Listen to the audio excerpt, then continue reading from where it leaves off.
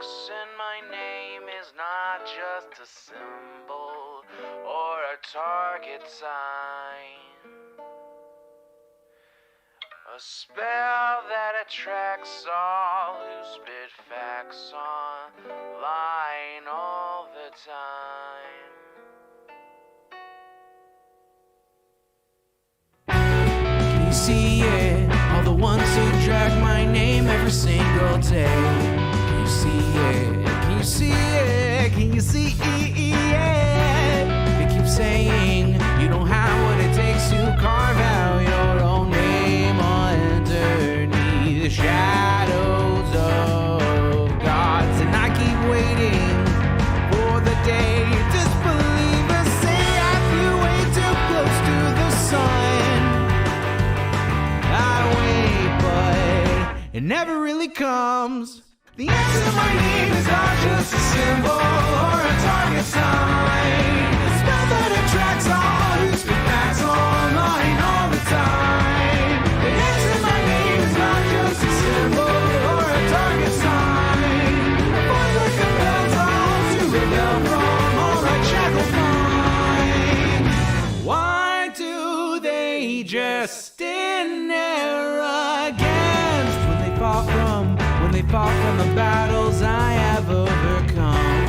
You feel it, feel the cope and the seething torment they make while I stand up, man among gods. And I keep thinking with my mill, shooting ropes in my cold that faces towards the sun.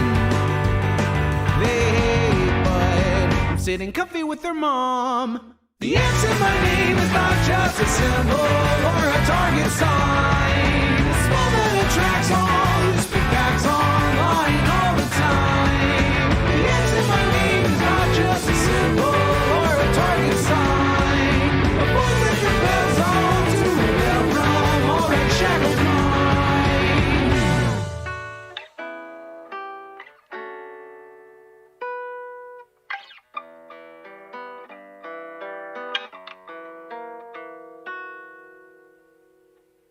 The answer to my name is not just a symbol or a target sign. A spell that attracts all who speak facts online all the time. The answer to my name is not just a symbol or a target sign.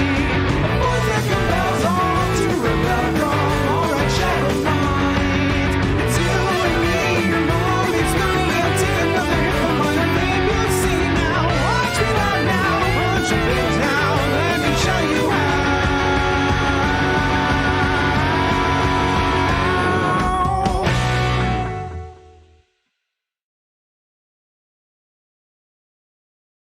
Oh my god, it has been a long time since I streamed, huh?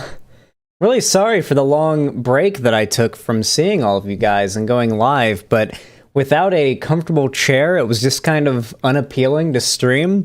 But I've gotten a new chair. A chair that will be revealed momentarily, and it is maximum comfy.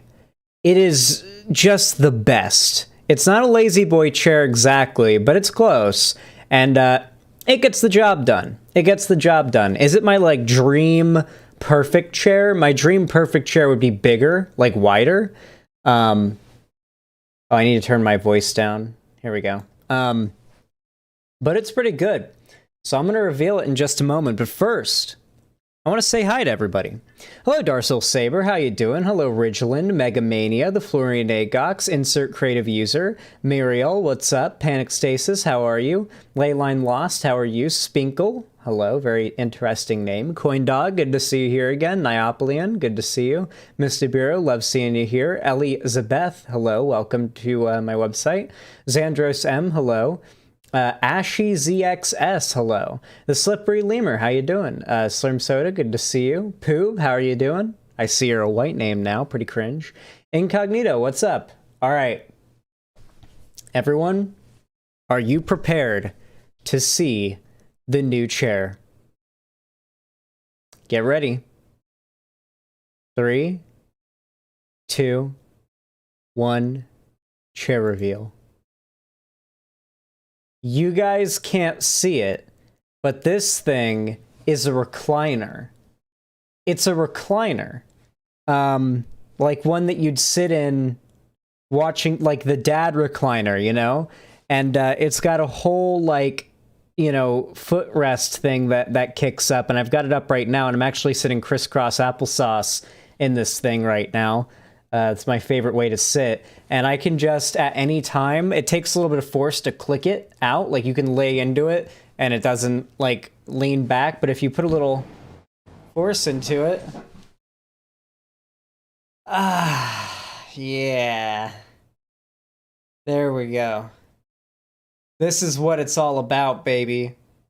And it goes back further. It's just like the footrest is hitting the window behind me, the sliding glass window. So does it swivel though? Yeah, it swivels 360 degrees. It's just my desk. It's extending under my desk, and that prevents that from happening, so I can't do it right now. But yeah, it's perfectly upright as well. So I'm able to, like, I've got perfect back support. It's really comfortable. I can absolutely stream for long periods of time using this chair. In fact, that was the main reason I decided that it was time to go from gaming chairs and office chairs and whatnot to a recliner type chair, because if I'm going to do the type of streams that I'd like to do, ideally those really long, ridiculous streams with the back problems that I've always had, I'd have to go all out on like a really good chair. Now, this isn't going to 100% solve my back problems or anything, but it's definitely going to help, and it's going to let me do longer streams. Sleep streams, if down the road... Now, the most likely you guys are to get a sleep stream is when Hytale comes out. Because I probably don't plan to do anything but play Hytale for 2 or 3 days straight when the game drops. And I'll probably do a 48, at least 24, possibly 48, perhaps even 72-hour-long stream with a few minimal sleeping segments, but mostly it would be about me and the homies just grinding out Hytale on stream when that game does drop. So yeah, that's the hype I have there. We got a dono a minute ago, but it didn't come up into the feed, which is really... Oh, I know why I didn't open up the feed. I popped out my chat. That is a rookie mistake, a rookie Xan mistake. I don't usually do that. I don't usually pop out the chat and fuck up in that way. Very, very much my bad. I apologize. Let me just reconfigure that very quickly. Hi, everybody. Hey, by the way, if you're watching the stream right now and you want to support it, feel free to drop a like. It's more than just a hollow gesture that tells me you liked the video. It tells YouTube to actually boost the video or stream or whatever in the algorithm. It helps the channel immensely. YouTube has been putting a lot more, like, you know, power behind likes to give a little bit more, I guess, a little bit more empowerment to you guys to help boost your favorite smaller channels to a larger audience. So yeah, consider dropping a like. It helps the channel a lot. And of course, as always, we're doing the Shadow Onesie stream dono goal, so consider supporting that if you want to help raise money for the Shadow the Hedgehog onesie, me wearing it, and of course, also help raise money for general expenses. You know, this is my full-time job, and gotta pay bills, gotta buy food. You know how it be. Times are tough. Food's expensive as fuck right now, dude. Like... It's ridiculous how expensive food is right now. Xanderhal, I found this mod pack for Forge if you want to check it out. Yeah, I might check that out. Better Minecraft mod pack. I think I've seen that one before, Mr. Bureau. I think you guys underestimate how much I know about Minecraft.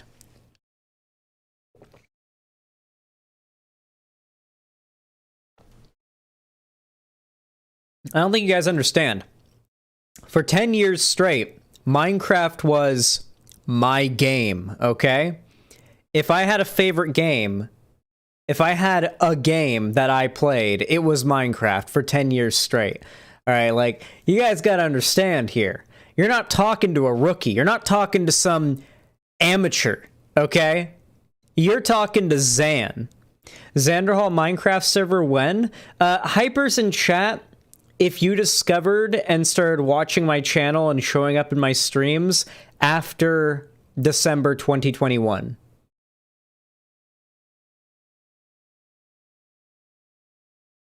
curious how many of you are new.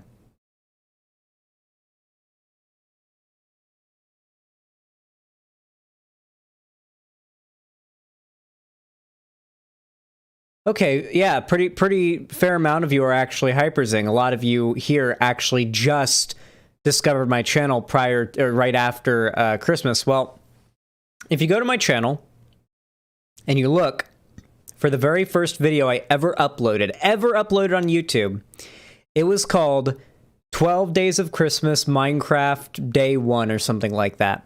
Came out December 14th, 2017. I remember that day. I remember the time I recorded the video. I remember the time I recorded the video. It was 5 p.m. Is when I started the recording. It was like a probably 30 or 40 minute long recording.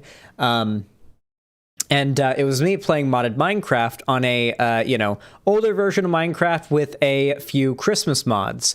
And I played it, and, it was really fun. And that was my original video thing I ever uploaded to my channel. And as a way of sort of honoring that, I've repeated that series every Christmas as sort of a way of getting myself into the Christmas spirit as well. I didn't do it in 2020. I did it in 2019. I think I did it in 2017. I did it in 2018. I did it in 2019. Didn't do it in 2020. Did it in 2021. And I plan to do it this year as well. However, this is what I did, a little differently last year in 2021. I set up a Minecraft server and made it so that anybody who has in any way financially supported the channel before could join. The reason why I made it so you had to financially support the channel to get access to the server was because I wanted to ensure nobody who was likely to be a griefer or untrustworthy would join. Adding a paywall isn't the perfect preventer of that, but it helps, Like, most people aren't willing to pay money to a streamer to get access to a server so they can grief it. So we ended up doing the server. It went pretty well. It was actually pretty fun. Unfortunately, at that time, my channel was in a lull, and I didn't have enough money to pay off the potential winner of a build contest we're doing. But my dream is that this year, the channel will be big enough, we'll be making enough money, etc., that I will be able to pay someone or two people or whatever to do 2 different jobs for me. Update or recreate the Christmas craft mod for the most recent version of Minecraft, and then someone to update the Hersomer Christmas texture pack or resource pack to the most modern version of Minecraft. Once that's done, and we're working with modern Minecraft versions and just an updated version of the mod, I want to have enough money to pay someone to do it. It shouldn't be a hard job for anyone who knows what they're doing. That would be dope as fuck. Dope as fuck. Geeky Lesbian, thank you for the $5. I really appreciate that. Says, hi, Zan. Got a debit card linked up with PayPal today. Figured you might need this, lol. I really do. Thank you. I appreciate the $5. Thank you very, very much. It's very kind. And I'm glad you got your debit card and everything all linked up and memeing it up. Hopefully you're using that to buy some cool stuff for yourself. I'm not going to count that one because that was yesterday. However, I do appreciate it. Now, One Piece 34, thank you for the $5 donation. Sent a YouTube link and said, here, a good welcome back meme, Zan. Pause champ. Yeah, I'm also going to do, since I've got this comfy chair and that means longer streams, this also means more, random, just fucking around and watching meme videos during the stream, It is fun stuff. Have you gone over the drama yet? No. Guys, you can hover over the YouTube progress bar on a stream, and when it says, how much you can rewind, that tells you how long the stream's been going for. The stream has been going for 16 minutes, and I'm talking about random bullshit, okay? If you come in and you see that, it should be pretty damn obvious we haven't even started a segment yet, okay? I'm not trying to dunk on you or anything. I'm not shitting on you. It's okay. I love you, Somniostatic. I love you, okay? I would suck your... I actually don't know what your gender is, or whatever, but I would fellatio you, okay? I love all my fans, all right? Please don't. If that's what you would prefer, then I won't, okay? Enthusiastic consent. Regardless, I'm not trying to shit on you. I'm just saying, in the future, A lot of people do ask me, have you done this segment yet? Did I miss this segment? Did I miss that segment? Like 5 minutes into the stream starting, and I'm like, for God's sakes, just look at the timeline. Do you think I covered the entire drama segment in the first 5 minutes of my stream? I don't know. I'm being mean. I'm sorry. I shouldn't blow up on you guys. Hey, what about Elon Gate? You predicted the future? Guys, I'm pretty sure I not only predicted Elon Gate, but I also predicted the name Elon Gate. Did I not? I feel like I did. I'm almost certain I did. Because I remember like seeing the tweet where Elon posted it and being like, no fucking way. I'm pretty sure I at the very least thought of Elon Gate and didn't say it before he tweeted that. But I'm pretty sure I might have said it on stream.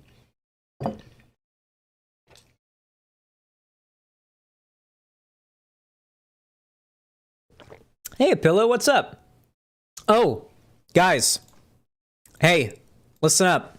I know most of you are probably already, you know, it's very likely you guys are already aware of the person I'm about to shout out and that I wouldn't really be doing them too much of a favor at the moment. However, I do highly recommend that you guys go check out a fellow content creator who is, you know, they came from my community and, you know, they've grown quite a bit in the last few months, and it's really nice to see. They make some great-ass content and have a very good video they're going to be releasing coming up pretty soon, but they've gotten back into streaming more recently, so please go subscribe to A Pillow, friend of the channel, very based individual. Go drop the submarinos, go subscribe, go send support, go like and subscribe and comment and all of those things.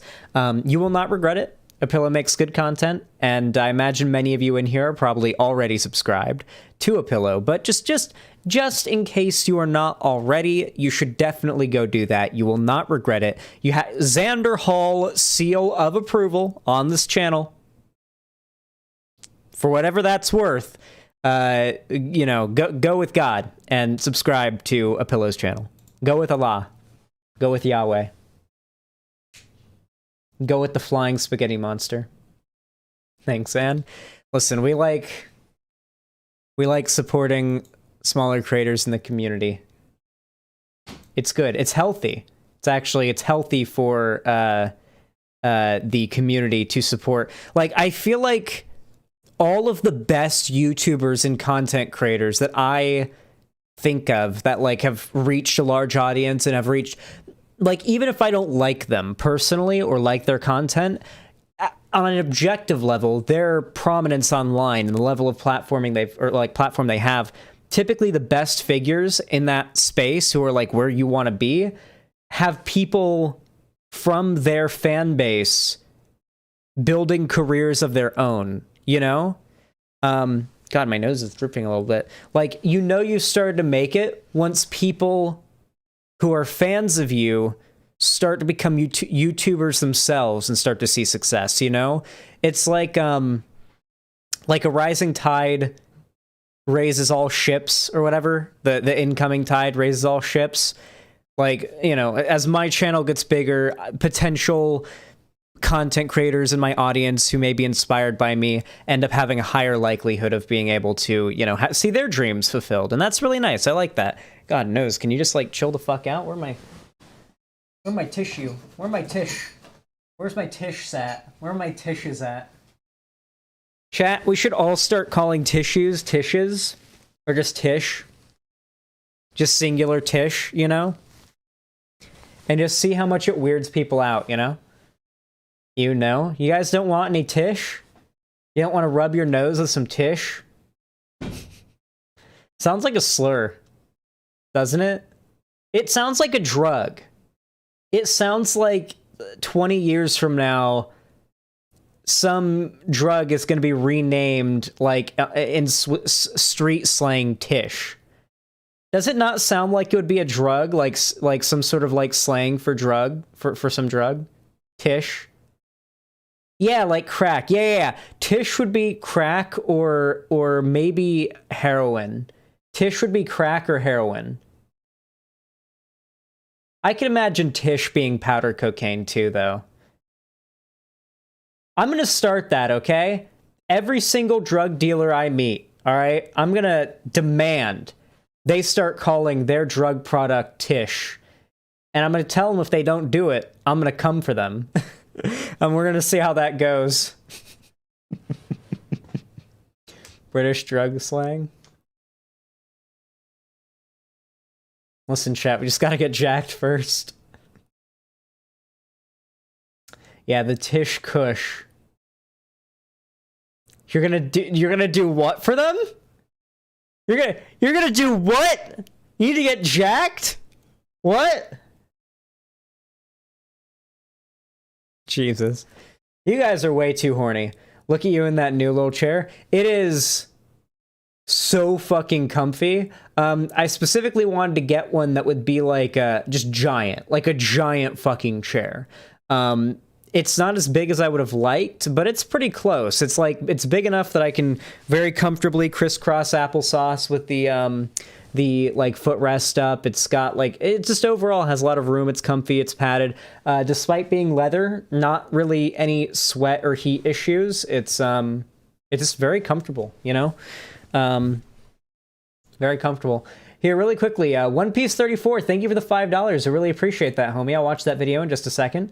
Lucielia, thank you for the tier 1 sub. I really appreciate that. Thank you for the $5. Extremely generous of you. Said, I'm going through Stone Block again. Stone Block? What's that?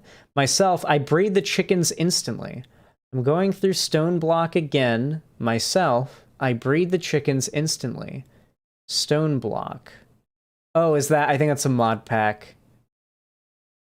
Yeah, okay, yeah, I know the, I assume, I know what the Stone Block one is. Okay, sorry, I was confused. I didn't, it was a minute ago we were talking about that, so I didn't make the connection at first. Thank you, Lucilia, I appreciate that. Cherry T21, thank you for the tier 1 sub as well. I appreciate it, very kind of you. Thank you for the $5. There we go, 15. Says, did you see the incredible take by this Georgia governor candidate? I will go ahead and open this up and we'll read it in just a moment. What's this say? Blaming furries for terrorism sure is a new one. Oh shit, yeah, I saw this. This is, okay.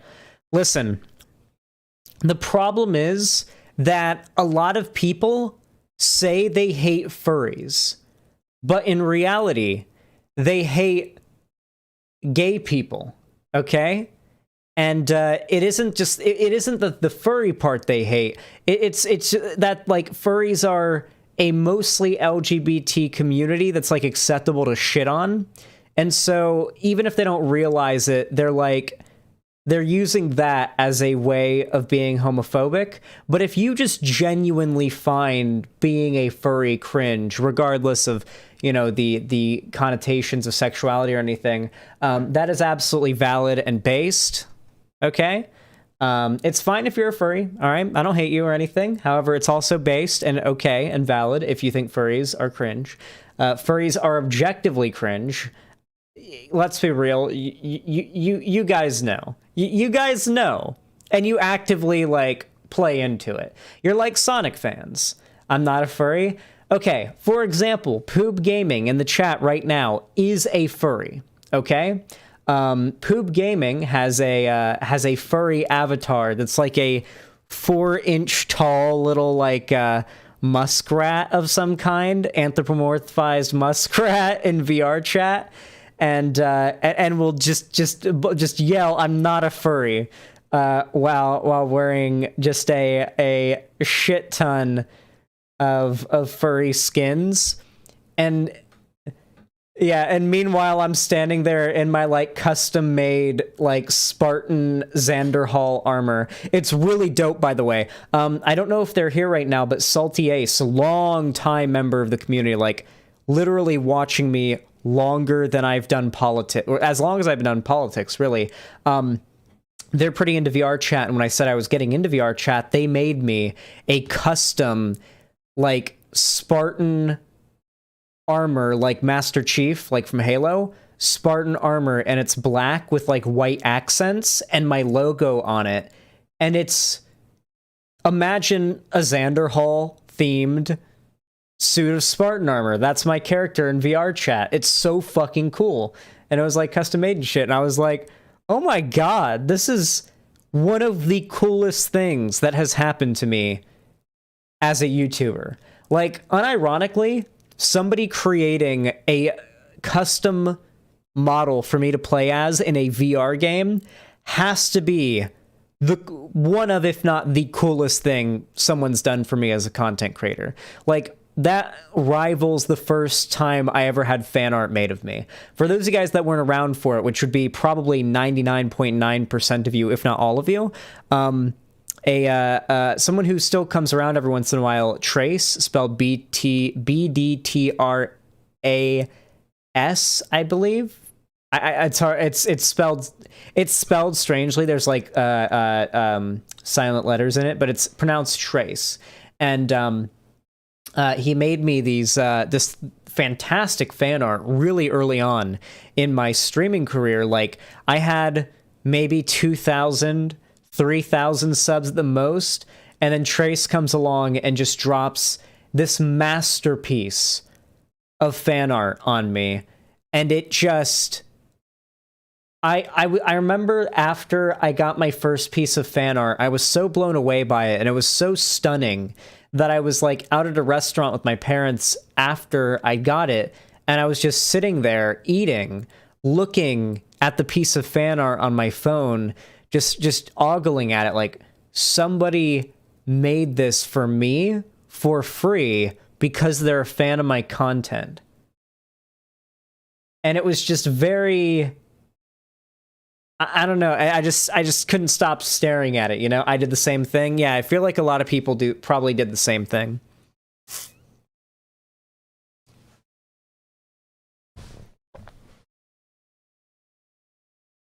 Like, legitimately, it's wild. If you've dreamed of being a YouTuber or a streamer for like since you were a kid, and then now you're an adult and it's finally like happening, it's bizarre. It's bizarre. But thank you, Cherry T. I really appreciate that. Thank you for the tier 1 sub, and thank you for the Georgia candidate that I will definitely have to be supporting, it would seem. I'm not actually. Avalon of Babylon, thank you for the tier 1 sub. I really appreciate that. Very, very kind of you. Says, I pissed on the moon, you idiot! True. Pissed on the moon. One Piece 34. I appreciate the $8 donation. Thank you very much, my friend. Said, Zan, play my video, please, for chat. Purple link. So I'm not going to play it, because that's sus as hell. Or a funny meme, and also ugly Sonic return in the new Chips and Dale movie, but he is even more ugly than before. Yeah, like, I didn't like what they did there, because I saw that design they did, but they, like, uglyified him more, and then it went back around, it horseshoed to being, like, okay again. Like, because they're trying to make Sonic ugly there. The thing that made the original ugly Sonic design so groundbreaking, turn it into a meme and make the internet lose its mind, was because it was so obviously accidentally terrible, you know, in terms of his original design. It was such a miss initially, and, you know, they got it right the second time for sure. But, you know, and there's, you know, I'm not shitting on, like, somebody actually told me they were friends. Somebody DM'd me on Discord not too long ago telling me they were literally friends with somebody who did VFX for the Sonic movies, both of them. And whether or not you or I believe them, you know, is, I guess, questionable, but, like, it'd be a weird thing to lie about. Like, why would you message me, of all people, to lie about you knowing someone who did VFX in the Sonic movie? Like, knowing how much I don't really... I'm not a Sonic fan, right? Like, that's not going to impress me. I don't really think I give off the impression that would. So it doesn't really seem like there's a motivation to lie about that. But, like, in case any potential animators from that movie are watching right now, I'm not shitting on you, okay? You know, obviously you're very talented at what you do. But, you know, not everybody gets it right the first try, and or even the 20th or 30th or 400th or 4 billionth try. Plenty of trial and error goes into designs and whatnot. Go look at like some of the OG concept art for like Darth Vader. And just imagine if that's what Darth Vader looked like on the screen. It would be ridiculous. Like, that happens all the time. I'm not like shit talking them, but the fact that it didn't seem like it was bad on purpose is what made it so hilarious. That image that I saw of the ugly Sonic in that Chip and Dale whatever movie, they gave him like a beer gut, and like, it was very obvious that he's meant to be ugly Sonic. You know, they played too hard into the meme when they literally, if they want to profit, here's what they should do. Re-release the original Sonic movie with the original ugly CGI design. And advertise it like it's the Snyder Cut. Like, go all the way in on the memes, you know? Like, advertise it exactly like it's like the Snyder Cut. And guarantee that's easy money. Easy money if they do that, and I want to see it. I want to see the original Sonic movie, the ugly cut, before they changed his design. I want to see that shit. Release it in black and white. Yeah. Oh, God. Nose do be itching. What the fuck?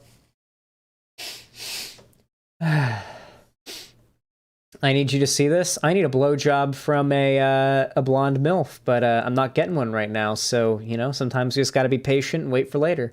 Yeah, thank you for the $8, One Piece. I appreciate it. Cherry T21, thank you for the five tier 1 gifted subs. I appreciate that. Very kind of you, my friend. That is $25 Redinos right there. That's not an inconsequential amount of money. Thank you very goddamn much, my friend. Thank you. Says, I'm in your community. Will I get a shout out when I start my channel? I'm not going to start for a while, but I plan on making an anime/game/culture channel. Potentially, yeah. I mean, yeah, why not? I if you're making good content and I enjoy it, then absolutely I'm going to shout you out. I mean, I can't predict, you know, whether or not I'll like your content and stuff. Like, I don't know if it's going to be you just like, here, it's like very possible that this is what your videos could be. I'm not saying they will be, but I don't know that they necessarily won't be something like this. All right, here we go. Hey everybody, today we're going to be talking about my favorite anime, Naruto. Naruto is my favorite anime because it's very action-packed and the characters are very good. I think they're pretty well written. Like, yeah, like, you guys know what I mean, right? Like, have you, okay, please tell me, at least some of you guys have encountered a YouTube channel like that. Where you're just, like, scrolling through YouTube, you see a video, it's got a pretty intriguing title and thumbnail, you click it, and it's some fucking bullshit like that. Not ironic, not like a meme, like, unironically, like, the title and thumbnail fooled you into clicking on this extremely low production value, horrible video. I'm not, you know, listen, Cherry T21, I'm not saying that's what your videos will be. I'm just saying I don't 100 billion% know they won't be like that. But, no, I appreciate it. What's up? Oh, yeah, one second. Here, Lonnie needs my help with something, so I'm just going to go ahead and do that really fast. Oh, you see me? Oh, okay. Yeah, one second. You're not on camera. You can just hand it to me.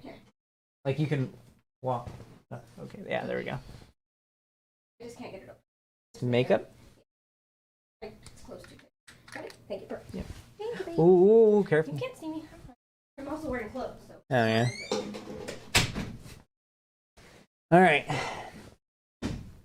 She was like, it was dark when she was standing in the doorway, so I couldn't tell she was wearing pants, and then she walked up and I got scared. She was wearing pants.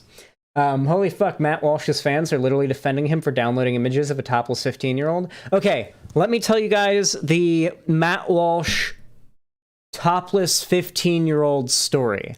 So my understanding is that Matt Walsh in his documentary shows off an image he downloaded of a 15-year-old trans boy who'd gotten top surgery and was shirtless.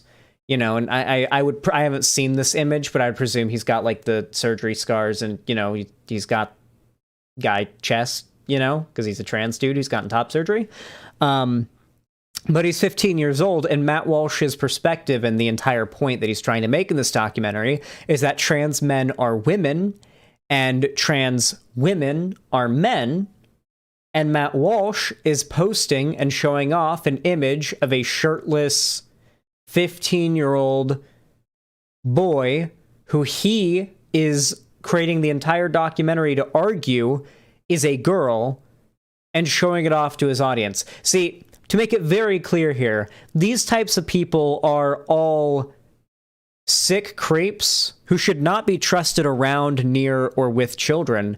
And they project all of their perverse desires that they have for children, the most, the most like delicate and most needing of protection demographic in our society. They project all of their horrific desires for children onto the left and onto particularly the LGBT community because it helps divert the eyes off of them, you know. And you look back historically, it's always been the conservative types who are more likely to be child predators. It's never been the more progressive, more open, more, liberating, more pro-freedom, groups that have been more likely to have pedos. I mean, don't get me wrong, okay? There are pedos, rapists, child predators, etc., in every political group, in every fan base, every demographic. They are everywhere. They're like a parasite to our society, and there is no way to root them all out and get rid of all of them. But, like, if you look at the ideology of modern-day conservatism, even as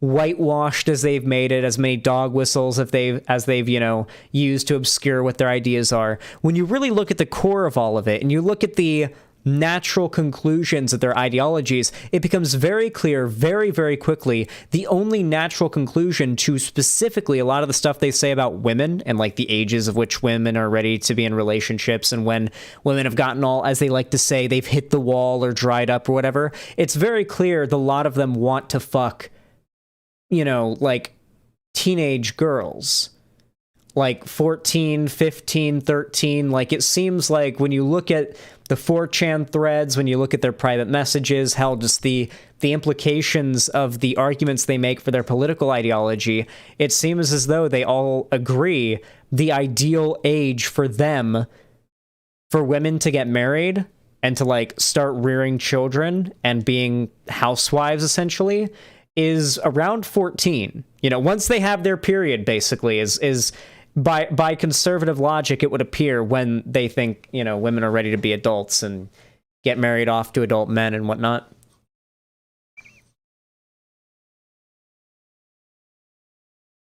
I'm not like trying to make conservative ideas seem more, horrible and degenerate than they are here, by the way. I'm just expressing my genuine opinion of what I have observed from conservative talking points, what conservative politicians are trying to push in America right now, where it seems like the country is headed in that way. Like, it just, that's what I've observed. That's what I've extrapolated from it. I'm not trying, I think I've been reasonable with my observations. Luna's screaming outside my door. Cherry T21 though, thank you for the $25. Very much appreciated. Okay, yeah, so we have raised a satisfactory, actually it's not satisfactory, and almost nearly on the road to being satisfactory, $53. I think we actually also got a few like individual donos though as well. Oh, we did. Yes, we did. Yep. From Travis Pickle. Travis Pickle, thank you for the $25. That was 27 minutes ago. It didn't pop up. It said, have you ever seen the documentary Gimme Shelter from the year 1970? I have absolutely not seen it, but thank you so much for the $25, and I will keep that in mind. That is interesting. Travis Pickle, if you want to say in website chat what it's about, you might have a higher likelihood of enticing me to check it out after stream. But yeah, Gimme Shelter, 1970. Okay, thank you. Let me make sure I didn't miss any in-stream elements. I believe I did. Ooh.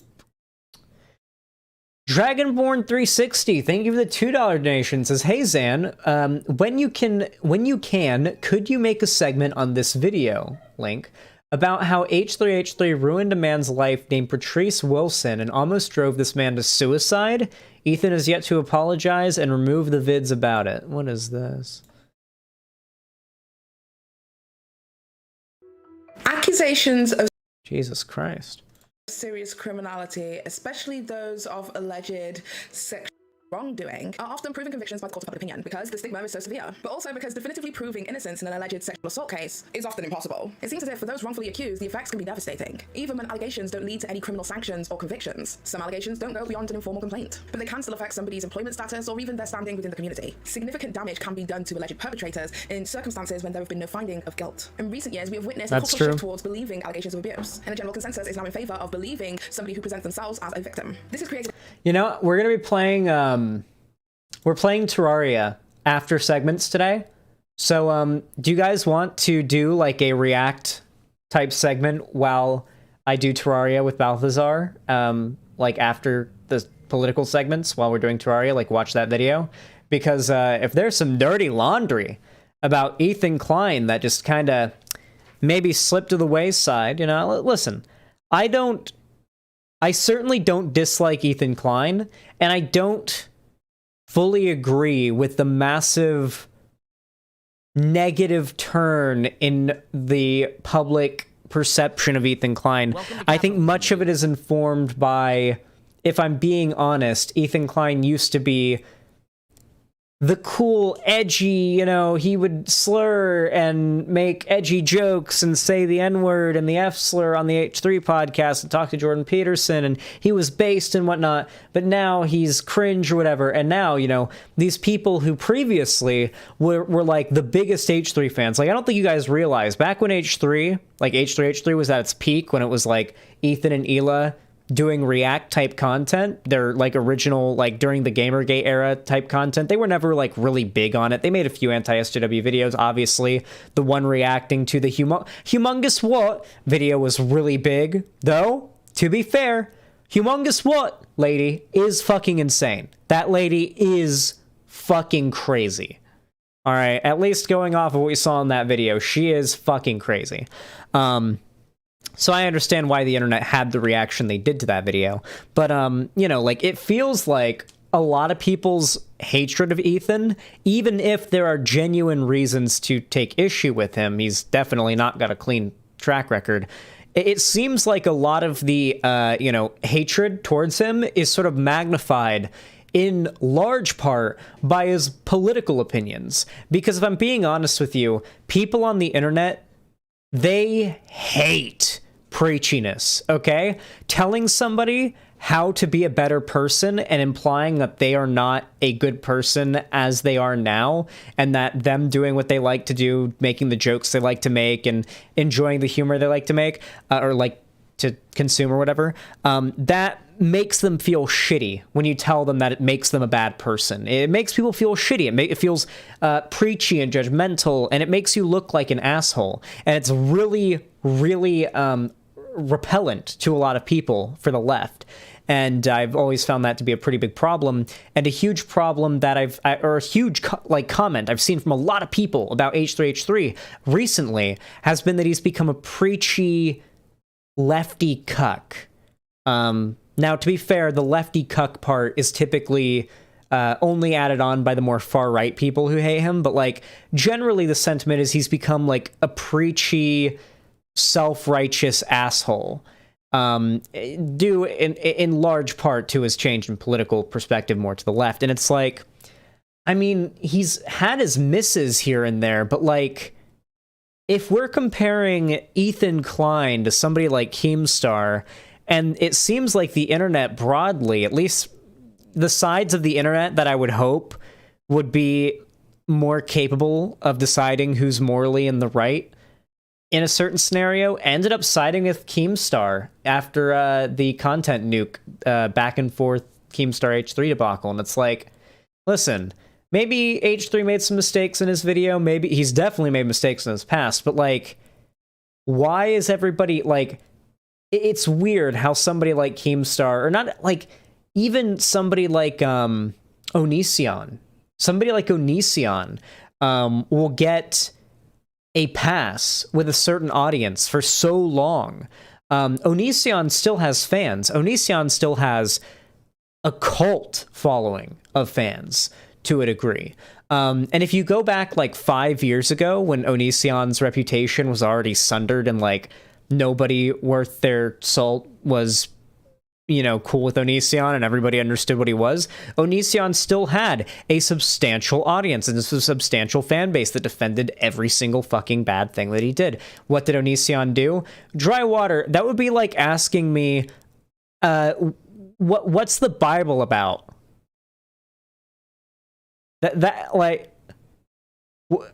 I'm sorry. There are YouTube channels dedicated to that, Dry Water. The question you just asked me in chat, there are YouTube channels dedicated to answering that question.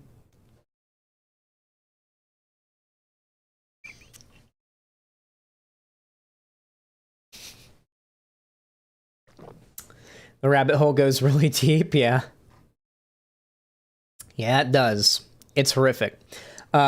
Ron's KFC, thank you for the $20 super chat. You are based, and I appreciate that. Says, the new chair looks nice. Hope it lasts a lot longer. Oh, it will. This thing is fucking sturdy.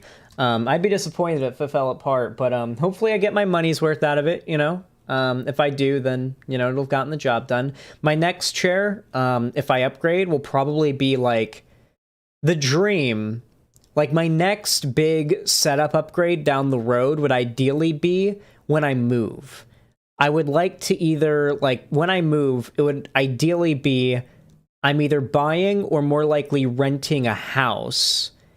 And in that house, I get a desk that I can specifically, like, choose online, like, this, you know, I would want to get a very much like my dream desk, like the perfect desk, and, like, correlate what, you know, chair I would want to get beforehand. This would be way in the future when, you know, the channel's bigger and everything, hopefully. But, you know, that's the dream, right? Like a big recliner that's, you know, 3 people wide. Because the dream is that, like, me and Lonnie could sit in the recliner together and do streams together and stuff like that. Like, that kind of stuff is the ideal. Xanderhal, remind them the donos are also greedy editor fund. Yes, remember, guys, your boy Xan doesn't just have to feed himself. He also has to pay a living wage to his editor, who is here in the chat right now, Cherry.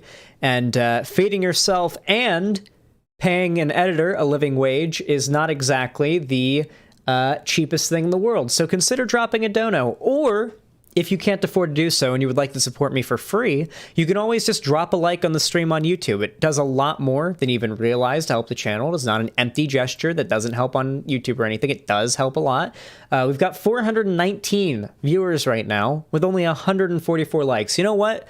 Before we start the first segment today, let's get up to 300 likes.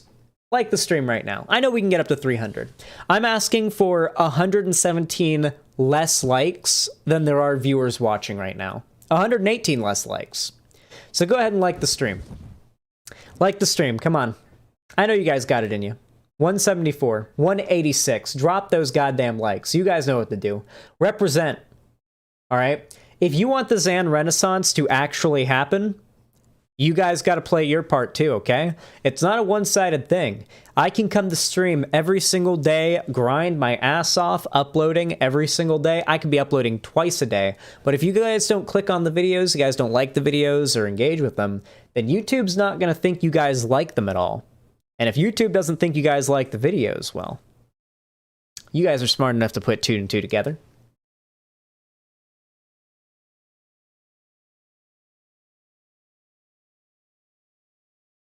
Too bad, stay poor. I don't even think that's a real hate comment, but if it is, I'm not banning you, because it's actually pretty funny.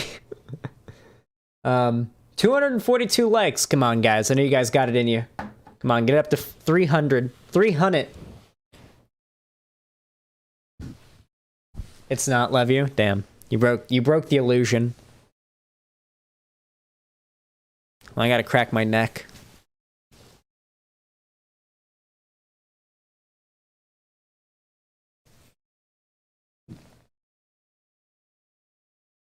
Well, the neck says no. Very cringe. My muscles in my neck must be really guarded up right now. Listen, we're at 255 likes. Come on. Less than 50 away from 300. I know you guys got it in you. I liked twice. Very good. Just like I voted twice for Biden. Oh, Biden. Oh my god. Somebody needs to edit like a Photoshop, like monstrosity, like mixture of Obama and Biden, and it's O'Biden.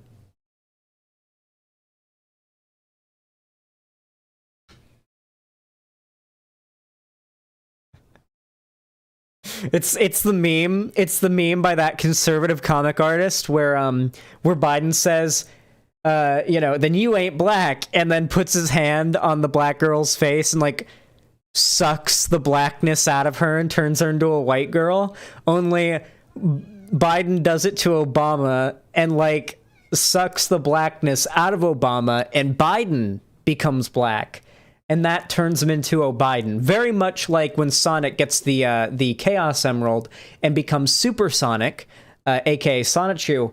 Biden, upon gaining that level of power, becomes O'Biden. And the thing that grants him such power is, of course, the pass. He gets the pass when he does this. It's very much like a Power Ranger transformation. It only happens once in a lifetime. Obama and Biden do that, and Biden reaches his full power. But let's just all hope we never live to see it. It's not something for mortal men, women, and NBs like us to witness. Listen, guys, 266 likes, 44 away. I think that math's correct. Come on. Drop those likes. If you're watching right now and you're one of those people who are like, somebody else is going to like the stream. I don't need to like the stream. I don't need to click. I don't need to move my mouse literally 3 inches and left click. Someone else will do it. No. Okay? That is the problem. All right? Because everybody thinks like that, and then nobody clicks the like button. That's the problem. Everybody thinks somebody else will do it. I've seen this in action, okay? I've seen this in action. I was very, very young. I was in the car, my mom was going shopping, and she was walking into the grocery store, and this old lady was walking across the street. You go from the grocery store, there's sort of a parking lot area, but there's like a road that separates the parking lot and the big sidewalk at the front of the store, and you have to walk across that, and there's often a lot of car traffic coming through there, people pulling up, people turning off into the little parking lot lanes. She's walking across, and I think she tripped or something. She had to be 82, 83. She was old. She trips or something. She drops her bags, and there's a bunch of dudes, like big, buff, absolutely capable of running over and helping her in a split second. Dudes all standing and watching and around, seeing this go down, and they're none of them are doing anything to help her while she's bending over to pick up her fucking soup cans or whatever she dropped, and all these guys are looking at each other at waiting for someone else to help her. And eventually my mom, of all people, is the one that actually went and helped her and ended up screaming at all the dudes who didn't, shame on you for not helping her, you assholes. And it was that day that I really learned, people expect someone else to take care of those kind of things, People by default seem to just fall into this, everybody else. It's similar with voting too. It's why a lot of people don't vote. They just think that they're their vote doesn't count. Everyone else is voting. It's my vote doesn't really make much of a difference. It really is a problem, because when that thought process is the mind of a lot of people, and every single person who breaks out of that thought process, all the better. So break out of it and like the stream today. Don't be that person, okay? I feel a whole fairly smart and worthwhile rant to convince you guys to like the stream, and I actually think it was pretty good. Like, I feel like there was some, incisive political messaging there. Xanderhal, the 2004 governor's race in Washington was decided by 126 votes. All votes fucking matter. Exactly. What was it? What did it come down to with Gore versus Bush? Like, wasn't it a few thousand in Florida or something? It's called the bystander effect. Wasn't a few hundred? 500 votes? Yeah. Something like it was a scary low number. Yeah. From what I remember, okay. Now, I don't remember much because I was very young when this happened. Might not even been born. I don't remember the exact years, but extraordinarily young. So I don't remember much, but I have like cursory knowledge, right? Apparently, like, the only modern political age you can compare what we've been in since 2016 to would probably be that election and that period. That was apparently one of the most divisive, like, the fact that it was decided by so few votes should be enough to tell you, like, such a divisive time, apparently, like a really brutal election for a lot of people. Apparently it was like a real, it was MySpace around, like people blocking each other on MySpace over it and stuff. Like, was that? I don't know. Apparently it was brutal. It was wild back then, apparently. Come on, guys. One more like. $2.99. One more like, and we can start the Seggies. That's what we're calling them now. Seggies. There it is. 303. That's what I like to see, guys. Based. Cryptogram, thank you for the 2 tier 1 gifted subs. I appreciate that. It says too many white names in chat. True. I hate white people. I mean white names. White names. Yeah. Okay. Yeah. Mm-hmm. Mm-hmm. Yeah. Mm-hmm. Yeah. White names. That's, yeah. Right, chat? Yeah. Right. Yeah, Luna. That's what I meant. That's what I meant, Luna. Yeah. Yeah. Mm-hmm. Mm-hmm. Okay. That puts us at $88 in the dono goal. Can't complain. Can't complain. I just really quickly, before we start the very first segment of today's stream, I want to say thank you guys. Like, seriously, for the donos and stuff. Thank you. Really appreciate it. It's generous. It's kind. This brings a smile on my face to know that you guys like my content enough to, like, donate money to me and, like, out of your own pockets, give me money just to keep me making content for you guys to enjoy. It's like, it makes me happy. Thank you. I appreciate that. More so than just it makes me happy that I have more money. It makes me happy that you guys like my content so much that you guys are willing to give me money without needing to whatsoever. Like, no one's forcing you to do it just so that I can keep making it. It's nice. It's cool. Thank you. I love you guys. And I don't tell you guys enough, but I do love you guys. So yeah. All right. Listen. You guys know what to do. Oh, we got a surprise dono. Can't complain. Neapolian, thank you for the tier 1 sub. Appreciate that very, very much. Says, doth a white name not bleed? White names do bleed. Trust me, I know. We've seen the white name genocides in this chat. One time somebody donated 500 tier 1 gifted subs. Not that many. I think it was 200 tier 1 gifted subs. And there weren't any white names in chat for like a month. It was crazy. Thank you for that, Niopulan. But yeah, thank you. Neganize, thank you for the tier 1 sub. Damn. Appreciate that. Says, I hate white people. I mean white names too. Yeah, we hate those white names. Am I right? White names? Mm-hmm. Yeah. Like, we're just making up dog whistles now? Is that what we're doing? I remember one chatter donated 1,000, then never came back. Lamau Xanderhal. They used an alt account to donate that. I will say that their main account, I don't think I've seen online like since then, if I'm being honest, which is really weird. Yeah. Yeah, it was definitely strange. Soros. People thought it was Vosh, and I checked, and it was not Vosh. It definitely wasn't him. The email attached didn't seem like it. I was just curious, like, who it was, because it was a new account, and I'd never seen them in chat before, so I, like, clicked on the thing, I went to moderation, I was like, what's this in? Like, what email is this? And it was like, not Vosh's email, not a Vosh email, and then, like, the IP was for, like, not America, and, it was pretty obvious it wasn't Vosh. Plus, Vosh has an account on my site, and it would have flagged it as an alt if it was Vosh having made an alt account. So I thought he'd, like, donated 1,000, but no, it was somebody else. He just showed up, dropped 1,000, never showed up again. And for some reason donated 1,000 on an alt account. And they did not refund it either. So, yeah, it was wild. It was not the Kharkiv Kid Finder, sadly. Muriel, thank you for the tier 2 sub. Appreciate that a lot. Very kind. Says, won't be sticking around today's stream much longer because of errands, so segment go, go, go.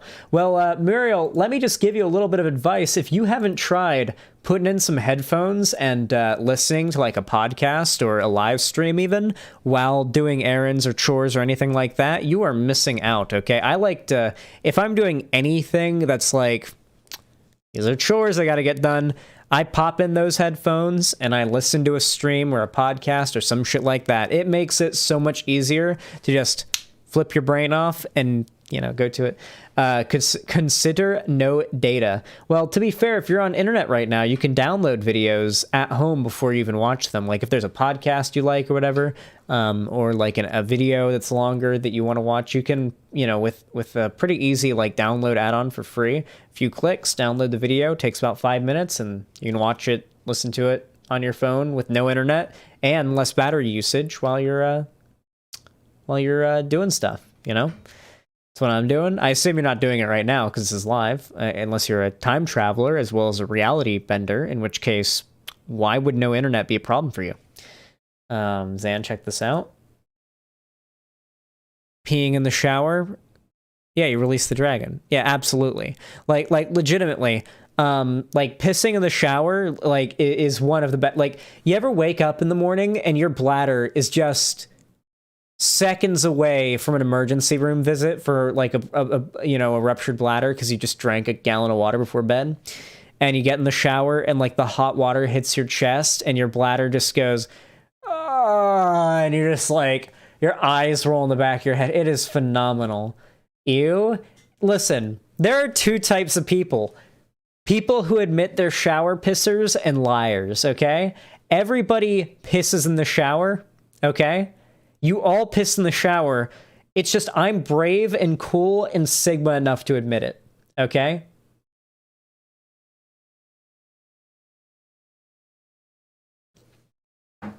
I pee directly into the drain, though, of course, to be clear. You pee, like, directly into the shower drain. You make a game of, like, seeing if you can get the stream to, like, perfectly fit into the like the holes in the shower drain, you know, like see, like those games where you shoot the stream of water at the bullseye, and the longer you hit the bullseye, it fills up like a meter, and the higher the meter, the better the prize you get. I try to do that basically by like aiming my piss stream at and like specifically regulating the pressure of the piss stream so that it goes perfectly into the hole in the shower drain. My current shower drain doesn't have holes in it. It's not like one of those flat like holes in the ground, like in the floor with like the holes in it. It's not, I can't do it in the current shower drain I have. It's one of those lift up knob thingies, but in my old shower drain, you could do that, and that's what I would do. And I had really good piss aim, okay? I could just, before even starting the stream, pretty reliably just aiming my dick, pretty reliably hit the hole, you know, like get into the hole, and it'd be like a game of Operation, seeing if I can make it so none of the piss stream touches the edges of the holes. Xanderhal, I'm about to unsub. Holy shit, you degenerate!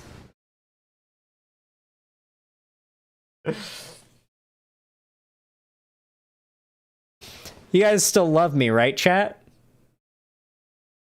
It's not a moral comparison, guys.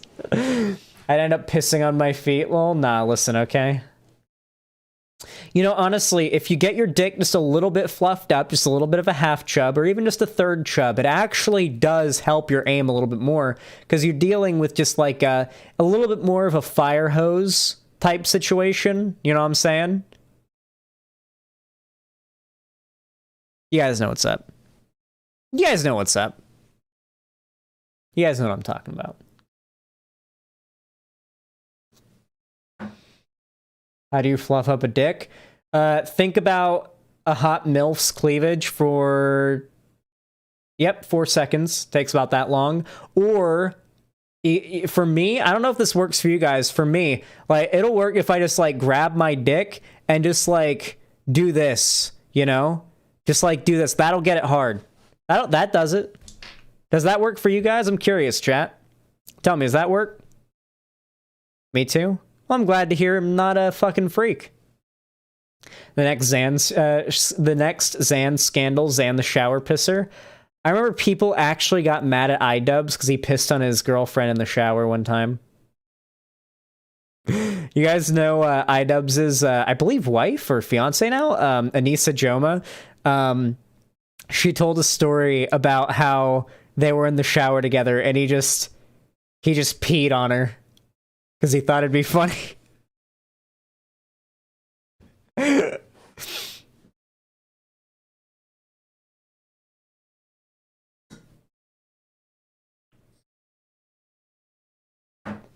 That's some of the most Sigma shit I've ever heard. Pissing on women. Not sexy, lol.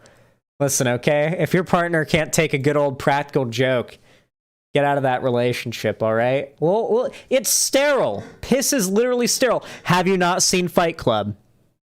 Clearly you guys haven't seen Fight Club. Piss is sterile. There's nothing wrong with that. But thank you, Muriel, for the tier 2 subs. This won't be sticking around for today's stream, but yeah, thank you. I appreciate that. I think I added that one to the thing, right? Nah, I didn't. I didn't add it. I know for a fact I didn't. Nice try. I didn't add it. Haha. So that's $10 right there. Thank you. That puts us at a cool 118. Here, we gotta get into the segments now. Feel free to continue donating, and of course liking the stream. Never stop liking the stream. The more you like the stream, the higher the viewer count goes up. Have you noticed that? Like, we're at 442 viewers right now, because you guys got the stream up to 300 likes. Like, the more you guys like the stream, slowly more viewers trickle in as like a direct, almost immediate response to it. So just consider that.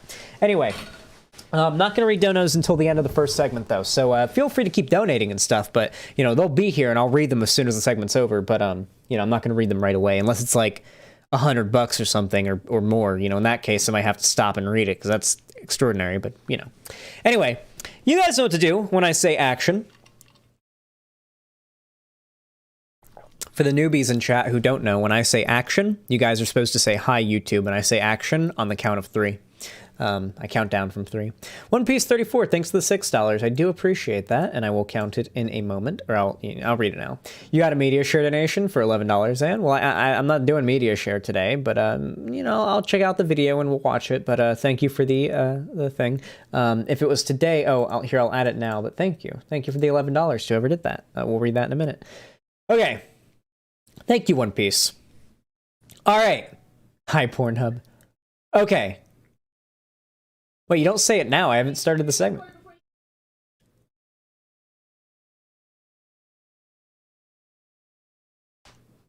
Oh, yeah, 1 second.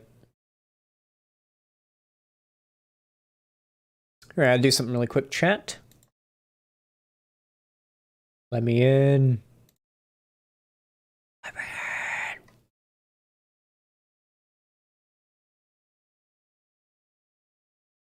in. Oh, damn. Hold on.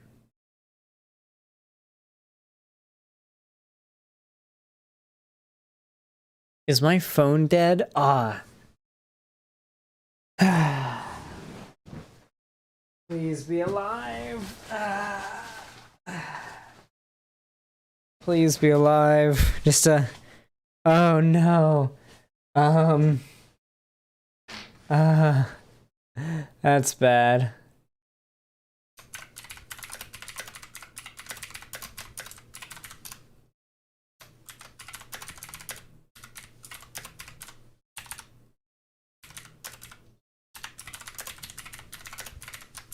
So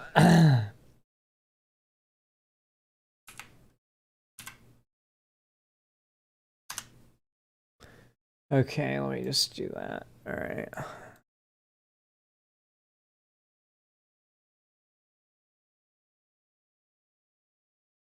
One moment, chat. Sorry.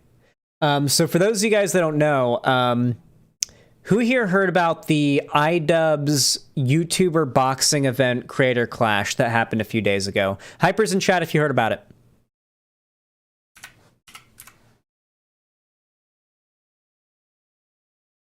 A lot of you did. So basically, a few weeks ago, Lonnie bought us like third row or something like that. Like not third row, probably like 13th or something.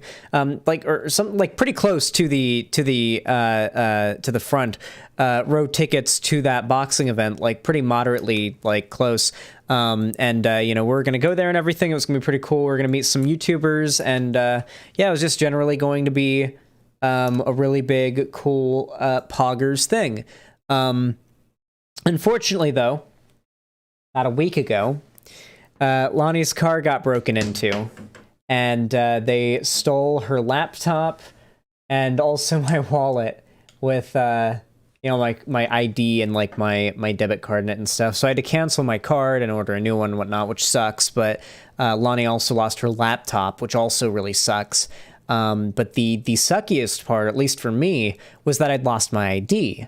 And you can't travel out of state on a plane without your ID and a debit card, right? And yeah, oh yeah, I am vaping Big Chief, by the way, right now. And so basically, I'm waiting for, like, we've got no cards to, like, make purchases with for gas and stuff like that, so it's become very difficult to make purchases while waiting for those cards to come in. Very unlucky, very unlucky. And then of course my chair broke, so I couldn't stream in the meantime. But yeah, new card should arrive soon, so that'll be nice. And fuck the asshole who stole my card and Lonnie's laptop and her purse out of her car. Damn, I'm here for a Xan stream? Rare. Well, welcome, Cleric of Crows. I'm going to start the segment in just a second. First, we're going to take a nice big boof of this weed, okay? And remember, guys, when I say boof, I mean a hit, okay? Like a mouth hit, not a butthole hit, okay? I just like saying boof because it's funny.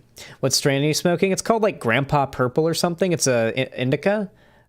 Someone here who knows more about weed strains will know immediately what it is. It's like Purple Grandpa or Grandpa Purple. I'll know immediately if someone in chat says it.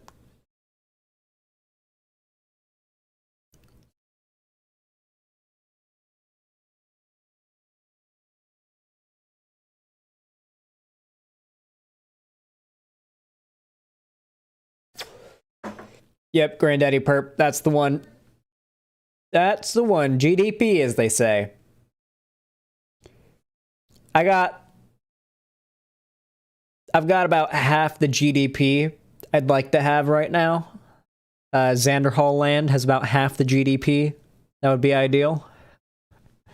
I thought it was a paintbrush. Yeah, they have like these weird wooden tips on these ones.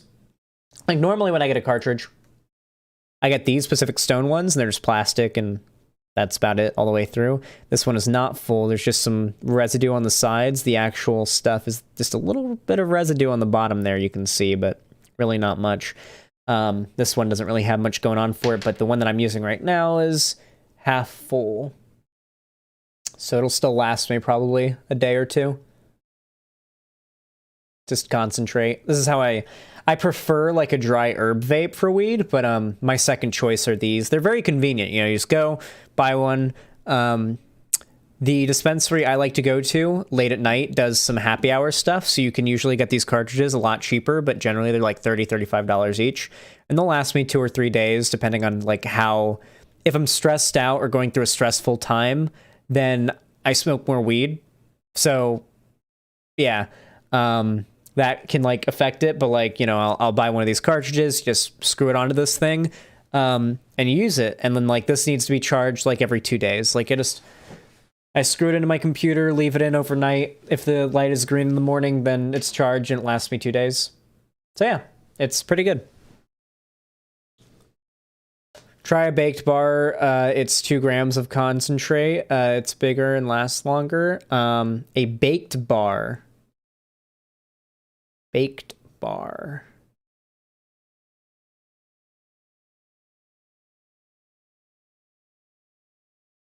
Baked bar carts. They look like jewels, but for weed. Are these like... They're like flavor... They look like they're...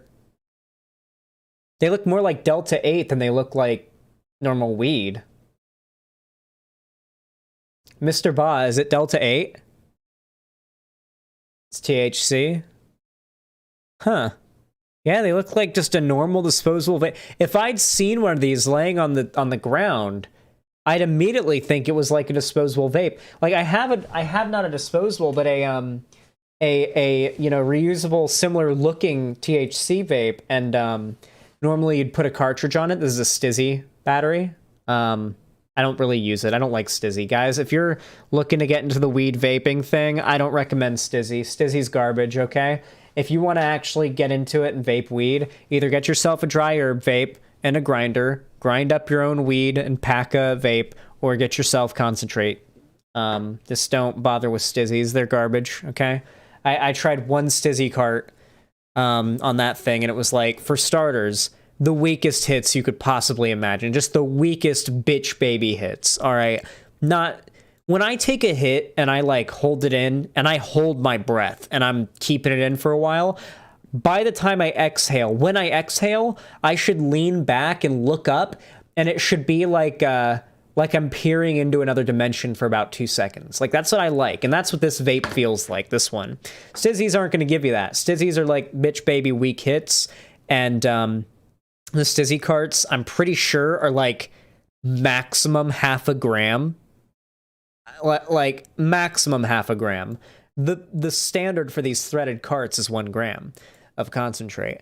I don't know. I recommend these 1 gram threaded carts on a threaded battery. Just when you want to get this, just ask for a threaded vape battery, like in the dispensary. And then when you get carts, you ask for threaded carts, and you'll get what you're looking for every time. You ever done dabs? I have kind of... These are like considered dab pens, so to say, like a mini baby dab, I guess you could say. The closest to a real dab that I've done, though, was a couple of pretty hefty hits from a bong that my mom had. It was a Rick and Morty bong, I believe. And she packed it mostly with flour and then put like a concentrate, like white rock crystal on it of THC. And then, you know, hit it with a blowtorch. And I hit that thing, and she put water and ice in the bong, and it was, you know, a surprisingly clean hit for, you know, smoking, because I'm not a big fan of smoking weed. Emphasis on smoking, right? And I took the hit, and 2 as big of hits as I could take and hold in hits from that thing did not affect me as much as 1 hit from this right now would affect me. And, I don't know. I don't think I'll ever try real dabbing, because I just think it's going to destroy my lungs, and not even like... This gets me high enough. Like, one of these, like, if I take 4 lungbuster hits in a row, I'm going to, you know, probably throw up. At least, like, 5 at most is what it would take, lungbuster hits from this thing right now, to make me vomit. Like, that's enough. Like...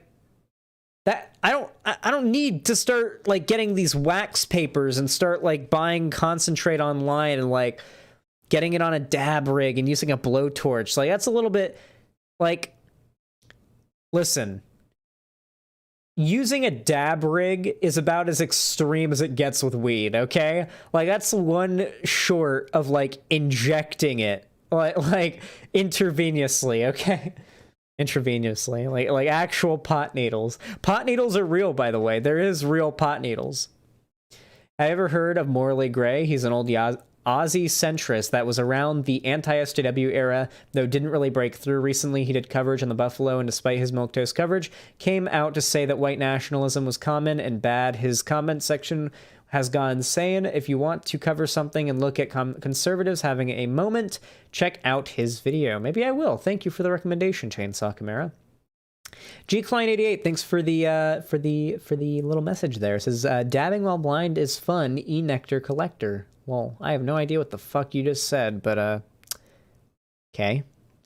It's the same process as crack, TBH. I have a friend who's also blind. Oh. Well, good for them, or that sucks. Depends on their outlook. Heza, hey, thank you for the $51. Jesus Christ. Holy hell. That is the best way to respond to something like that, by the way. That sucks, or good for them, depending on their outlook. Thank you, Heza, hey. Gonna donate while you're stun locked. Well, thank you, because you guys got me. You guys got me in another dono stun lock. I don't know how you guys do it, but you know how to do it. Pixel Perfect, thank you for the $5. Says you were streaming 420 on my birthday, 5/3, but forget to dono then, so toke with me now. You know what? Thank you for the $5, and I will take a hit with you. That puts us at 191, by the way, on the dono goal. And all I'm saying is, that's pretty damn close to the Shadow Onesie goal. It's pretty close to 300. You know, you guys are just almost there, you know? Nearly 2/3 of the way there is all I'm saying, but... All right. Let me take a hit. And then we'll start our first segment.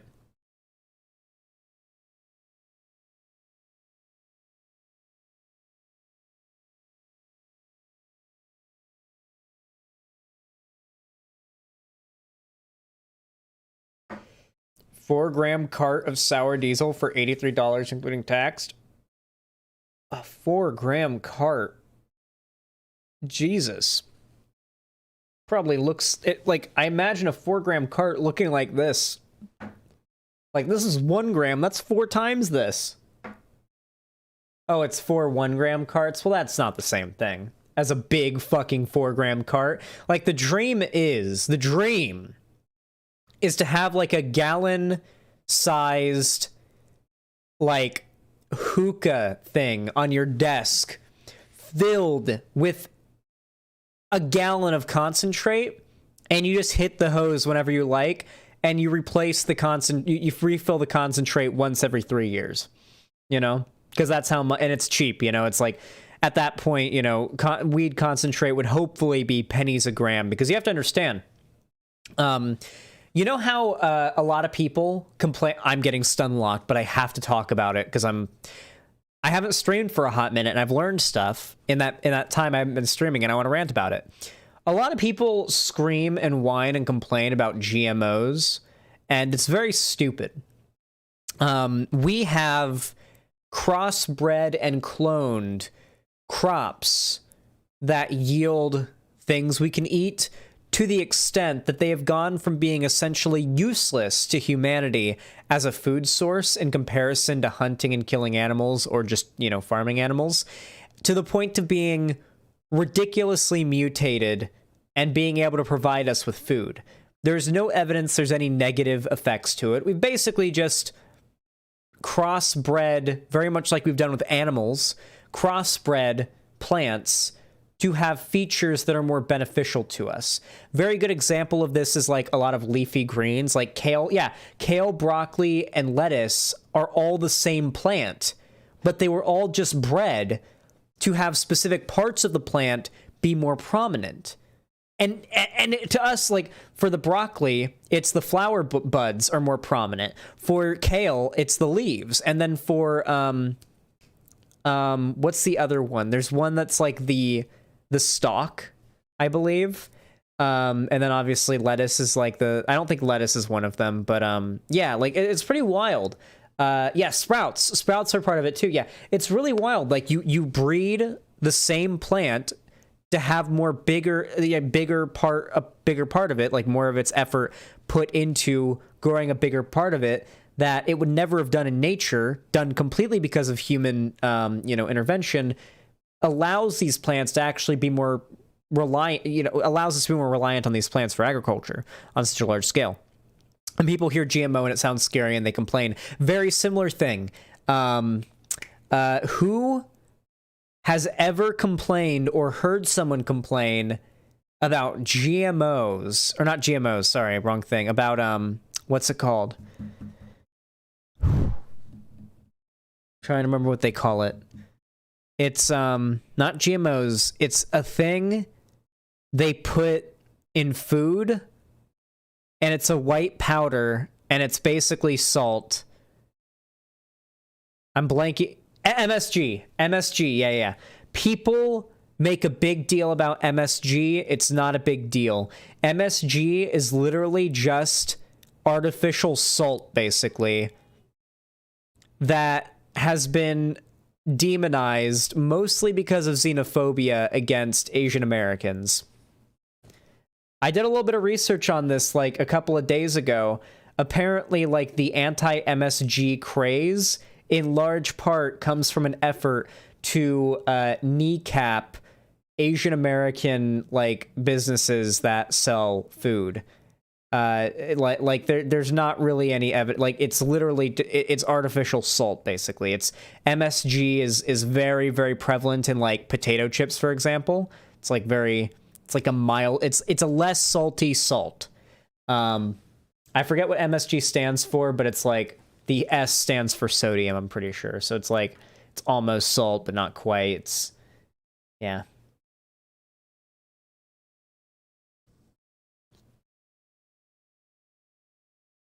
So what does MSG do again? Just makes food taste better, really. Yeah, it's actually what where we got umami flavor from. If you ever heard or used the term umami as a flavor, like for flavor, that's where it comes from. I believe it was it was like a cook guy or like a scientist who was like into culinary arts who synthesized it and then tried it and was like, well, this is something kind of new, and then dubbed it umami, which I believe is like means savory or something, or yummy, I think is what it means. And it's sort of a, yeah, mushrooms would also count as that kind of flavor, I think. Yeah, it's interesting. Talking about flavor and taste and the human senses is where it really wild. Anyway, we should get into the segments. First though, Chainsaw Chimera. I really appreciate the tier 3 sub. I assume that was a 1 monther. How much is that? I forgot how much a tier 3 sub is. It's $20. Thank you. Thank you, Chainsaw Chimera. I appreciate that. Thank you for the $20. Very, very kind of you, my friend. Puts us at 211. Now we finally can start the segment. I love you guys and I love the support, but holy shit, you guys stun locked me. I love you guys though. I love you. It's funny. It is a good meme. All right. As I said before, y'all know what to do when I say action.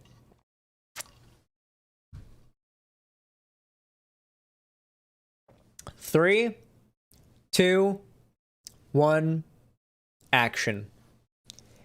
So, I'm not the type of person that likes to stand over my audience and say, haha, I told you so, look at my prediction, it came true, ha. Like, people have done the meme about me predicting things in the past and being really accurate, and like I've never really played into the meme as much as I probably could, or as much as I even should, really. But I feel like this particular prediction of mine is worth me gloating about. Not so much like gloating about, but pointing out that I was able to predict it, because not only was I able to predict it, but the fact that I was able to predict it indicates that I should be pretty good at debunking the arguments made.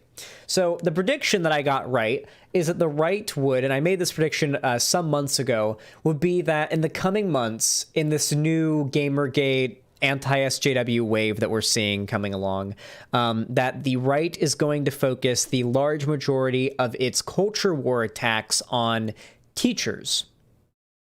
Before it was feminists. And the idea was feminism had invaded our institutions and yada yada, and it was mostly like the feminist students were crazy or whatever, right? But now, or I was predicting at the time, that it would be an attack on teachers. And the thing that had made me think that was because of the anti-CRT bill. And all those anti-CRT bills, they started to make me think, like, the right is going to start to pursue education. They're going to try to ruin the younger generation's access to an accurate education on American history in order to make them more ignorant on these political issues and more susceptible to their propaganda. And I base that off of the CRT stuff. And I even said that I bet like the next push against, in this whole thing culturally would be called Teachergate. And I've actually heard that being used, funnily enough. You guys might remember when I said that. There might even be, Cherry, I'm really sorry, but if you have the time and somebody's willing to help you and you can go to Twitter to do it, see if you can splice in a clip from months ago where I did this predicting thing and just clip it in here, like do that little thing where like, oh, the screen goes black and white and then like the clip plays or whatever. Do that just to show off like, oh, see, there's Xan predicting this. So I did that. And now here we stand with the Don't Say Gay bill and a broad push by the right to enforce legislation and pass legislation that restricts teachers in particular from being able to teach correct things that the right disagrees with. And that particularly focuses on demonizing teachers. Like, if you look at the current right-wing culture war videos, it's all about literally claiming that left-wing, like, LGBT teachers on TikTok are groomers with no evidence whatsoever. Like, how many Blair White, Ariel Scarcella TikTok groomer teacher videos have we seen where literally all it is just a bunch of clips of LGBT teachers on TikTok saying there are more than two genders, them saying that's so ridiculous, and then moving on. The title of the video being, these teachers are groomers.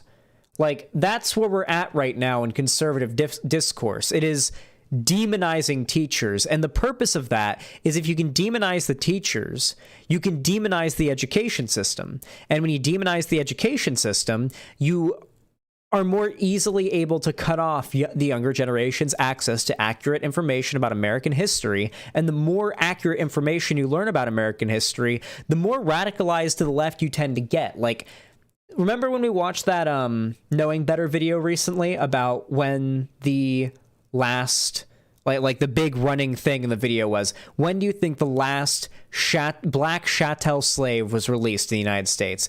And it was like 1947 or some shit like that, or like 1937. It was like crazy recent. And when you learn something like that, 1943, thank you. When you learn something like that, it's like you didn't even learn anything close to that in school. And it is the truth. And you hear that and it's like, how can you not be a little bit more sympathetic to the, the racial justice cause here in America after hearing a fact like that? And of course, that's a very neat, like, small example, like one guy, sure, last guy to get, sure, fine, okay, yeah, 79 years ago, but sure, fine, one guy, but still, when you look at that along with the plurality of, like, institutional and societal oppression that Black people faced in America, becomes clear you're going to be more inclined to have a more progressive view on American history and on race if you learn that history. There's a reason the right is trying to cut the younger generation off from learning that. For the same reason, society becomes more accepting of LGBT people, and LGBT people become happier, less likely to commit suicide, etc., when society is more accepting of them. And the way to achieve that is to educate younger people on the existence of LGBT people. Like, hey, little Timmy might have two mommies or two daddies, and that's okay. If you have one mommy and one daddy, and that's different, it's fine. Like, or some people might, be born a girl but end up being a boy, or born a boy and end up being a girl, or maybe they're born one of those two things and end up realizing they're neither of those things in their life. Like, something as simple as that can do so much to help a trans, like, youth, a dysphoric youth, and, like, just letting them know they're not alone and that there is, like, society, like, we know what's up, like, it's good, you're cool, you're not alone, we get it, like just knowing that and not being confused about that. There is data to show that plays a huge positive impact. The right, of course, attacks education to prevent that positive effect, because of course they hate LGBT people. In line with all of that, of course, and my prediction that the right would continue to attack teachers, we have this video by PragerU called Why I Stopped Teaching. So let's go ahead and hop just right into it. I'm not even going to like lead up into it. It's 5 minutes long. It's not super long. Let's go right into it. Question: why would a teacher who loves teaching quit her job? The pay is bad. You don't like your coworkers. Kids kind of suck. You had other life responsibilities to go to. PragerU offered you more money than you were already making to become a right-wing grifter, to tell young men on the internet that they are actually the oppressed ones, and they'll literally, like, metaphorically jack themselves off hearing it because you're a young, hot woman of color. Which is true, by the way. Listen, I'm going to be honest. Young reactionary dudes love hearing someone from a marginalized group, the more like check boxes they tick, the better, telling them they're truly the oppressed ones. You as a white guy, you're the one who's oppressed. Society keeps telling you you have the privilege and it's your fault that you're down in life or whatever. No, in reality, society has horseshoed around, and in fact, it's white men who are the most put down in society. Society has overcorrected, and it is white men, straight white men, who are the most disenfranchised. That is the impression they like to give off. Answer: when her job is no longer about teaching. For 15 years, I taught ESL, English as a Second Language, to middle and high school students. The last 5 years were at public schools in Salinas, California. Salinas has suffered for a long time with a gang problem. Students are just as likely to fall victim to the temptations of gang life as they are to graduate from high school. Hey, guess what? I'm willing to bet my favorite testicle, won't say which one, my favorite testicle, that that school is funded by property tax, and that neighborhood was a severely redlined neighborhood. The one that is the zone school for that, where that school's funded with property tax. I'm willing to bet it was a red line or not a red line neighborhood, but like a not red line neighborhood, one where black people were funneled into historically. Guaranteed. Guaranteed. Guaranteed. It's a very common issue. Systemically and data-wise, that is the case. I've looked into the data extensively on this. The most recently I did a lot of research in this was for the big Texas thing that I did, the live debate thing. And on a data level, overwhelmingly, it is suggested that the biggest problem we have with young people having access to a good education, especially in places like the inner city, is that public schools are funded by property tax. For those of you guys that don't really know a lot about this, have you ever heard the term "you're zoned for this school"? That basically means based on where you live, the district basically decides what school you're zoned for. And based on that, your parents, if you live in that, I'm talking to kids, I guess, because you're the ones who wouldn't know how this works. Your parents are probably paying property tax if they own a house in that area. And that money, or at least part of it, is going to the school. And that is what is paying for things like textbooks, computers, desks, chairs, teachers' salaries, stuff like there's so many things that I could go on for. Air conditioning is a big one. There are schools in the South, in inner city areas that are that have no AC. And the students are in there not only with 30-year-old outdated, shitty, ripped up, drawn in textbooks, but they're sweating their asses off because the school doesn't have fucking working AC. That's a thing that's happened before. That happened once when I was in school, and when I was in elementary school, that we went 3 days without AC. It wasn't a bad school or anything either. It's just Florida doesn't have their shit together.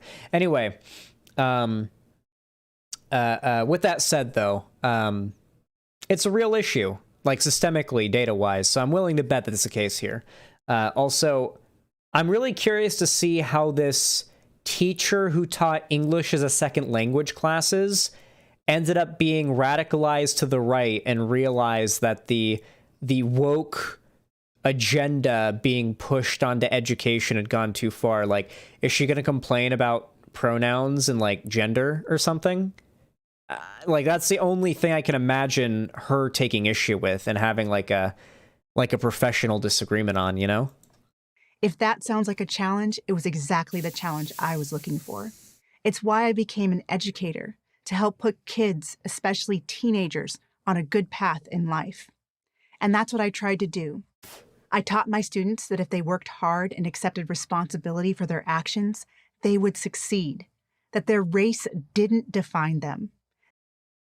All right. So on surface level, this sounds like a really good message, right? So I actually want to tell you guys a story really quick. When I was 10 years old, might have been 9. I can't listen. When you get older, and it's harder to recall like exact ages in your childhood. It gets a lot fuzzier the older you get. It's kind of sad, actually. I was like 9 or 10 years old. I was getting bullied by a kid who was much bigger and older than me. And this kid's probably in prison now. He's not a kid anymore. He's 27 probably now. I'm 22. But yeah, he's almost certainly in prison right now. But I was getting bullied by this kid, and he was like 14 or 15, and I was 10 or 11, or not 10 or 11, 9 or 10. And my mom enrolled me in jiu-jitsu. My jiu-jitsu instructor, her name was Coach Chris, and she had this like motto that she would have all of us yell before every single jiu-jitsu class, and it was hard work pays off. I agree with that sentiment. Hard work does pay off. I know that's not a very popular sentiment in lefty spaces. Many of you may deny this, but let's be real. A lot of people on the left, unironically, are just lazy, and their political opinions are informed by that. Like, come on. We saw the anti-work Reddit meltdown, right? Like, let's be real. There is a worthwhile proportion of the left that just doesn't like capitalism because capitalism means you have to work and they're lazy. And to be fair, laziness is not invalid. I am very lazy. It is just a fight for me to do stuff that I don't want to do, but it's stuff you don't want to do. You have to do it. Like, the people who aren't lazy are the people who have the willpower to push through that. You know, if I didn't, then I wouldn't be here right now. I wouldn't have 448 people watching me right now on stream. With that said, though, you know, there's nothing wrong with being lazy, but I do agree with the sentiment that, like, hard work pays off and everything. And I also agree with the idea that, like, if you work hard enough, if you put, like, the effort in and you go down the right path, your race probably won't matter that much. However, the world's a lot more complicated than the really neat, tied up in a bow story that she just told there. So I believe in something called determinism. Now, people have read in the comment section of my videos before saying, "Ree, that's not what determinism is, Ree." Listen, okay? My definition of determinism, as I say it here, is pretty damn accurate, okay? I believe that nobody can really have complete free will over their future. Who you are, your personality, your desires, your wants, your memory, just all that kind of stuff is in large part, you know, determined by your environment, how you're raised, your nurture, you know, where you came from. It's very possible, had I grown up in some, you know, conservative right-wing Christian family, I'd be a groiper right now. You know, like a virgin groiper chud. Like, I'd be a completely different person had I grown up in a completely different scenario. And with that considered, I am a determinist, right? Not in a way in which I'd say that because everybody's, you know, destiny is determined by their upbringing and their nurture and their experiences early on, that they, you know, that absolves them of all responsibility for their actions. When I'm saying that, I am not saying that. What I'm saying is, it is not as simple as just try hard and you'll make it.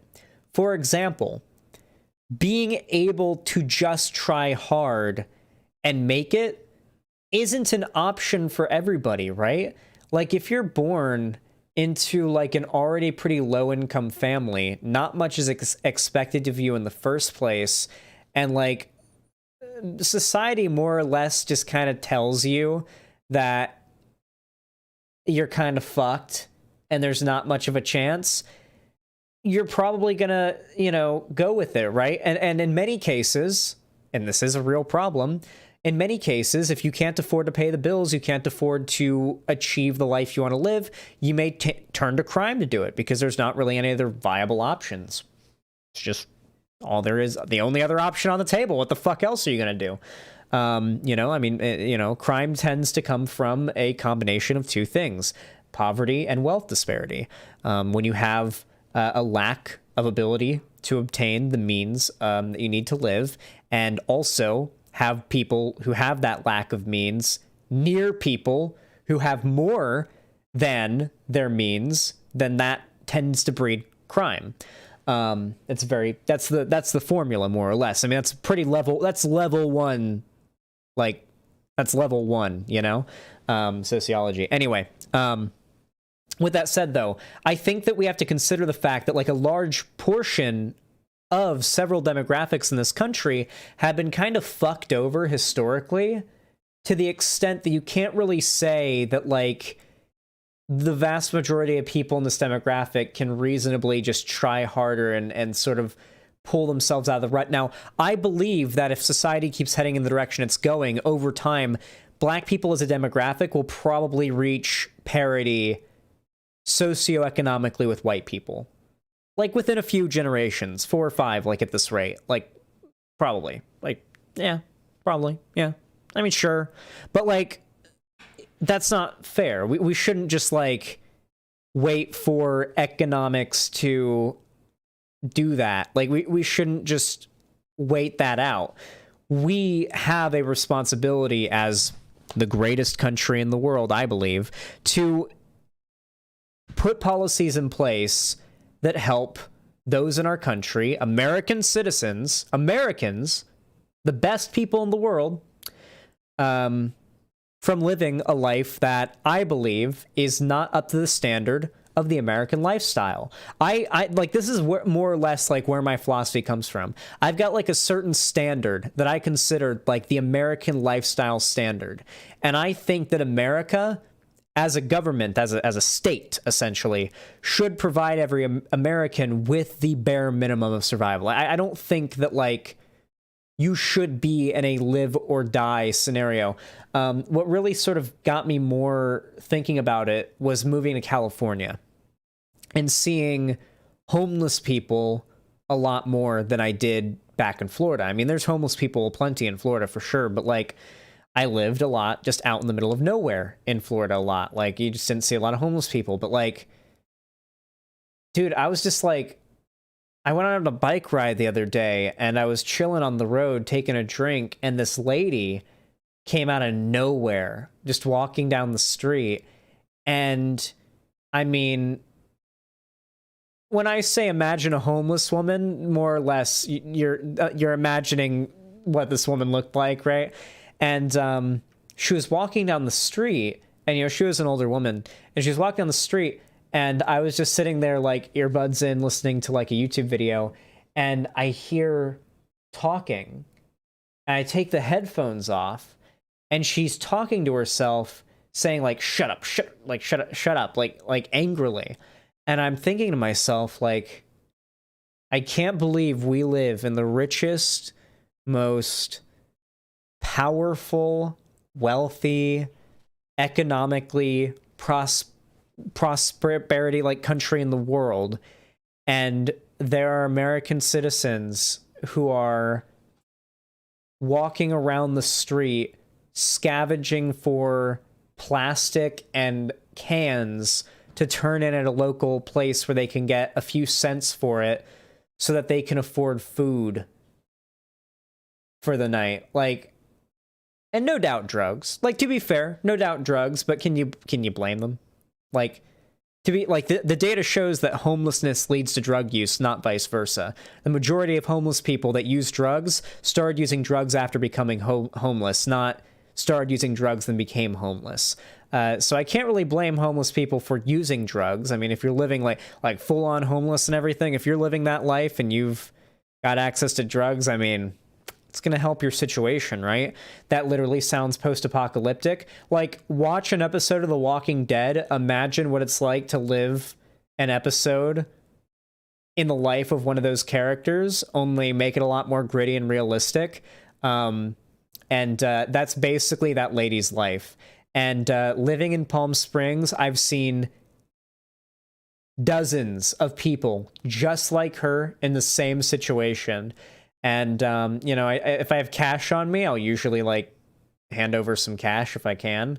But I don't normally have cash on me because online job means all my money's digital. But sometimes I go to the dispensary, pull some cash, I got some left over, I hand it over if I see a homeless person who needs it. But it's something that really made me realize that, like, it's not as simple as just work harder. Like, do you really think that lady can just work harder?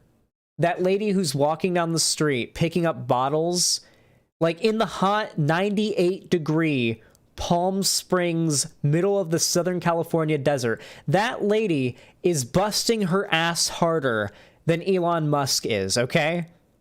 That lady is busting her ass harder than Elon Musk, and while she's doing it, she's sweating her ass off and having a what I can only describe as a schizophrenic episode.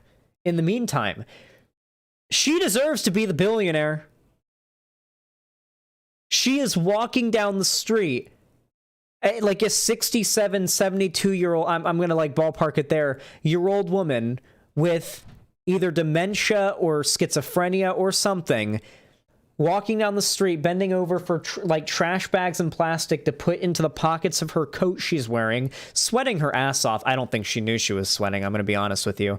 I did not talk to her because I was, if I'm being honest, a little scared because she was saying, shut up. She was yelling at herself. You know, I was like, she couldn't hurt me, but like, she's angry, you know? Like, I don't normally like get, you know, intimidated by homeless people. It's not normally like a thing that happens, but she was angry and yelling at herself. So that was a little bit of a I guess startling moment. I don't think it's ableist to be startled by somebody who is angrily yelling at themselves while going down the street. It was just a twinge of like cautiousness, but like mostly it was just me being disappointed at this country, and she's been failed by the system. She cannot just go apply for a job. Like this lady says, you work hard, you try hard, it doesn't matter what your race is, you'll make it. That's not the case for that lady. That lady can't just go get a shower, get some like clothes on, and go into a job interview and put her life together. That's just not a thing she can do. That's not an option on the table for her. The only hope for that lady to not die like miserable and probably in the next couple years homeless is for policy to be passed either on a state or federal level that allows her to go to a facility that will supply her with everything she needs to get her life back together, both in regards to achieving the mental health or receiving the mental health help that she needs, as well as like getting on her feet on an like, you know, financially. Like, there's no other chance for her. I'm sorry, but like, if you think there's any other chance for that woman, then that scenario, then you're delusional. Don't make eye contact with her. She's homeless. I waved at her. I was like, good morning. Like, guys, if you do like the ignore homeless people thing, that's literally like when conservatives say that lefties are virtue signaling about homeless people and don't actually care about them. When you do the don't look at homeless people or pay attention to them or ignoring them thing, that's like, you're literally doing that thing conservatives accuse left-wing people of. When I see a homeless person, I'm like, good morning, good afternoon, how are you, good evening, like, you know, as I see somebody going down the sidewalk or whatever, right? Don't be fucking weird about it. Don't, like, they know what you're doing, by the way, when you do that. Like, they know what you're doing, and it makes them feel bad, no doubt. So if you just say, hey, how you doing? as you would some random person sitting just chilling on the seat. Oh my God, you're treating a homeless person like you would anyone else. It's a Xan social skills lesson from me, okay? Anyway, my point being, and I know this is like a really long stun lock, and I know Cherry is probably like really mad at me because they have to edit this down into a more reasonable length. But my point is that, like, it's not as simple as try hard and your race doesn't matter. Like, come on, there's overwhelming institutional, like, consensus on the data that demonstrates the fact that you've got it harder and you've got to work a lot harder and you've got less opportunities, demographically speaking, in general, if you're, say, black compared to if you're white. That they should respect the police, that there are only two sexes, that communism... Okay, that nosedived so fucking fast. Holy shit. Oh my God. We'll get into that in a moment. Say hi to anyone in public in a city. Americans are strange. N7 times. Let me be clear here. I model my social interactions as much as possible off after Arthur Morgan from Red Dead Redemption 2. If I'm walking down the street and I see somebody, I say, "Good afternoon, howdy, how you doing, hello." I do the greet thing like you do in I do it to every person. And sometimes I do say howdy, partner. And it's just like, yeah, listen, if you're bad at social stuff, just pretend to be a completely different person and don't be yourself and you'll be completely fine. Just don't, like, if you're worried people will not like who you really are and judge you for who you really are, just literally find someone to emulate, pretend to be that person, and become that person on like a social level. And if they don't like that person, then it's not you they don't like, it's who you're pretending to be. So you can, you don't have to cry yourself to sleep that night. When you use personality 1 on friend group 2.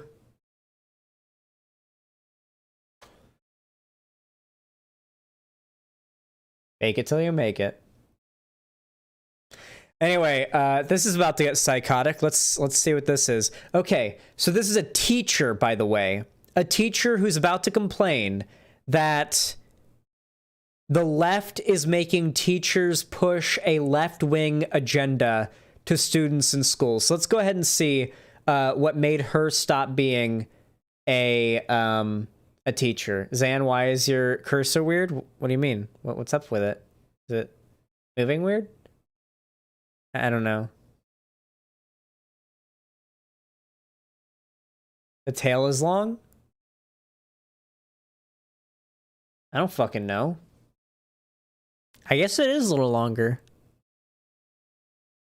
Oh, I know what it is. Wait, never mind. I know what it is. It's my custom. It's from my custom crosshair thing. I have a thing from Steam that lets me do custom crosshairs that are actually your mouse, and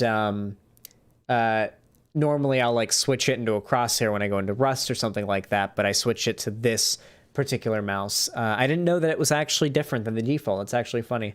Anyway, let's resume. This is where it gets psychotic. So, by the way, reminding you, this is somebody who's complaining about the left pushing politics onto kids. This is what she taught in school. Respect the police, that there are only two sexes, that communism leads to misery. But in the last... Okay, so respect the police, that's okay. I'm actually fine with that being taught in schools. Teachers should probably teach, like, to some degree, like, obey the police, respect the police, like, don't like do anything that's gonna get yourself shot, arrested, or in trouble with the cops. Like, that is, I think, a fairly, you can yikes me if you want, guys. I know, oh god, oh wait, I remember when Vosh said, don't try to run away from a cop if they apprehend you.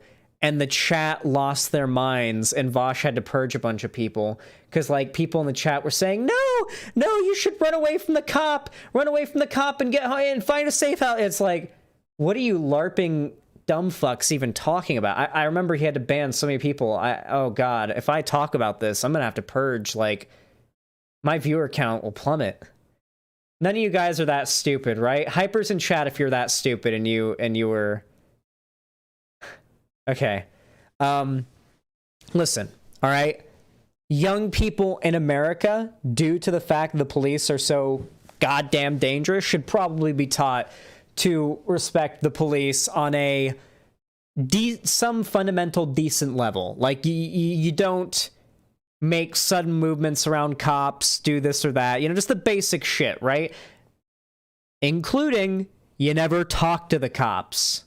Like, what my mom always told me when I was a kid was, if at any point something happens that involves you getting called to the office and you're there with a cop and they're asking you questions, you say, "Where's my mom? I want to call my mom.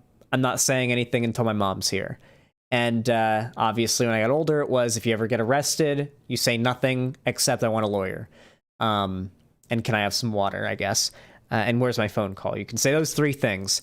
You know, like, that can be included. That can be included. But to be clear, you should probably not teach kids, at least on a school level, to say, "Fuck the police," and flip off cops, because, let's be real, I don't want to see a story pop up in the newspaper, or I guess Twitter. Who reads the newspaper? On Twitter. As much as it would benefit the left politically, like in regards to, like, haha, this is a point for us because it's going to make a lot of people move towards our side. As much as I don't want to see a story, I don't want to see a story of, like, some 10-year-old black kid who flipped off a cop and said "fuck the police" and then got shot by the cop because the cop got his ego bruised and shot a child. You know, that's the kind of thing that would happen here in America, and I don't want to see it. So yeah, if you thought what I just said was cringe, then co-parter. The only two sexes thing is one, a political thing that she was pushing on her students, and two, incorrect. The existence of more than two human sexes is accepted on a just like a fundamental broad consensus scientific level, okay? Like, there are intersex people, and I know people in the comments are going to say, but Zan, intersex people don't count because they're a mutation, they're an anomaly, they're abnormal, they're freaks, they don't count. It's a binary because that's what they're supposed to be. How do you know that's what they're supposed to be? There can't be a binary if there's outliers. There's no binary code that's like ones and zeros and then twos and threes as well. But oh, it's okay. We don't count. We call it binary, but the twos and threes, we just don't really count. Like, no, you wouldn't call it binary. Binary means there is two, there is only ever two. The existence of intersex people, of which we can literally just look at chromosomes, look at literal, like you can look at organs even. There are intersex people who have like testicles and a penis and then a set of ovaries and a uterus inside of them, and they're like visually, as far as you could tell, male. Really cool stuff. Like, believe it or not, human biology is not as simple as your 5th grade, hell, actually 3rd grade biology class would have led you to believe. I know, very surprising, right? Once you actually start to dig into it a little more. Anyway, you're wrong, Xander. Tell me how I'm wrong. Tell me how I'm wrong, kid. Ridcock. Good one, buddy. That's actually pretty funny. Ridcock is a good name. How am I wrong here? How am I wrong, Ridcock? About intersex people existing and that negating the existence of a binary. Tell me. Come on, fuckboy, tell me. I know you can't.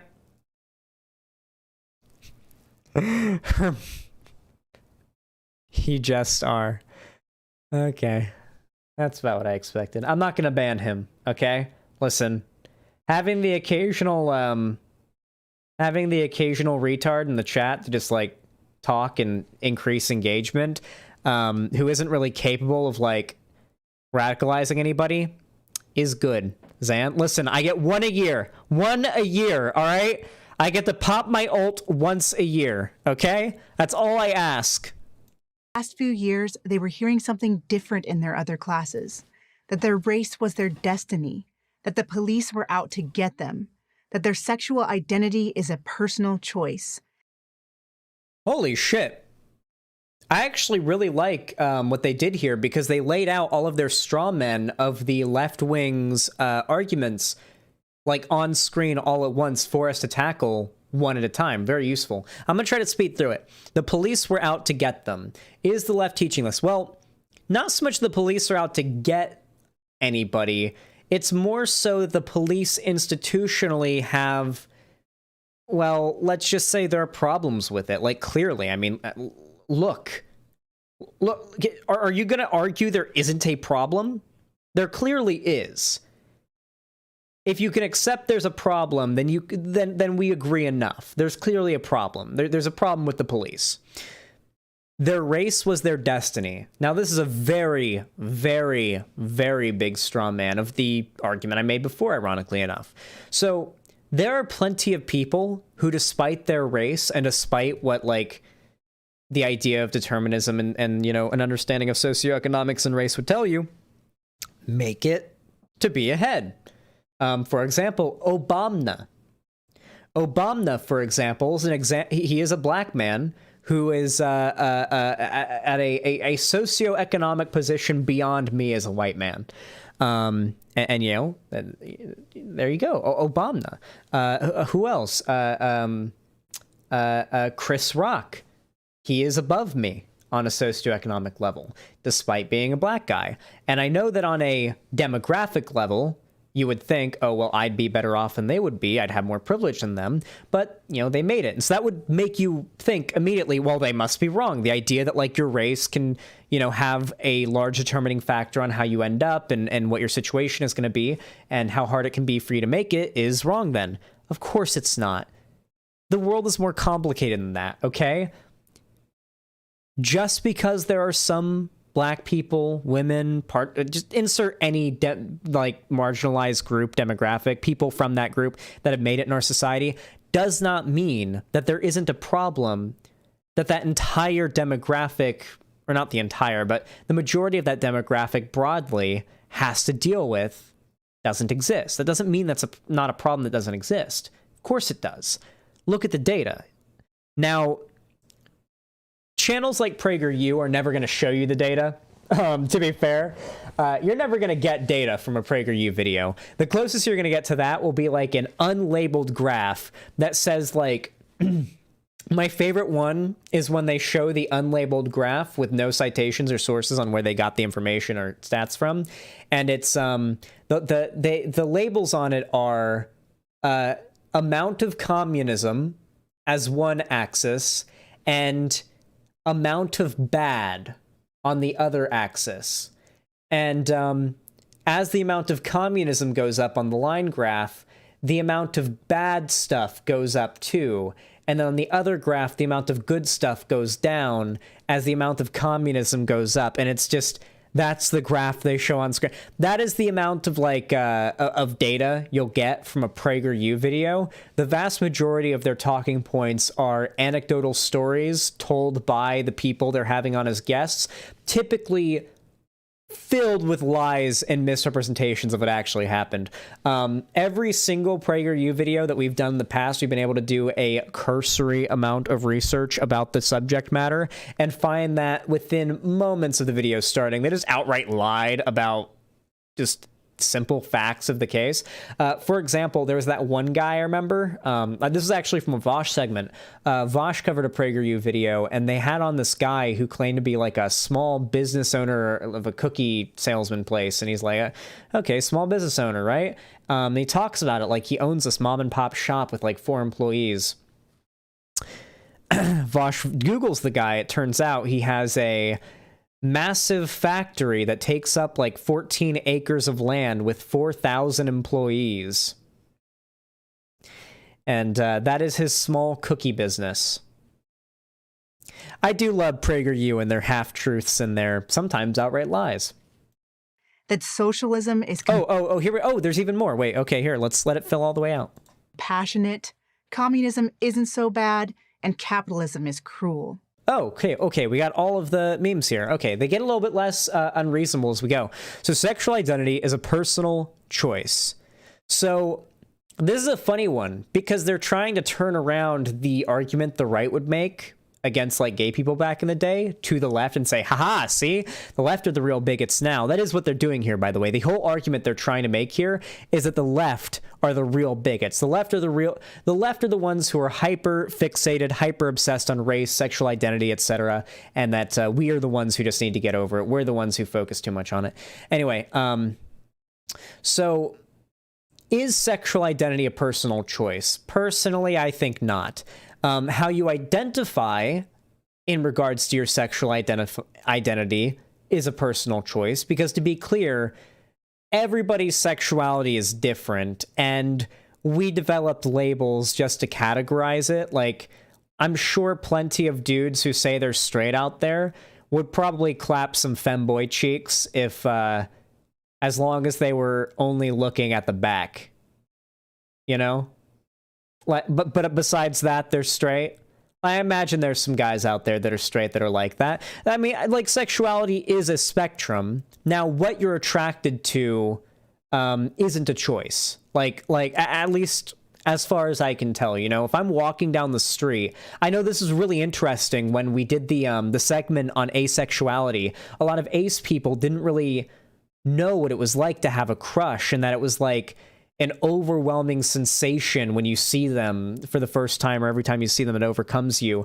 It's not like you analytically pick out your crush or whatever. Like that was a interesting thing that a lot of asexual and aromantic people in my chat told me about. But like, when I'm attracted to somebody, it's not like a analytical thing. It's like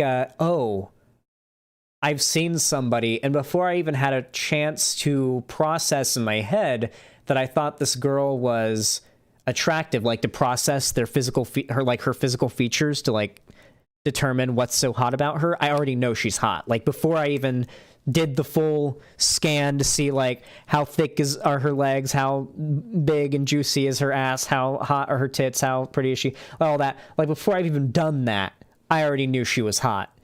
And I think that's where sexuality is, and I think it exists on a spectrum, and it's different for a lot of people, and we just sort of generalized it into a bunch of different like categories to make it simpler for us, and I think it's more or less been effective. But I think for a lot of people, your sexual identity and how you identify, whether it be straight, pan, bi, whatever, like especially when it's pan and bi, that's definitely a choice. Like, for a lot of people,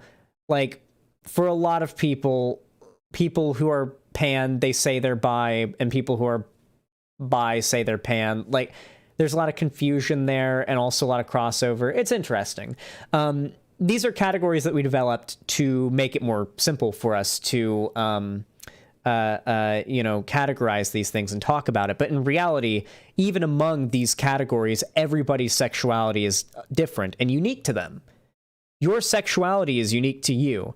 Everyone's a little bit gayer or a little bit less gay than everybody else, and everybody's a little more straight and a little bit less straight than everybody else.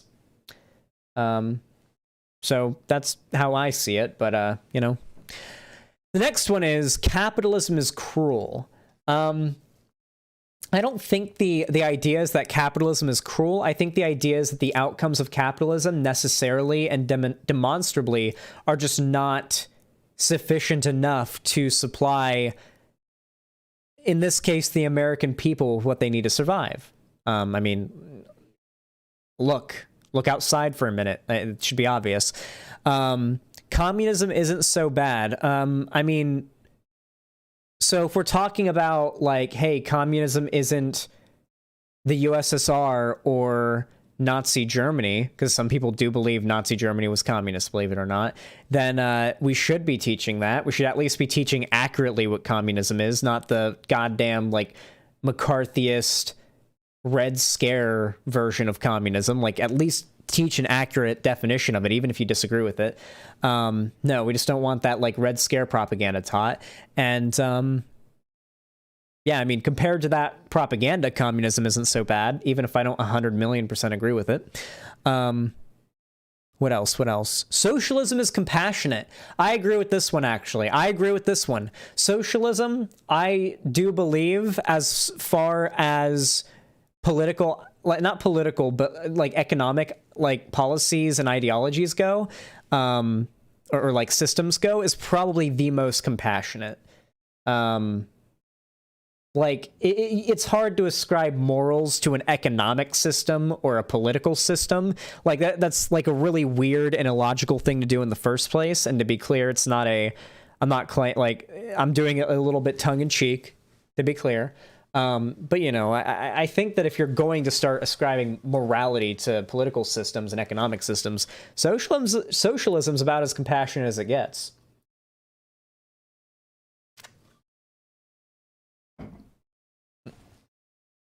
I mean, consider the fact that the socialists are the ones out there doing, like, community outreach and helping disenfranchised and impoverished people in their communities and stuff like that. I mean, it just seems like the puzzle piece fits the slot, right? Many of my students, especially the ones who had recently come to America, rejected these depressing lessons. They knew what they had fled. They wanted to embrace their new country and its values. But other students completely bought into it. Okay. One of my favorite things about conservative demagoguery is that on one hand, they'll say they love the idea of disagreement and discussion and talking about having different opinions in the marketplace of ideas, yada yada. And they don't want to like impose their opinions onto you. And yet at the same time, they seethe at the idea of, by her words, you know, going off of this story, it probably isn't even true. Let's be real. I think Hunter Avallone said that, like, when he was a conservative and he went on to PragerU, like, most of his, like, stuff that he talked about was, like, scripted by PragerU. They just hired him to come on and talk and, like, read the script. Yeah, it was pretty funny. You guys should go look at Hunter Avallone's more recent video about his appearance on PragerU. It's pretty good. What is with her face? What the fuck? Mean? I think she's pretty as fuck. I think she's hot. Listen, if she ever sees this video, DM me on Twitter, all right? We'll talk about politics and maybe some other stuff. I needed to know why. So I dove into the school's ethnic studies curriculum, the source of so many toxic ideas. I love the imagery here. Like a bunch of books that say ethnic studies with toxic radioactive labels on them. By the way, this is not the symbol for toxic. Like, you'd want to use the biohazard symbol, if anything. I don't even think this is the is this even the correct symbol they use for radioactive debris anymore? Like, what is it called? Radioactive waste anymore? Like, I don't even think they put that symbol on like the things of radioactive waste anymore, do they? Like, I think it's like a misconception. I don't know. But this regardless has nothing to do with toxicity. I found classroom activities such as a privilege quiz, where students would compare and contrast their gender, race, class, and sexual orientation with those of their classmates. Okay. I understand why some people who hear this could find this alarming, because this does sound like it could breed like levels of animosity. Oh God, my stomach just rumbled a lot. I'm really hungry. I do understand how this could seem like it could breed some, you know, degrees of animosity, jealousy, etc., etc. I get that. I understand that. And I believe that if this kind of stuff is done in the wrong environment, it can probably potentially have some negative impacts, and I understand that concern. However, as long as it's done with the right supervision, the right teacher, the right understanding of the issues, I do feel like stuff like this is effective at making young people understand that, yes, while you may have different upbringings and different, socioeconomic starting points in society, at least now we know that. And the sooner you know there's an issue, the sooner you know you might have to try a little harder in life, it's probably better, right? Teach kids reality early. Hold on. am I not like the only one who used to say, God, I wish that school taught us how to fill out a job application, pay taxes, or insert any other adult life thing, because school doesn't really do that. And this is one of those things. Teaching kids fucking reality. And this is reality, whether you like it or not. I found another exercise, which involved conducting a mock trial to charge various persons implicated in genocide against Native Californians in order to create a social justice counter-narrative. A mock trial in a classroom, so? Like, you know we did, like, mock trials for tons of stuff in school when we learned about horrible events in history, right? Like, I'm pretty sure when we learned about World War II, our history teacher, this is like 4th grade, our history teacher had us do a play. Only a few students actually participated, but it was for extra credit for them, so they took it. And they did a play to recreate some bullshit, right? And I think it was like the recreation of... No, it was World War I. And it was the recreation of the assassination of Franz Ferdinand. I shit you not. They recreated it as like a play in class. Like, listen, if we're okay with recreating a historical event as a play, like the assassination of Franz Ferdinand, the inciting event of World War I, can we not talk about the way that your starting point in life might affect you? Is that not, like, the reality of that? Is that not something we should be teaching? By the way, I love, this is the imagery, by the way. No citations, no actual screenshots of the real privilege quiz, so to say. Just like a cute little image that can... Because, like, with these PragerU images, less is more. Because when you include less, it leaves the conservative mind, which has always been genetically, of course. We are very much big believers in conservative phrenology here. Conservatives do have a different skull shape to us. When you become a conservative, your skull morphs into a different shape, your brain gets smaller, and when you become more left-leaning, it morphs back. You can't come back. It's not immutable. But to be clear, we do believe in phrenology, but for conservatives here on this channel. Now, the conservative brain and the conservative skull shape predisposes them to fear. They have a very strong fear response. And when they see an image like this, very simple and leaves a lot to the imagination, their imagination immediately jumps to the most horrifying ideas of what these privilege quizzes and these mock trials or whatever it could be. That's very intentional on PragerU's part, trust me. None of this should be surprising because the guiding principle of the curriculum was to critique white supremacy, racism, anti-Blackness, patriarchy, capitalism, and other forms of power and oppression. Well, we all know that PragerU are supporters of all of those things, so it's understandable why she would take issue with that. And in case you think this is just one school, passing an ethnic studies class will soon be mandatory for high school graduation throughout the state of California. And based. Like, why not? Why not? We're already teaching calculus in high school. I'm going to be completely honest with you guys. Like, nobody who's just trying to get a high school diploma and get a normal job needs to know calculus. And they have a phone now or a calculator 10 years ago. They never use it. And most people are only ever going to use calculus and those higher level things you end up learning in high. Let's be honest. The last 3 years of high school, everything you learn the last 3 years of high school is only really useful if you plan to go to college. Like, if you don't plan to go to college, most of what you're learning in high school, you're really only learning just to get the diploma. And you're going to forget all of it. You're going to... listen, the day I graduated high school and I was like, well, time to pursue YouTube and be a lifeguard in the meantime, I guess. I immediately, I went into my, roaming folder in my brain.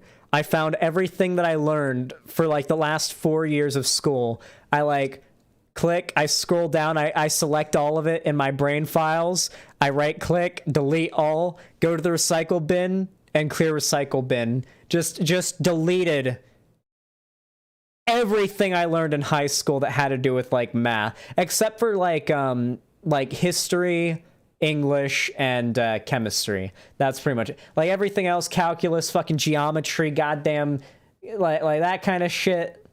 That had to go. That had to fucking go, dude.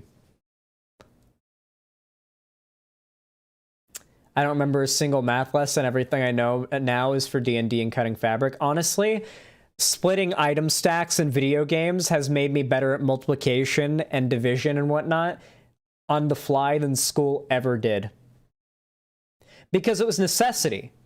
I liked video games, and to get better at video games, I had to manage my inventory faster, and video games like Minecraft, Rust, basically insert any video game with inventory management requires you to be somewhat competent at quick multiplication, division, addition, and subtraction. And I've found my basic arithmetic has been vastly improved by video games and item sorting and whatnot, far more than it ever was by school. That's not true. I learned basic math in school, so that's not true. But, like, advancing it way more than I ever learned in, like, high school or middle school, if I'm being honest. Like, it actually getting ingrained, you know? It doesn't stop at students.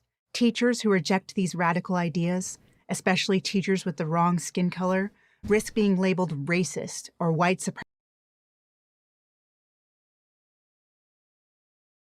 They really are doing the, like, the left are the real racist thing, aren't they? Yeah, so like, for a good example of who she's talking about here, by the way, I do like how the PragerU animation, by the way, makes the big group of teachers that's like being accused of racist and white supremacists just like the most ridiculous hodgepodge of diversity you can possibly imagine, you know? Like the right and people like PragerU will, on one hand, make a video about the Great Replacement and about how, like, we need to maintain a white majority in this country, and then when they want to talk about how the left are the real racists, they'll do a big, like, collage of this multicultural group of teachers who have been apparently, tell me how many hijab wearing teachers have been fired from their job and labeled white supremacist racists for being against CRT, quote unquote. I'm very curious how many. None of them. You know that meme where it's like guys on Twitter will just make up a woman to be mad about? Or the other way around, I think it is. Like that's literally what this is. Like they're making up anecdotes now because for one, they never had data in the first place to support their ideology, so they only had like a few individual people's anecdotes, which is why PragerU's format is the way it is. But here, they don't even have enough anecdotes to push the ideology or the idea they're trying to push, so they had to make up a bunch of people and just make a little collage of fake people that don't really exist. Supremacist, putting their jobs and careers on the line. In June 2020, I addressed the Salinas School Board. I told them that allowing critical race theory and Black Lives Matter indoctrination in the classroom is unbalanced. Wait. I hate doing it because we always find something and it always ends up being a pain in the ass and just lengthening the segment, which is already an hour long now, but I'm willing to bet if we look into this lady's history, we'll find out that she's like this staunch right-wing conservative who said and done a bunch of crazy shit, who's probably paid off by companies and think tanks that are funded by millionaires and billionaires. That's literally the case for most PragerU speakers we find. Hunter Avalone's done a good job exposing a lot of the shady shit behind the scenes with PragerU because he did appear as a speaker in a PragerU video or two, so back when he was a conservative, so go check that out. Too political. What's her name? Oh, do you guys want to do the research for me? Oh, yeah, you guys can do that for me. Here, let's see. Her name is Kali, Kali Fontanilla, Fontanilla.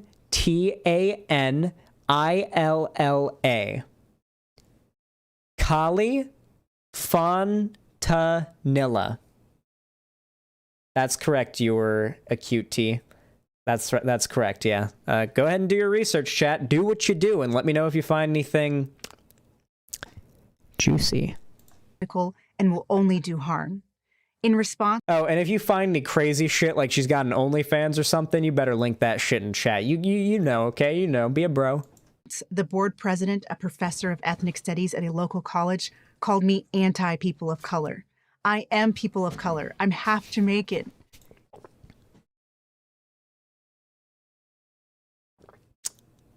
You don't say.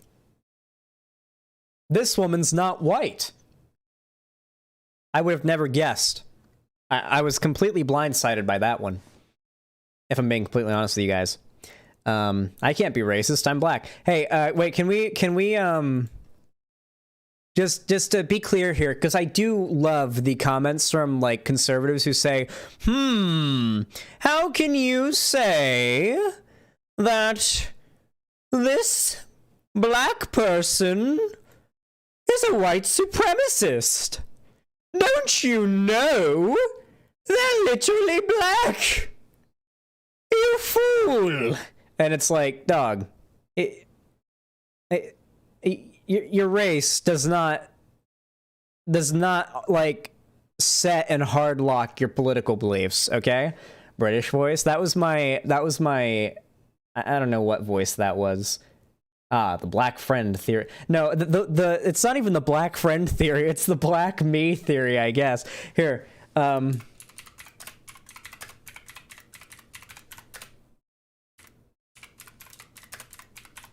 I guess I'll just look up racist compilation just to find the best bits. So this is a clip from Jesse Lee Peterson called "Why Shouldn't I Be Thankful for Slavery?" Let me So let's just give this a watch. go out to New York and talk to a first-time caller, Asmaram. Asmaram, welcome to the show. Thanks for calling. Thanks for holding. You're on the air. Hey, Jesse. My How question you? is, why do you feel the need to kowtow to white supremacists? And what do you mean? You said, and I quote, you said exactly about slavery. Thank God and white people for slavery. That is something white supremacists would say. Why do you feel the need to kowtow to them?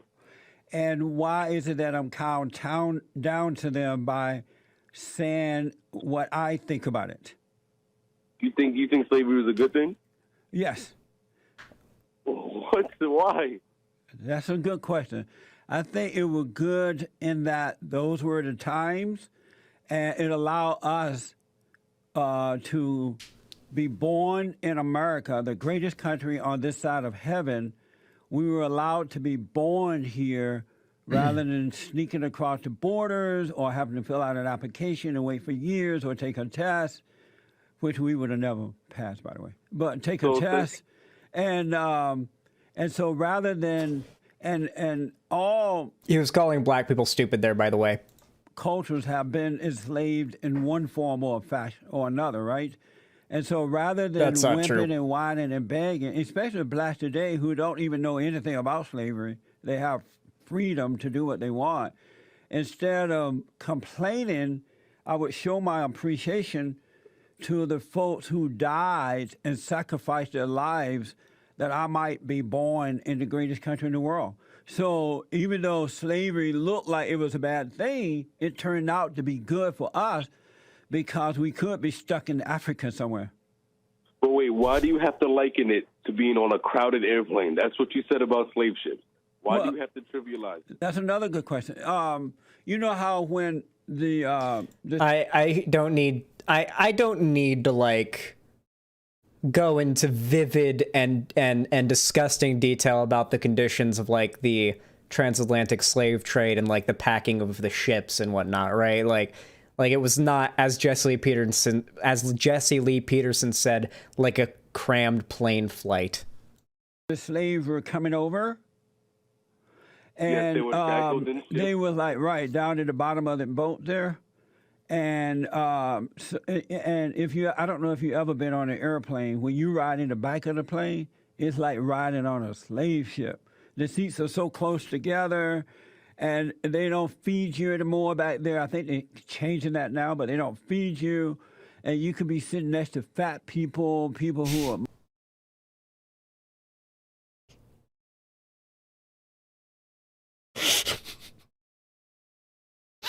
slave ships for the transatlantic slave trade just filled the brim with fat people. Oh yeah, they were fed well. Jesus Christ. He's either a really dumb man or a horrifyingly smart grifter. Listen, people that I trust and respect the opinion of have met this guy in real life, talked to him in private, and believe to their core that Jesse Lee Peterson is legit, not trolling and not just grifting.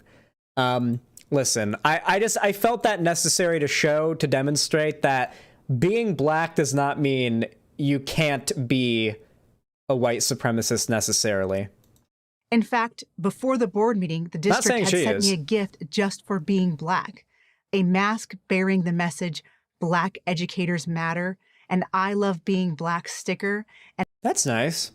Cool. An African greeting that acknowledged... That's cringe as fuck. Listen, all right?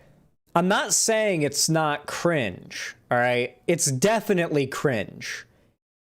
But it's nice. It's like they're trying, okay? I feel like the appropriate response from her should be like, goddamn white people, and just like chuckle and go on with it, you know? Like, listen, hypers in chat, if you're black and you've had a goddamn white people, and you just chuckle and go on with your day moment, like when black, or like when a white person overcompensates, or like when white people try to overcompensate in that way and end up cringe posting. I'm sure this has happened at least a few times to some people here, okay? It certainly can't be a non-existent phenomena. The God in me. An obsession with race and gender has taken root in our educational system. It's the weed that's... The Republicans are the ones passing the policy right now that are literally banning discussion of these topics, okay? The accusation of obsession is outright, to be completely clear, outright projection. And I want to point out as well, the imagery of like weeds that need to be pulled from the garden is fascistic. I know that the word fascistic is thrown around in cases where it's not really applicable a lot, but if there's ever been a large-scale, popular, mainstream fascist propaganda organization, it would be PragerU. And yes, the idea of there are weeds in our society that we need to be pulling out, that is fascistic. Maybe not fascist, but fascistic. Rapidly overtaking the garden. What can we do to get rid of it? First, advocate for academic transparency. Demand that your school district's lessons and materials be made accessible online. I agree with this. And by the way, what she's going to do here is front load this with reasonable like demands like, yeah, transparency. We all agree with this. Like, it's similar to how Elon Musk, when he announced his buying of Twitter, the first thing he said was making Twitter's algorithms open source. Everybody likes the idea of that. Everybody loves the idea of knowing how Twitter's algorithm works. They can get bigger on Twitter. And then he adds the politically charged, propagandistic, like ideals that he has for Twitter. In the same way, the first suggestion she's going to make here is going to be totally reasonable. Okay, transparency in the school district and lessons and materials being made accessible online is certainly reasonable, though there is concerns about cheating there. But honestly, if you can get your high school diploma purely through cheating, you deserve it. Okay, listen. You're smart enough for a high school diploma if you're able to cheat your way through elementary, middle, and high school to get your diploma, okay? If you're able to cheat your way through all that, you're smart enough to graduate high school, get your diploma, and be let off into the workforce, okay? You've got enough brain cells rubbing together to do a job, okay? You've got enough, all right? I've seen some stupid motherfuckers with high school diplomas, all right? I've seen some stupid motherfuckers with college diplomas. Anyway, yeah, this one's fine. So you can see what your child is being taught. That may not protect you from an individual woke teacher, principal, or school board, but it will make them all think twice before adding radical material into the curriculum.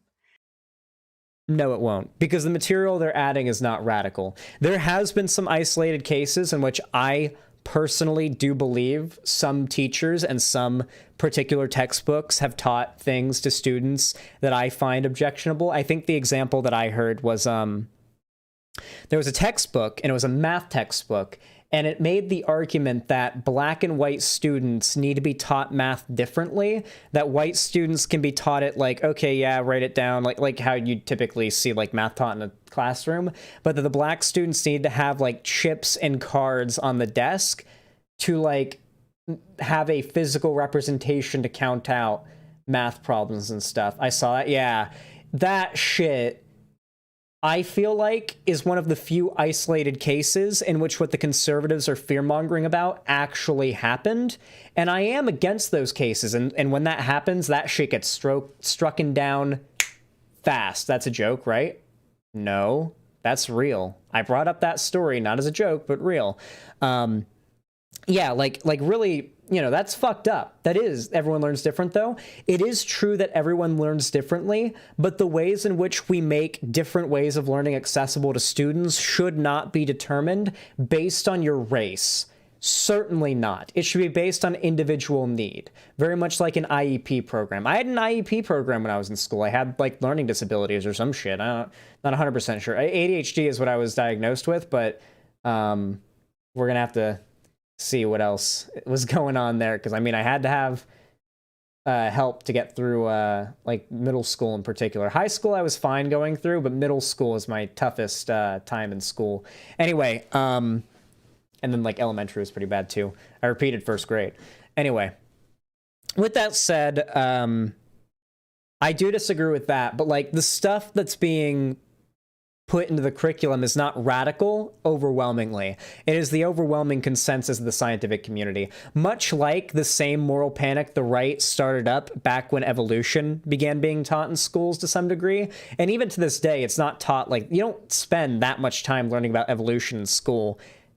Even now, like, it's not that much time is spent learning about the origin of the universe and like how we got here. Like, most of, like, that's what you learn mostly in like middle school and elementary school, and like then you're moving on, right?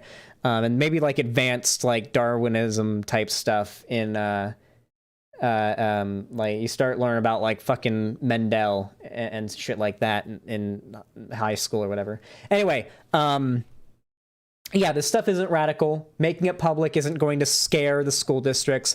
What is guiding these curriculums is the truth, and what is seen to be the truth by what the evidence suggests is true to what the scientific community and academic institutions can see now. And that is what should be, you know, guiding what our students are learning in our society. And the reason the right is mad about that is because, well, because they're little piss babies and they want to fuck kids in a video game. Second, be vocal. Express your concerns. Pay attention. If you come across lessons you don't like, make your dissatisfaction known. Let the teacher know, let the principal know, and if necessary, let the school board know.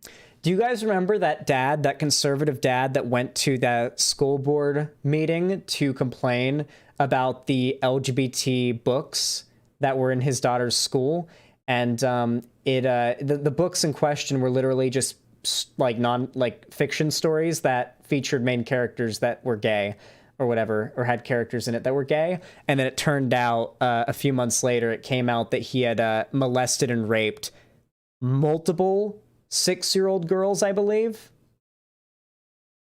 And like his big complaint when going to the school board was that these stories were grooming children into being LGBT. It's always projection, chat. Remember, it's always projection. Speaking of school boards, consider getting on one yourself. This is a time for action. Third, That's a very, very big mistake, because school board meetings are boring as fuck, and you will want to kill yourself. take an active role in your child's education. Don't send your kids to public school and expect everything to turn out fine. Supplement their studies with lessons that counter the indoctrination they might be getting in school. Give them your own indoctrination. In all seriousness, naturally, around the age of like being a teen, most kids start to like question themselves and look for other sources to like determine their political beliefs. Ideally, they'd be learning like the truth of history in school, and that would be motivating their general like moral and basic foundations for their political beliefs to evolve later. I don't believe that anybody should be coming out of high school or college fully politically evolved. I am not currently fully political evolved. I am not at my full power level right now. I'm so unbelievably far from being at my max power level. It's insane. If you guys think I'm like there now, you guys have no idea what's coming. All right, not even close. I'm at like 10%, maybe 5% more like it. Anyway, yeah, no, let's be clear. Most teenagers are probably going to go online realistically, and that's where they're going to get radicalized. They're going to start to think and find out what they want to be. And by their mid-20s or 30s, they're usually where they're going to be. In some cases, they end up evolving more later in their life, but yeah, we're not like the schools are not like indoctrination centers pumping out legions of liberals. Okay, trust me. If they were, then by now we'd have a much larger swath of voting age Democrats, but we didn't. Like, Biden did win the election in 2020, but not by as much as you would have thought, right? Considering how many Trump supporters said they regretted, because there were a lot of regretting Trump supporters, and how supposedly many Gen Z people coming to age should have been Democrats. Doesn't seem to line up with their claims about these indoctrination centers these schools apparently are. Look into other options, such as private or charter schools that share your values. Or, if you can do it, homeschool. It's easier than you think. I will always be an educator. Listen, guys, I was homeschooled with FLVS, and that's Florida Virtual School, and I spent so much time slacking off. Anytime I could sneak in playing video games, jacking off, or watching YouTube videos, I was doing it, okay? My schedule for doing FLVS was procrastinate and fall behind 90% of the school year, and then catch all the way back up and finish it all and miraculously pass with an A in the last 10% of the school year with FLVS. So, listen, all right. That's one of the downsides of homeschooling. If you're not there to keep your kid on task and your kid has like issues, like if you're doing like homeschooling, it's probably on the computer and you're sitting your kid down at a box with porn, video games, and YouTube and math equations and telling them to pick what to do if you leave them unsupervised. Decide what's the best decision based on your own kid. I don't think there's a more important job. My goals as a teacher are the same as they were 15 years ago. It's the goals of the public educational system that have changed. She got paid no less than $2,500 for this appearance in PragerU. That's why I can no longer be a part of it. I'm Kali Fontanilla, founder of Exodus Institute for Prager University. Thank you for watching this video. Cool. All right. Like I said before, I predicted this whole Teachergate thing and how the right was going to escalate their political attacks on teachers. And it does feel good, question mark, to be right. Does it feel good or bad? I can't tell. Can't tell anymore, chat. It feels bad to be right. Anyway. With all that said, if you enjoyed this segment, please consider leaving a like, both on the stream if you're watching live right now, and if you're watching this after the fact when it goes up as its own video. And of course, if you want to support the stream, you can just drop a like, subscribe, ring the bell icon to see more from me, follow my social media, all linked down below, and you can also support me financially by donating, subscribing, or gifting a sub on my website, xanderhal.com/live, or following my social media, donating to me on YouTube, Twitch, Streamlabs, Stream Elements, or even through Patreon. With all that said, thank you so much for supporting me. I really appreciate it, and have a good one.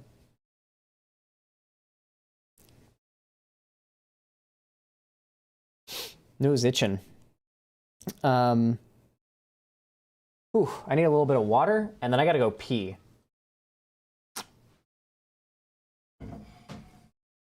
All right, guys.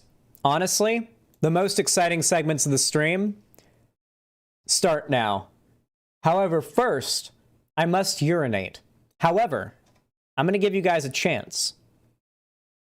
While I'm taking the big piss, what, just piss your pants? I would honestly, like, if I could just become the ultimate streamer being, I would just be, like, melted into this chair in the most comfortable position humanly possible that would never need to adjust with a catheter inside of my urethra so I can just pee into that. And I guess a bigger catheter in my butt that lets me shit through that. And then, like, just constant supply of food and water and everything. And I just stream and sleep. I just stream 24/7, eat, sleep, just do everything here in this chair. That would be like the becoming the living streaming machine.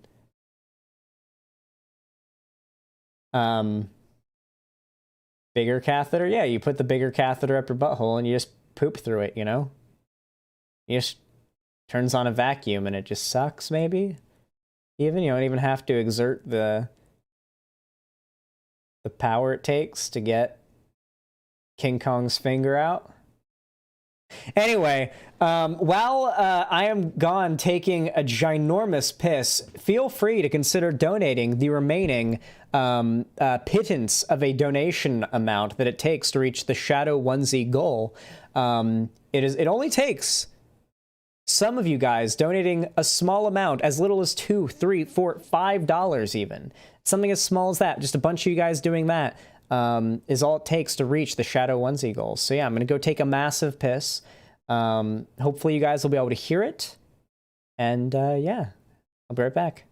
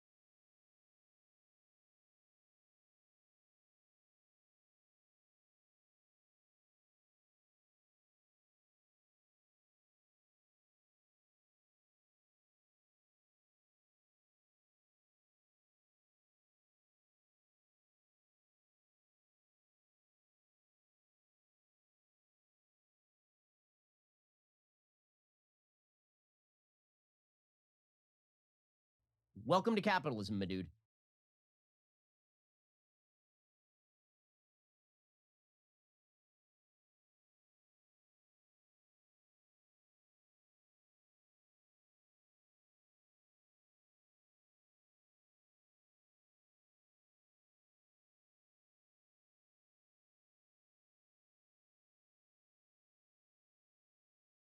My balls were stuck to my thighs. Had to take care of that real fast. Okay, chat. Before I do my next segment, I will say I'm quite hungry. And God, I'm 3 hours into the stream, I'm only one segment in. I'm not going to be ending stream though.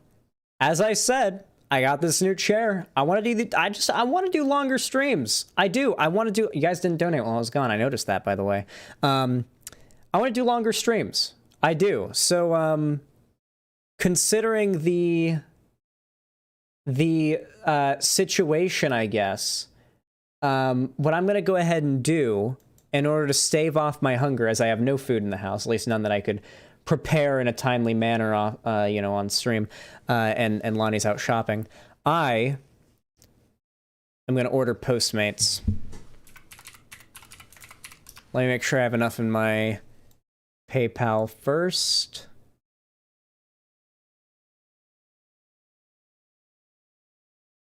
When you want to buy food and you gotta check the bank account and cross your fingers.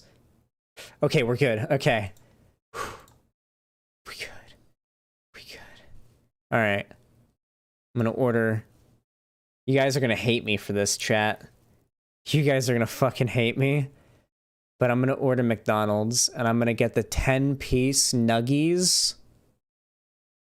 No, we're getting the 20-piece nuggies. Welcome to capitalism. With a medium fry. Let's do this, chat. Select sauce? Can I get honey mustard? Honey packet? Honey mustard. Yeah. Give me 2, because this is a 20-piece. Actually, give me 3. Yeah, that's the maximum. Yeah, I'm getting 3. Just because that's 20 nuggets is going to require 3 honey mustard packets. Easy, right? Okay. That's that. Okay, and then we'll grab a medium fry. I'm getting a little extra food than I'd normally eat just because I'm going to stream for a long time and I want to have a little extra leftovers just to snack on every once in a while. McDonald's is gross, but can't say no to nuggies. I mean, McDonald's is far from being my favorite, but I'm very hungry. Postmates is easy, and I want to do a long stream, so this is the way. Medium fry, add to order. $10.81. How much is it with tip? I'm going to tip $5 instead of the default 3 because I'm nice. And that means the total will be $23. Okay. Not bad. Let's get that delivered. Cool. I'm going to go ahead and move that over to my off screen so that you guys don't see my address on Postmates, because that would be me falling for one of the classic blunders. Now, one of the things about Postmates is you kind of have to keep an eye. I'm gonna have to keep an eye on the map, like the live map, so I can ring in the driver so he can get to my door. So that's a little bit of a pain in the ass, but it's a fairly accurate map. It updates somewhat accurately, so I should be able to go out there. Yeah, don't dox yourself. That's the one thing that scared me out of like going on like on stream ordering food. I've always been so scared that somehow, some way, like maybe my even if I hit it, like my reflection from here would like show, like you could see like with my eyes, my address or something. I don't know, like some reflection in my room or off my computer. Just something like that scares me from happening. It's happened to people before, and I've never really leaked anything. Surprisingly enough, as much of a dumbass as I am, I've never accidentally leaked anything on stream that's like fucked me over, but still. Brutus Magnuson, thank you for the $2 super chat. I appreciate it. Says you're a smart kid. Keep it up. I appreciate that, homie. Appreciate it. Up here, dentist cost 3 deer or 2 moose. How much does it take to get a night with a MILF in Canada? Just curious, for research purposes.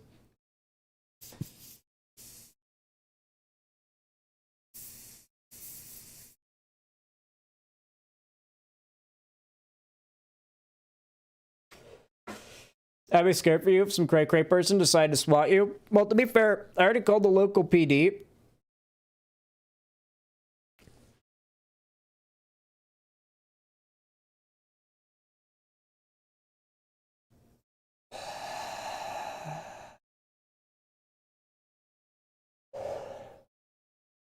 That was a big marijuana heat. Anyway, There's still a little bit more left in my lungs. I could feel it making me more high. What was I saying? Oh, yeah.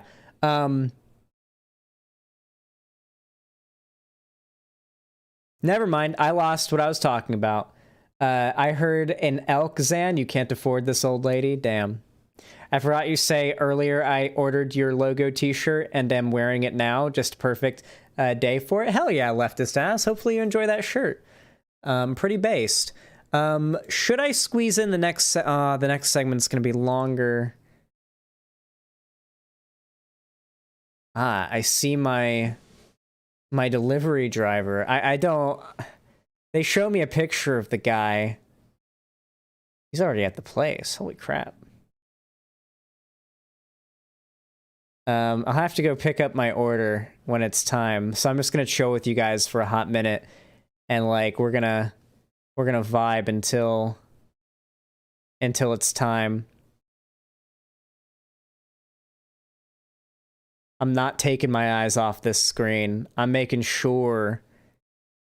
very much sure that we don't miss that I do not miss this, because I've had Postmates delivery drivers before come to my like door or come to like the entrance, not be able to get rung in, or like not being able to get in because like I'm busy or like Lonnie's busy or just whatever, or they're like really impatient and don't wait like 30 or 60 seconds for me to run and get like down to them, and they'll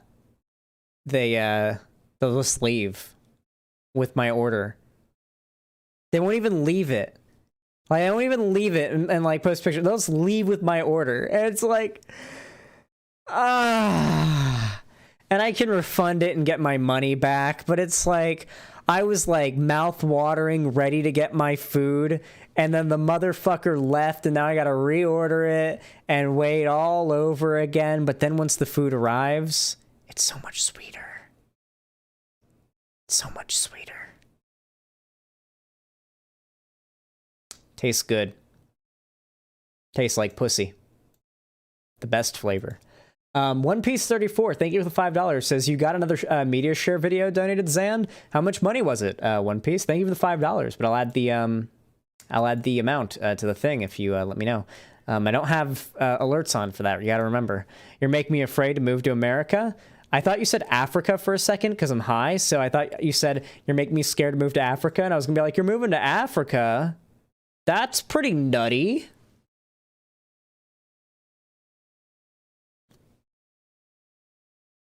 Listen, my Postmates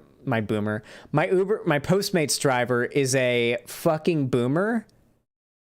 And I worry that he's not going to update the on his way thing. And I'm not going to like know that he's like on his way. I need to go out there and like wait for him, because that's what I have to do. I'll be AFK for a hot minute, chat. I'll put on some lo-fi for you to listen to. But matter of fact, I'm going to put on the lo-fi now. I'm going to leave it for you guys while I go get my food.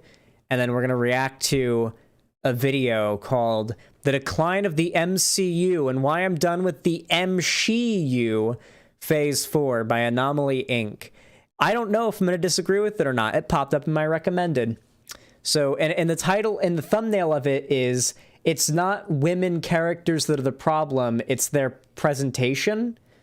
So I could agree with it or not. We don't know. But that's what we're going to watch while I eat. So I think it'll be good content.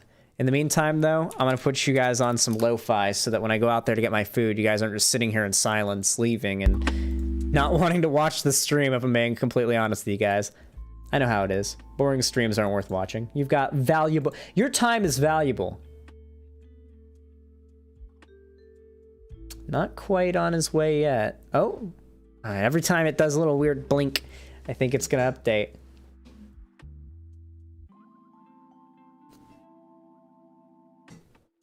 I guess while I wait, I can ask...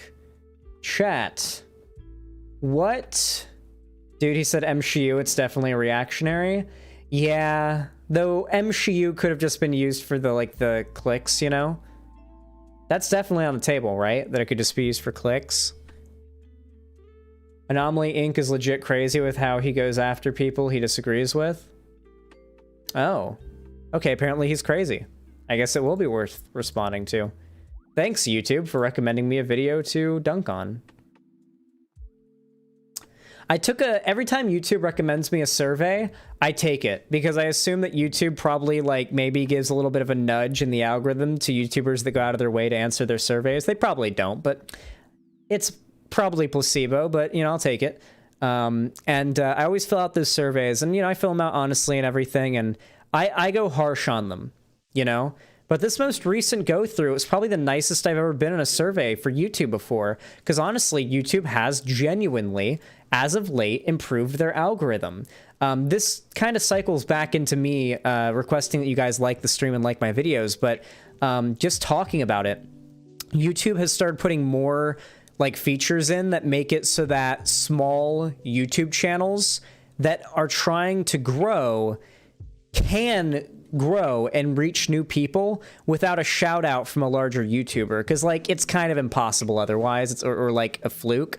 So now they're making it so like if you're like 100 sub YouTuber and you upload videos that get 50 views on average in you know a week, as long as those 50 viewers like the video and comment and seem to really enjoy the content, YouTube's gonna say, we got a tiny little up-and-comer here, and start to push it to, like, if they think that you might enjoy that video or that channel, even though they're a tiny, tiny channel, they're still gonna recommend it to you now with the new algorithm, because of the way that they, you know, liking and commenting and engaging encourages YouTube to push stuff in the algorithm to new people.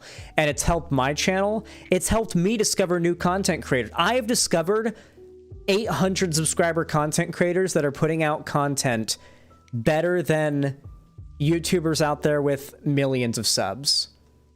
It's great, the last month or two, what they've done with the algorithm. And yeah, I hope they do more. Oh, all right. Gotta head out. All right, I'll be back, chat. I won't be long, okay? I won't be too long. If I'm gone too long, call the police. Send everyone to help me. Send everyone.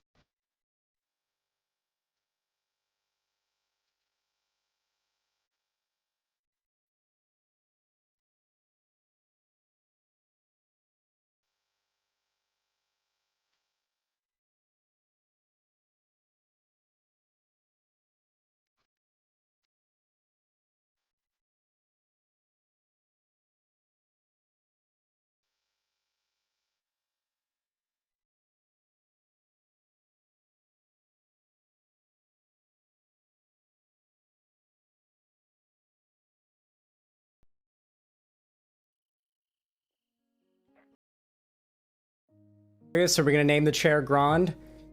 We're naming this one Grand as well. I guess I can get behind it. I mean, if we want to reuse the name, sure. I can get behind it. Absolutely. Somebody's Firehouse sub order was sitting outside. Somebody ordered Uber Eats or some shit. Firehouse sub order, and they had their food and their drink just sitting there right at the entrance, didn't come for it or anything to grab it. And I was like, I've been sitting here for like 2 minutes and no one's come to get it. Should I grab it? And I decided against it. I really hope I don't see it sitting there like tomorrow. That would be sad, because like I thought about grabbing it and running like really fast, like running a couple blocks to like where there's generally a lot of homeless people and like saying, found this on my doorstep, here you go, and like running back to stream. I thought about doing that, but no, I didn't end up doing it. Chad Sand do it. That would have been a little bit too much AFK time. You know, I should have just gone like rubbed one out, gone for a little dip in the hot tub, came back to stream and said I did that. No, that's not hot tub water. I'm just sweaty from, you know, giving food to homeless people, you know.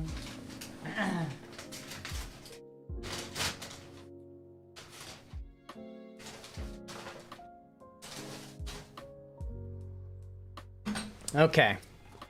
gamers, I know that I am a god of politics and all, and that is how you recognize me and know me, and that is true. That is what I am. That is not wrong. It is not a misconception by any means. However, gods must still eat. The law of thermodynamics still applies to me. What goes in must go out, and thus things must constantly go in. And that means Xan needs to eat some nuggies. And I would not just subject you guys to sitting here and watching me eat nuggies in silence. In fact, actually, you guys would probably watch that. Just me looking at the camera in silence, eating nuggets. You guys would watch that, wouldn't you? You guys would fucking watch that. You're all a bunch of fucking creeps. You would watch that. Okay, but we're not going to do that.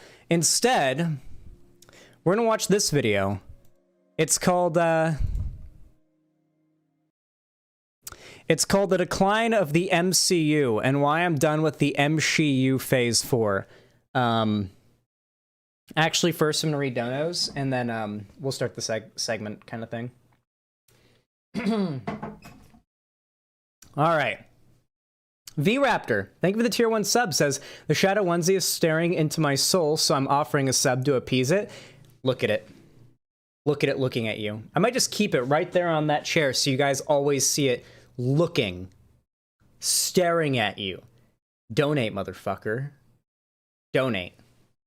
Thank you, V-Raptor. I appreciate that. One Piece 34, thank you for the $5, says, the first I donated was $11. The second one right now is $20, but they're already put in the goal automatically, so don't worry about it. No, they are not, I don't believe. Well, like, not like, I need to count them regardless, but thank you for that. I'm gonna go ahead and add 25, because it's the 20 I didn't count, and you're 5 now. Thank you, One Piece. Very supportive today, I appreciate that. That puts us at a grand total of 241. 01. Means we missed one. Strange. We missed a sub.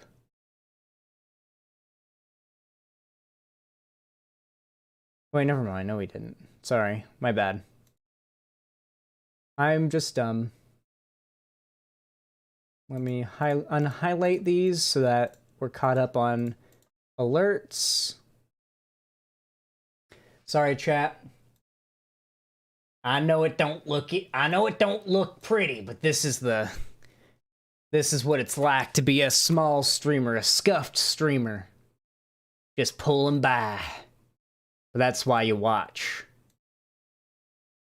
Because any stream could be the last. Alright. It's the stakes. Anyway. Thank you for your support, guys. You guys are fucking based and very supportive and awesome. Alright. It is time to start the next segment. You guys know what to do when I say action, right? You guys know what to do. 3, 2, 1, action.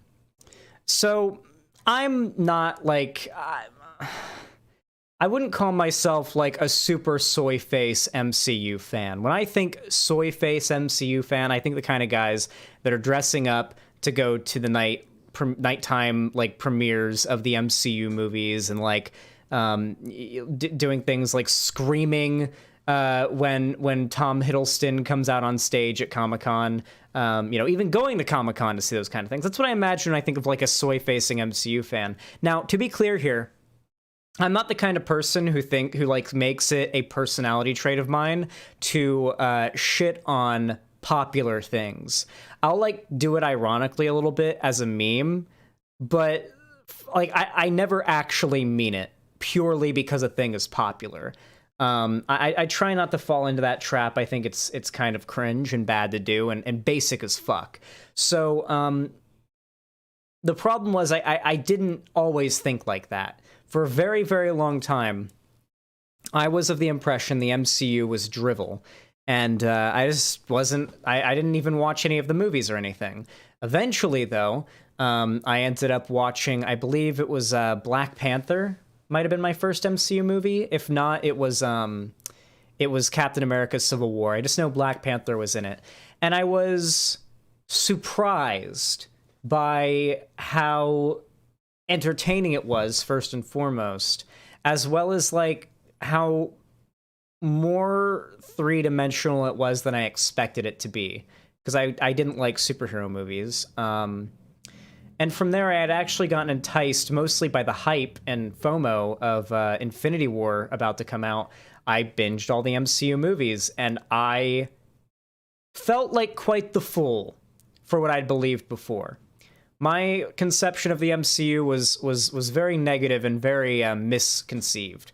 And it's not perfect or anything, but I think it's nice content. I think of it very much like the junk food of content broadly, though occasionally you get some shining gems in the MCU that are definitely like quality-wise beyond like the standard pretty good you expect from the MCU. But like generally it's not perfect. There's plenty to criticize and everything, but what I like about it is it's kind of like, for me, I like Never Forget Denims doesn't like Moon Knight. Oh god, I saw that on Twitter. Me and Denims can't be friends anymore. Moon Knight is my favorite MCU property. I don't know how she doesn't like Moon Knight. It is literally like the least MCU-ish MCU thing. I don't know. I'm gonna argue with her about that. Anyway, regardless though, you know, the MCU, if any of you know about it, it goes in phases, right? And the phase 1 through 3 was about like the Infinity Saga and Thanos and all of that, yada yada. We are now in phase 4, which is sort of a new reset saga, kind of. We're on a new story path, new setup for the future of the MCU and everything. And because of that, a lot of MCU fans, or anti-fans, I should say, the toxic people, like to say that the MCU has fallen off, it's going to be garbage in phase 4, and they just like keep on saying this, but then we keep on getting like some of the best content the MCU has had in a long time, like No Way Home, Moon Knight. I know some people are iffy on it, but WandaVision was, while not perfect, pretty damn creative and cool. Like, I don't know. We watched every episode of WandaVision as it came out in watch parties in my Discord, and we had so much fun for hours in the Discord, me, fans, and my friends just like theorizing about what will happen in the next episode of WandaVision. Like, that shit was so fun. Having something like that to look forward to, I like it. And it's why I like the MCU, because they're constantly pumping out pretty good content. And I like the idea of a shared universe and crossovers. It's fun, it's cool, it's exciting, and it's something that I think culturally everybody can bond over. However, the MCU, being so popular, does attract a lot of derision. And a lot of that derision is political. Disney, in an attempt to appeal to a larger audience, is naturally making their content, particularly MCU content, more diverse and more suggestively progressive, so to say.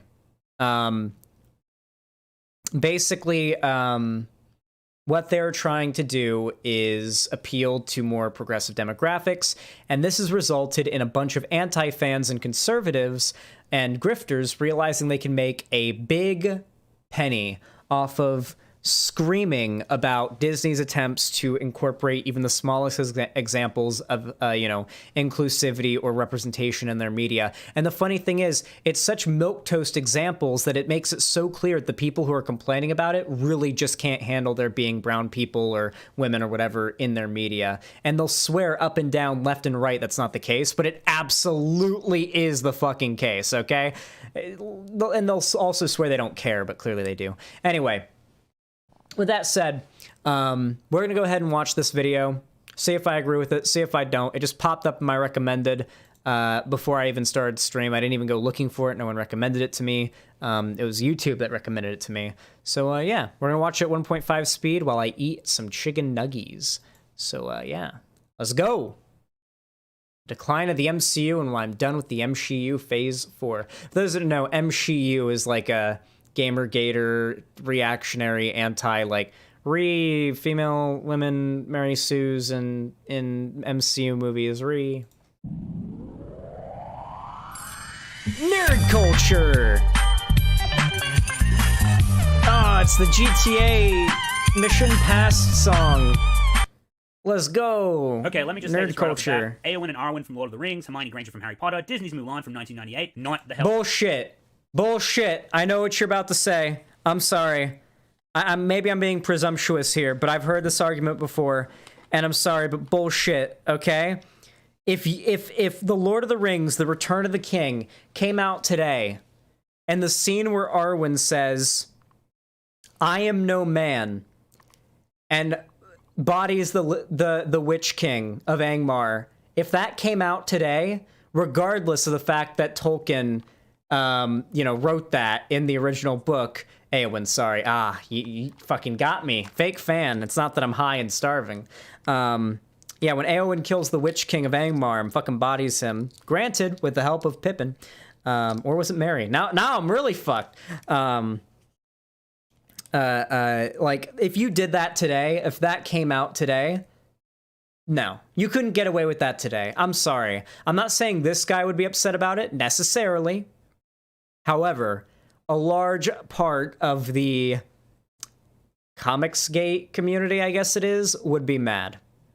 Spawn from 2020, Lucy Heartfilia from Fairy Tail, Elizabeth Swann from Pirates of the Caribbean, and Padme Amidala from Star Wars. These are all some of my personal favorite characters in fiction. They are excellent characters who just so happen to be some of the best strong female characters ever. On Padme. Padme wasn't exactly a strong female character, I would argue, until the Clone Wars drop. Written, in my humble opinion. Just thought I'd lead with that, just to squash the sexist pig comments from the bottom of the barrel of brainlet trash we're likely to encounter in the comment section going forward. You know, the same brainlets who say you can't comment on the quality and status of the MCU without having to watch every single one of their latest disposable dumpster fire releases. Yeah, I haven't seen Morbius, and that's a pile of garbage. I haven't seen Suicide Squad in 2016, and that's a flaming pile of shit. And I haven't seen Ghostbusters 2016, and that movie is beyond shit. You can accurately infer a judgment based on the plot synopsis, movie clips, and of course rely. I mean, you can probably derive a fairly decent personal opinion on movie clips, trailers, and synopsises. Synopsises? What's the plural of synopsis? I don't fucking know. Whatever it is. You could probably, like, form your own personal opinion on whether you'd want to watch a movie or like it or not based on that. But if you're a YouTuber whose job it is, I would think, to, talk about this media, judge it, grade it essentially, and assess it to an audience, you'd think you kind of have a responsibility to be a little bit more educated on it. Like, do the bare minimum of watching the thing you're criticizing. Word of mouth, and let's not forget the trailers. Oh yes, those trailers that Marvel fanatics fawn over without even finishing the damn thing, while simultaneously saying that you can't judge the movie based on the same fucking trailer. Okay, this guy's having a moment. Fanatics fawn over without even finishing the damn thing, while is he talking about, like, MCU trailer reactions? And people, like, getting excited midway through the trailer? Simultaneously saying that you can't judge the movie based on the same fucking trailer. Wait, is this guy arguing that you're hypocritical if you say you shouldn't judge a movie before it's come out based on its trailer? Because you're excited for the movie to come out, so clearly you think it's gonna be good. Is that this guy's logic? I was hoping I'd at least agree with some of this video so I could eat my nuggies, but apparently not. Xanderhal, play the Jenny mod for Minecraft? Yeah, one day.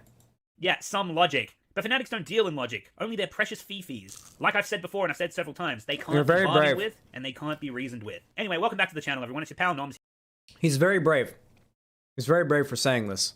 He could be... His life's in great danger by speaking out against the mob.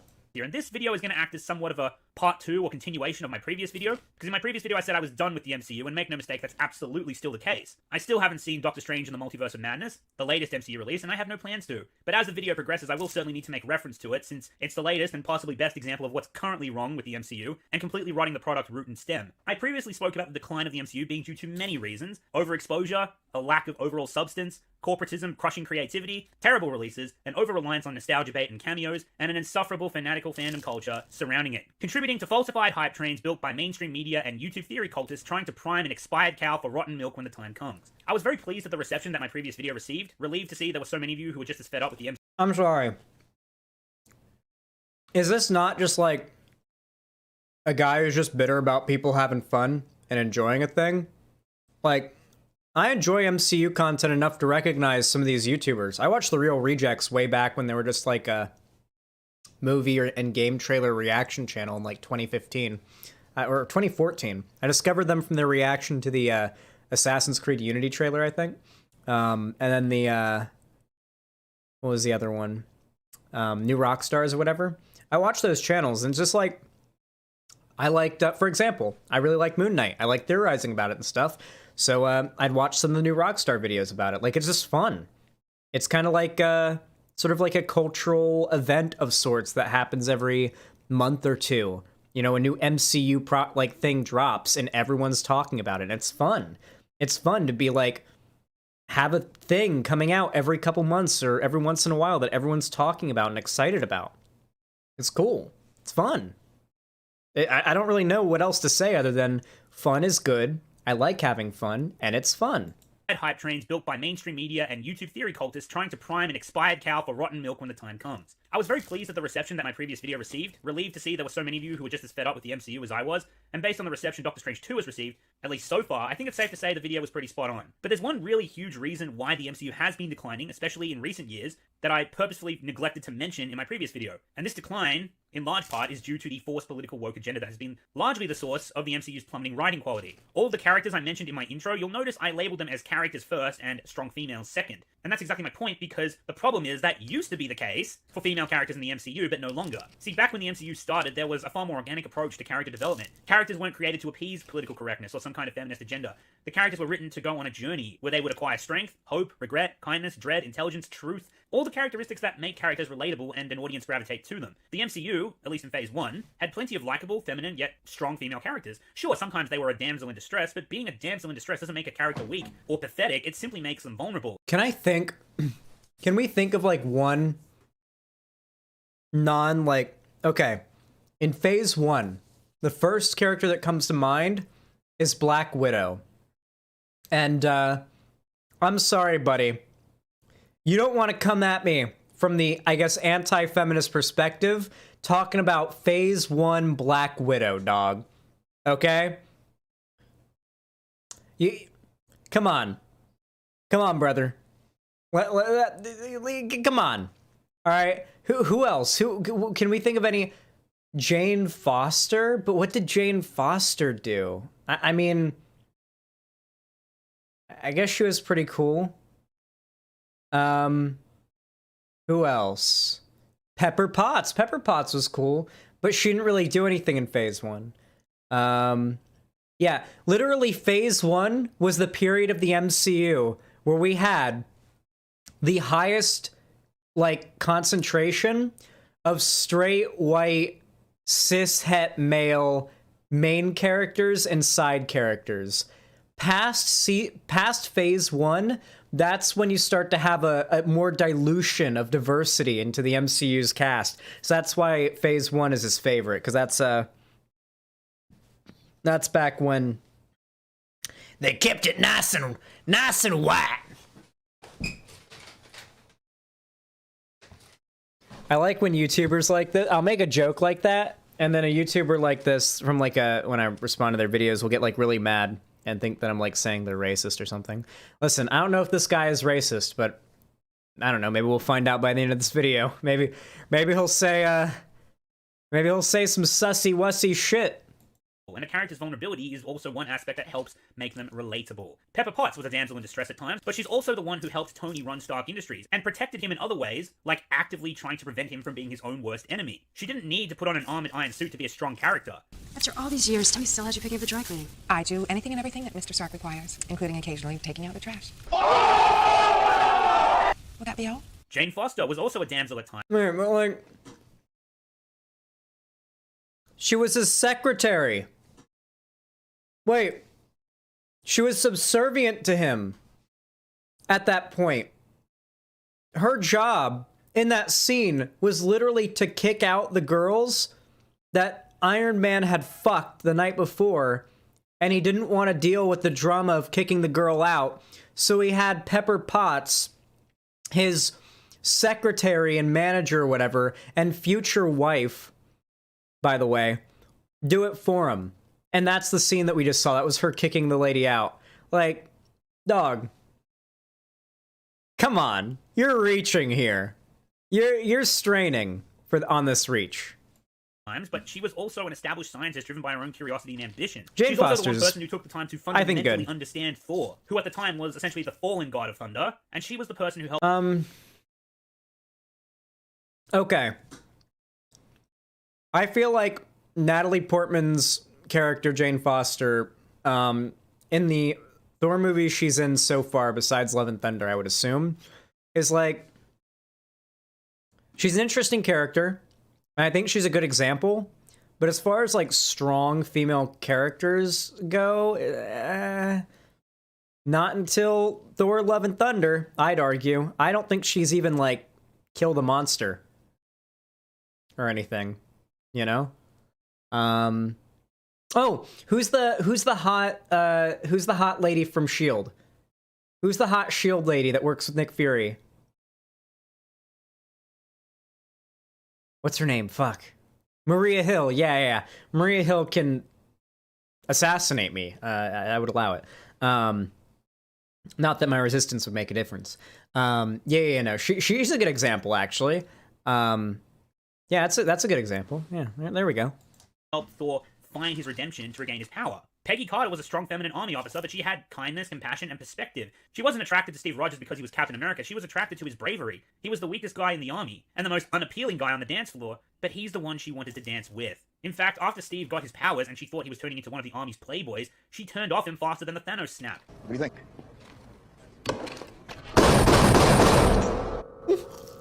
Yes, I think it works. And finally, that was the worst scene in the movie. I'm sorry, guys. That was the worst and dumbest scene in the fucking movie. And I hated it when it happened.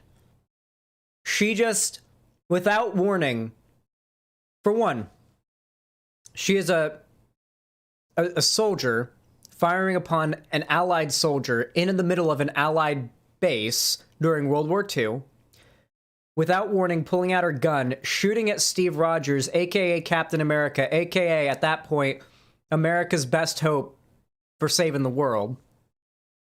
And he just luckily raised his shield fast enough when he noticed her raising her gun to block it. She didn't even know if the vibranium shield would work.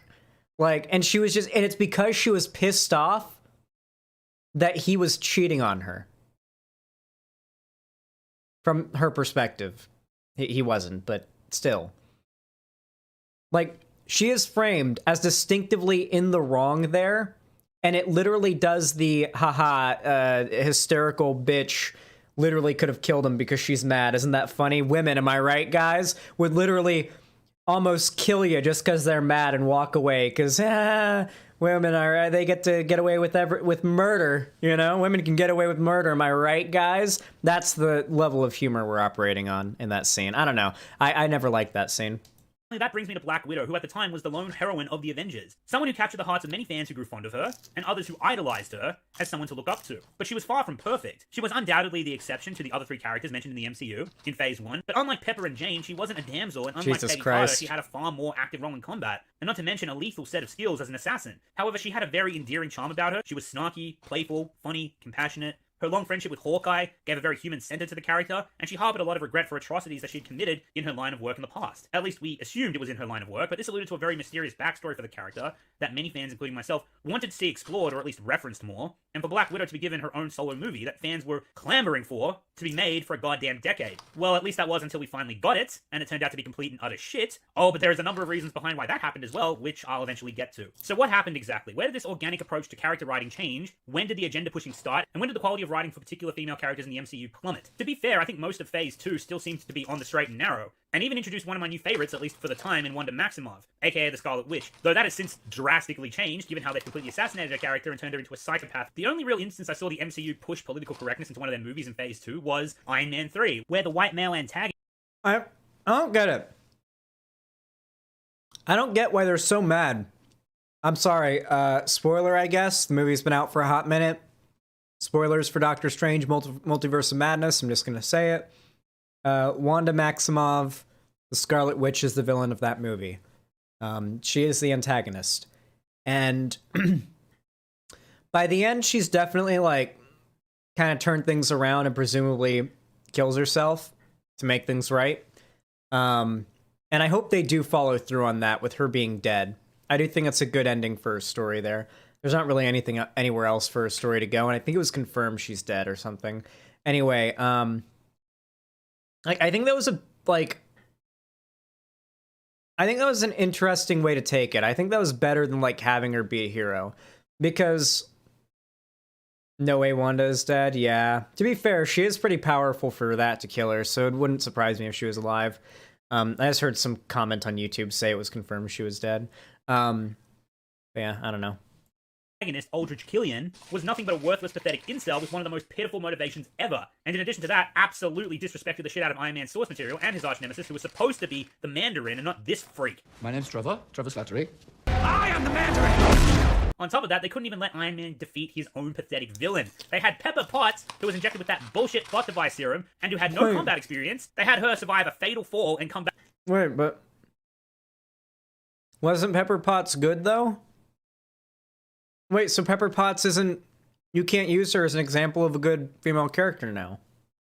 Back to destroy his villain with ease. It's worth pointing out for this and many other reasons that Iron also, Man 3 she is the literally worst had MCU movie and my superpowers. personally most hated one. Oh, don't get me wrong, Captain Marvel is god-awful, and I'll get to it, but no, before people start playing, yet again, the sexist pig card, the MCU movie that I actually hate the most has a white male protagonist, so eat that shit. But that being said, as much as I'd like to blame this abomination of shitty writing due to forced political agendas, I'm pretty sure this was for the most... You believe that perhaps I have some political positions or internalized biases that could lead to some, maybe some positions on this media that's worth reconsidering? Well, did you know my least favorite Marvel movie stars a white guy? Got him. Left wing destroyed. Moving on. Most part, just Shane Black being an absolute fucking dumb cunt, which is just par for the course for that hack at this point. Truthfully, the first standalone MCU movie to suffer an enormous blow to its character writing due to forcing identity politics into the mix was none other than Thor fucking Ragnarok. It's the first time probably since Iron Man 3 that I remember absolutely despising a character in the MCU, and that character is the woke disaster known as Valkyrie. Fucking Valkyrie. This obnoxious, rude, unlikable, cuntish Mary Sue that walks around with this insufferable...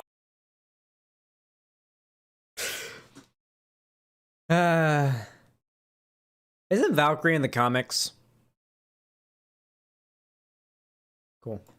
Attitude, being a smug little bitch to absolutely everyone she meets, kills everyone without asking questions, and with ease, subdues Thor the God of Thunder with a taser. Let me just reiterate that for a second. She tases the God of Thunder, and somehow that actually works. Yeah, seriously, just fuck Thor Ragnarok, honestly. But I'm not done ripping into this bitch. She turns the Hulk into her own...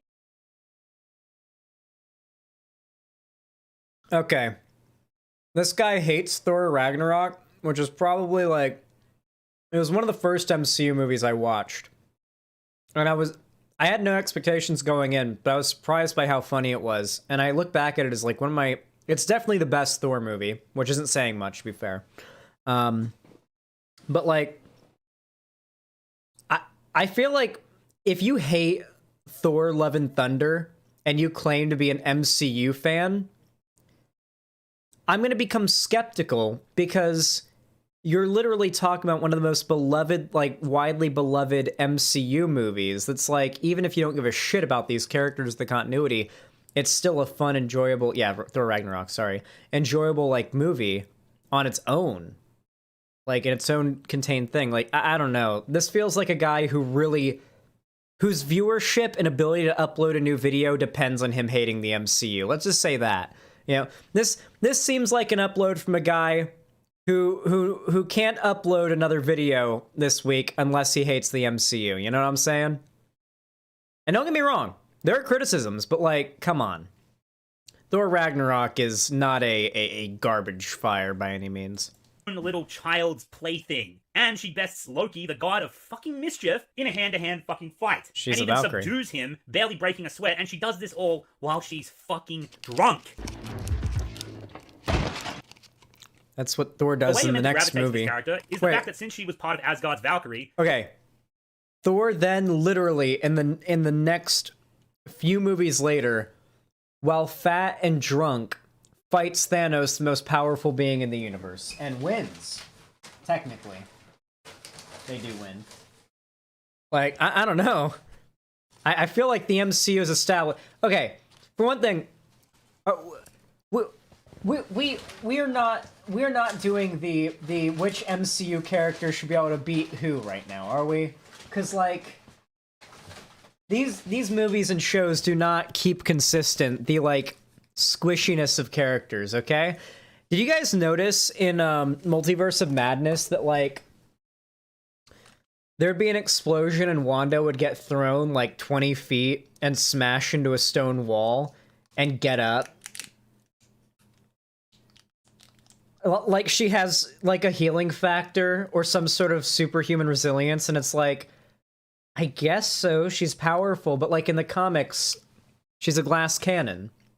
The MCU does that, just like basically as a default gives their main characters and their heroes like a resilience and healing factor almost by default. All of her comrades actually died in a battle with Hela a long time ago, and somehow she managed to fucking escape. This is meant to be like the best of them. hard-hitting moment where you're actually meant to feel sorry for Valkyrie. Like I'm supposed to give a shit after this bitch has spent 2 hours alienating the audience from being able to like her, because you see, the audience rightfully tends to hate when you bring in a new character that's just there to be a mouthpiece for feminism or woke political ideologies. Wait. Listen, your opinion is valid, okay? Your opinion is valid. That's fine if that's how you feel. If you think that, like, this character was just put in to appeal to woke agendas and she's a bad character, whatever, fine. I can't argue with you on that. However, what I do find very funny... Oh, God. I got a piece of chicken nugget in my throat. What I do find very funny is he's willing to say that this doesn't work with audiences. Audiences don't like it. He's appealing to, like, the favoritism of the majority. Thor Ragnarok was critically received by audiences and critics alike. Critically received? But positively received. Like, overwhelmingly positively received. It's like, when people think the funny MCU movie, they think Thor Ragnarok, because it's the funniest MCU movie, without a doubt. Like, and one of the most fun and, like, enjoyable to watch, like, in terms of, like, a fun movie, you know? Like, I don't know, like, the numbers are there. Like, yeah, it's the silent majority. Trash reactionaries act like everyone agrees with them. Yeah, like this guy's probably gonna start arguing, like, yeah, I know the reviews, but most people who didn't like it probably wouldn't bother to review or something like that. I don't know. That only appears to be a strong female character by shitting all over the characters the audience actually loves. Instead of, you know, writing Valkyrie as an actual character, perhaps. So you kind of got to do that first before we can gravitate to her. Seriously, the only thing that would have been more on the nose about the agenda you were pushing with her is if she wore fucking rainbow garments. What's funny is they could have used Lady Sif from the previous Thor movies, who many criticized for being boring and forgettable, but in actuality... To be clear, by the way, if the idea of LGBT people and, like, people from, like, groups that are not what are hegemonically considered to be, like, the privileged groups or whatever, like the sort of hegemonic white cishet male whatever kind of groups, like, if inclusion of these characters is something that you consider to be an agenda, fair enough, sure, you can consider it to be an agenda. Is it a bad agenda, though? I want you to explain to me why the inclusion of these characters is a bad thing. You made the argument that it's led to a decrease in the quality of the writing of these mediums, but you haven't explained how. How do you know that the reason why these characters are bad is because they're being diversity quoted in, and they're not having any effort put into their characters? Like, how do you know this? How can you claim this? You can't. You can't. It's just a point you can make because it really feels good. It's unfalsifiable. People that agree with him or are inclined to potentially agree with him will find the argument receptive, but anybody who, you know, isn't a LARPing dipshit, who doesn't think that this kind of shit is the end of the world, hopefully wouldn't fall for it. The first Thor movie and Thor: The Dark World simply didn't put enough time into fleshing out the character. The opportunity for this did present itself with Ragnarok. It's just a shame the actress wasn't available for filming the movie at the time due to a scheduling conflict, but the way I see it, given who was in charge of the project and what their agenda was and what they were trying to push, Lady Sif dodged a fucking bullet because Kevin Feige showed no interest in wanting to put any effort into understanding Why is the agenda bad? fleshing her out. So Kevin Feige and Taika Waititi took it upon themselves to bring in a new female character who, this time, they could race bend the shit out of, which is probably the most thought they put into the character, and ultimately that ended up being Valkyrie. It's also not surprising to me that she's also played by Tessa fucking Thompson, essentially Hollywood's go-to girl for wokenomics. And yeah, before likely many of you point out to me, they also race bent Heimdall, but that was just a casting choice with the best intent. Dude, these guys... God. So angry. Oh, here's his excuse for why he's not mad about the Heimdall race swap. They have to do the same thing about the race swap of Nick Fury, too. Since it was before the woke infestation in the MCU began, and Yep, Heimdall was actually cast with a good actor. That's their excuse now. Yeah, it's because this character, we didn't complain about it because it was before the infestation of the woke MCU, when in reality what it was before the whole moral panic culture war grift meta started to complain about any popular media having, you know, minorities in it, in the cast. Race bend? They're fucking aliens! They're aliens! They're gods! What are you talking about, dude? Actor being Idris Elba, because Idris Elba is fucking amazing. The same cannot be said for Tessa Thompson. Not wrong. I wish I could say Thor Ragnarok was the only time she cucked Chris Hemsworth on screen and contributed to ruining a fucking IP. Oh, and on top of that, somehow they have Thor give Valkyrie the keys to the fucking Kingdom of Asgard at the end of Avengers Endgame. Like she fucking... Alright, I'm gonna tell you something right now. The easiest way to know that a media review YouTuber isn't worth listening to is when they blame the actors for the bad writing and directing of a movie. When they shit on a good actor and say, insert actor we know is capable of acting well, like Tessa Thompson can act, when insert actor we know can act well ruined this movie because the movie was written poorly and had bad directing or editing or whatever. And it's like, dudes like this really get off on finding a scapegoat to drop the responsibility of, as he said, the destroying of an IP on. And it's very convenient to drop it on Tessa Thompson, the, as he said, woke darling of Hollywood, I think he said. It's very convenient just to, like, you know, drop it all on one person, say, yeah, this actress is the one responsible for all of it, when it's like, are you fucking stupid? Do you know how movie and show productions work? You think Tessa Thompson's responsible for the downfall of Men in Black? Correct me if I'm wrong, did she, like, produce it or, like, co-direct or direct it or something? My understanding is she just played either the main or secondary, like, character. Yeah. Earned any of it. Fuck you, Kevin Feige. But we're jumping a little too far ahead. I'll get back to Endgame, don't you worry. And this brings us nicely to the subject of MCU's first female-led superhero movie, about a mysterious S.H.I.E.L.D. assassin struggling with her past who's sent on a top-secret mission that... Nah, instead we get the remarkably un-Marvelous Captain Marvel, who, you guessed it, is yet another Mary Sue character that the fans didn't care for nor wanted over one that had already earned their investment in Black Widow. Fans wanted a Black Widow movie because they liked the character, but the problem is that... Can I just say, Captain Marvel is far, far, far, far from my favorite MCU property, okay? I want to make that very clear here. However, so many fucking people totally misunderstood Captain Marvel, it feels like. You guys realize for the first, like, 2/3 of the movie, she's a bad guy, right? She's working for the bad guys, participating in a genocide for the first 2/3 of the movie. She's literally a space Nazi. An arrogant, mean, rude, violent, short-tempered space Nazi engaging in an intergalactic genocide for 2/3 of the movie. And by the 2/3 point is when she realizes, oh, wait. Oh, fuck. Oh, no. And that's when things kind of turn around. The scenes and the clips of people, of, like, from this movie that people complain about, of, like, Captain Marvel's unlikable, she's an asshole, she's Mary Sue, it's like, the scenes you're showing are the scenes where you're supposed to, where she's the villain. These are like they literally drew a comparison to when the Terminator shows up in the past, in the first Terminator movie. She shows up and steals a dude's motorcycle. They literally took it from Terminator. The stealing motorcycle boots and everything, that, like, in the clothes and whatnot. And she takes his clothes, his motorcycle, and his boots and stuff.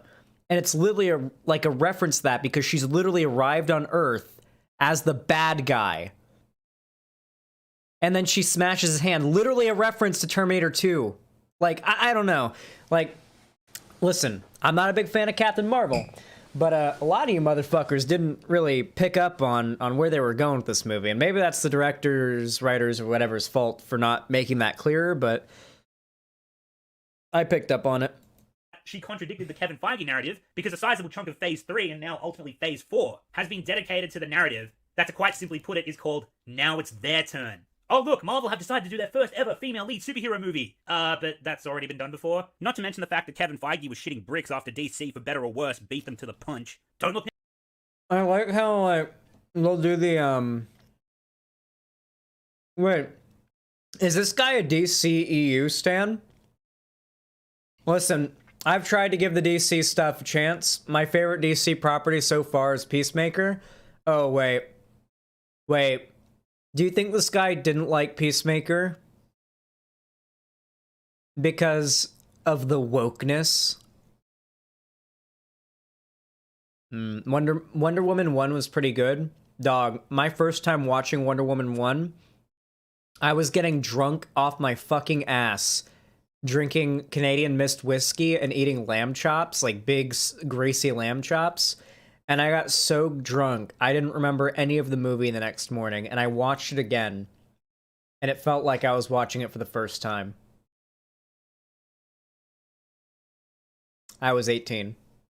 Now, but Marvel Studios has broken through the barriers of oppression and made the first ever black superhero movie with a person of color as their lead. Newsflash, that's already been done before, decades ago in fact, and I might add, has been done far more fucking better. Seriously, Blade was awesome. And if there's one thing that might actually bring me back to the MCU, it's how much they are going to fuck up the reboot, which will likely be sold on a Wesley Snipes multiverse cameo. I hope Blade is good. Moon Knight being as good as it is makes me think Blade will be good. Listen, Blade and Moon Knight fall very closely together in regards to thematic, like, in theme and feel and whatnot. If they were able to pull off Moon Knight, I think Disney and the MCU can pull off Blade. I don't think it'll be as violent of a iteration as we're seeing here, but I think we'll get, like, a pretty damn good Blade from the MCU. I'm pretty sure. I watched the newest Suicide Squad movie, The Suicide Squad, and I watched Peacemaker, and they were pretty good. I also watched the Snyder Cut and a few other DCEU movies that are more recent. I watched obviously 2017 Suicide Squad, or 2016 one, and yeah, I know everyone hated that one, but yeah, that was shitty. I didn't really like the first Superman, the Man of Steel one. Not a big fan of that. Didn't like Batman versus Superman. Wasn't really a big fan of the Snyder Cut, if I'm being honest. It was okay. Like, yeah, I'm not a DC guy. I've liked the MCU a lot more. Or some shit. And make no mistake, this false narrative of now it's their turn and we did it first was one of the biggest selling points for each of those movies. But in the case of Captain Marvel, it's particularly egregious because fans were asking for a Black Widow movie for a decade because she was a well-beloved, strong female character, and actually, she was just a character. A character. On those grounds alone, she should have been the choice over Captain Marvel. But like I said, narratives, agendas, and all that. The first ever Marvel female-led superhero movie, not really, but undoubtedly the first in the MCU, was Captain Marvel. Much too... I'd like to have him explain to me why the agenda is bad. What is the agenda, and why is it bad? Why is it bad that they're making an active effort to include more like, we'll say, like, more, like, minority representing characters into this media? Like, what's the problem with that if you aren't against those groups? That's the little, that's the disagreement we're having here, you know? I think I finished my food. Yay! I can finally devote 1,000,000 billion% of my power and attention on our mission here. Let me use a sweat wipe. I have a slight feeling this is dog whistling about Jews as well. Let's not throw that on this guy just yet. Jesus Christ. It's a little bit extreme. God. Not every dumb fuck reactionary we encounter is a Nazi. Come on. Don't be unreasonable. My balls are sticky. They're sticking to my thighs. Help me, chat. I need a hot MILF to give me a blowjob to get them nice and, you know, not sticky.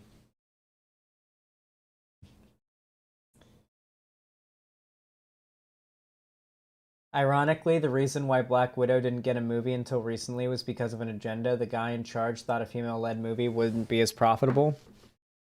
It's true. If I'm being honest, this dude's gotta be overstating how interesting he thought Black Widow was.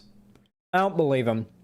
I'm woke, alright? I'm woke and I never gave a shit about Black Widow. She has always been, next to Hawkeye, the least interesting Avenger. I actually think Hawkeye's more interesting. I liked the Hawkeye show more than I liked Black Widow, the movie. Yeah, I never really liked Black Widow because to me, she had like a few different phases. She had 3 different phases in the MCU. I'm sorry, I'm dropping a big truth bomb here, okay? MCU Black Widow has had 3 on-screen phases besides her movie, okay? Because we're counting like up until her movie and like my expectations going in, okay? We had her initial introduction in which she is just a stereotype. She is the hot spy lady who's uber confident and is just a unbreakable external barrier of a sexy spy lady, you know, like that's basically it, right? And then we get a little further in, we start to get to like, you know, the Avengers and stuff like that. Like we actually start to see, you know, like we start to see more of her character get revealed to us as time goes by and we leave phase 1. And we get into this phase where she's like the Black Widow that most people know her to be, but then we get like depressed, suicidal Black Widow. And then she dies. I don't know. I feel like that like we basically got the story, you know? Like they at least ended her character with her not being a stereotype anymore. She started the MCU as a stereotype. I don't care what anybody says. I will fight you. All right. However, that scene where she's tied up and she's in the dress and she's like fighting the people that have her like captured. You guys saw the titty jiggle in that scene, right? You guys saw the titty jiggle? You guys saw the cleavage bounce? You saw the bouncy wouncy? You when she's fighting the guys while strapped to the chair? You guys know exactly what I'm talking about. That's a good fucking scene, all right? Now, right there, that's some good camera work. Okay, fine. Wingo hates the MCU and was like, all right, you had me there. All of our fucking face palms. And what we ended up getting was a laughably uncompelling abortion. It was a feminist wet dream of Viagra, to put it simply, and irredeemably... I should say, by the way, the reason why I didn't like Captain Marvel very much and why it's probably pretty low tier for me in regards to MCU movies has to be the... And this means a lot from me as like a really woke person. The really cringy ending bit. There's that scene, oh god, that fucking scene where she's like realized her full power and the song starts playing. It's like, I'm just a girl. And she's like steamrolling all the enemies. Like, because I was watching that scene and like, maybe if I'd seen that scene as an 11-year-old girl who hadn't really been on the internet, maybe I would have loved that shit. Maybe that would have just had me hyped as fuck, okay? But as, you know, an adult guy who's a lefty, all I could think about the whole time was, 1, oh my god, I'm cringing, and 2, I can't even look past the cringe and try to enjoy it, because now all I can think of is all the conservatives who are going to try to use this against minorities, this being cringe will be enough to radicalize people to hate minorities. At least a few. It'll play a part at least. Like, it's just so depressing when that thought goes through your head when you see some shit like that and it makes you cringe. Another really good example is that scene in Endgame where they're like, Peter Parker has the Infinity Gauntlet, and they're like, no, we'll take it. And all the female heroes, like, I don't even know how they explain the diegetic, like, storytelling and how this happened, but, like, all the women, all the female characters on the entire battlefield, that's like 4 or 5 square acres or some shit, all converge around Peter Parker, and it's not even necessary because Captain Marvel can just steamroll through the whole army and deal with it. All of them, like, they all, like, do their...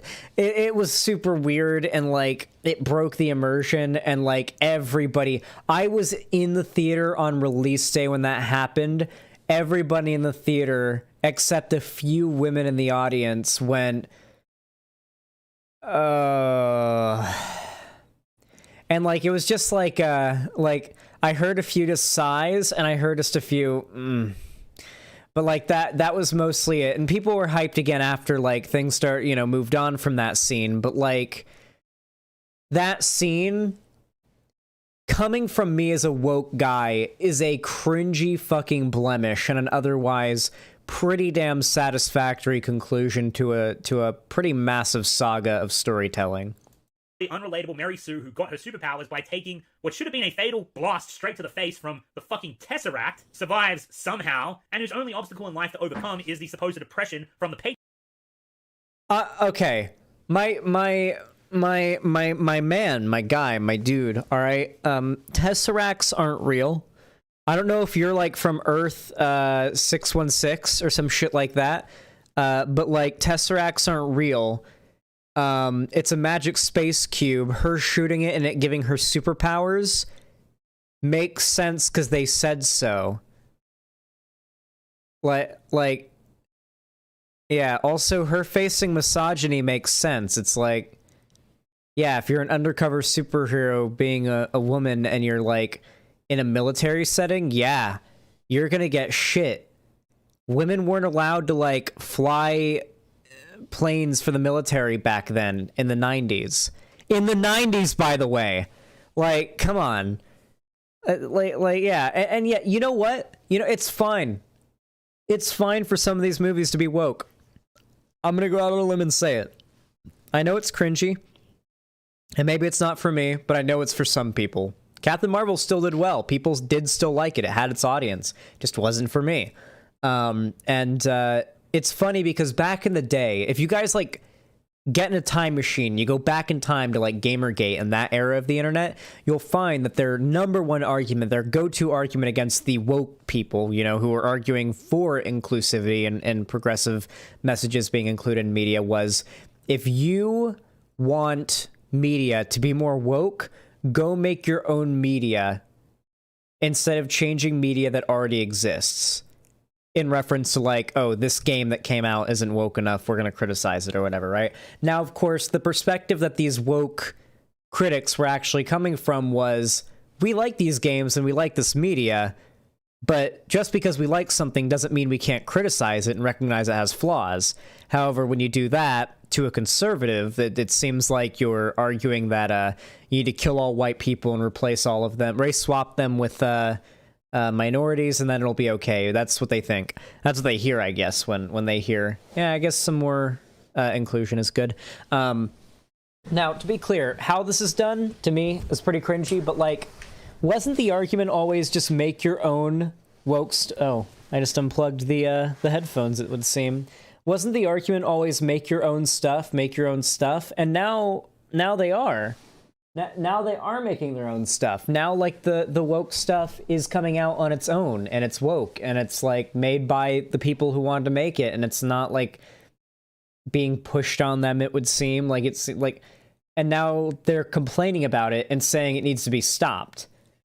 In reality, they were never advocating for the creative freedom of the game, movie, comic, etc. creators that happened to create media that didn't include a lot of minorities. They weren't just defending those people's creative freedom.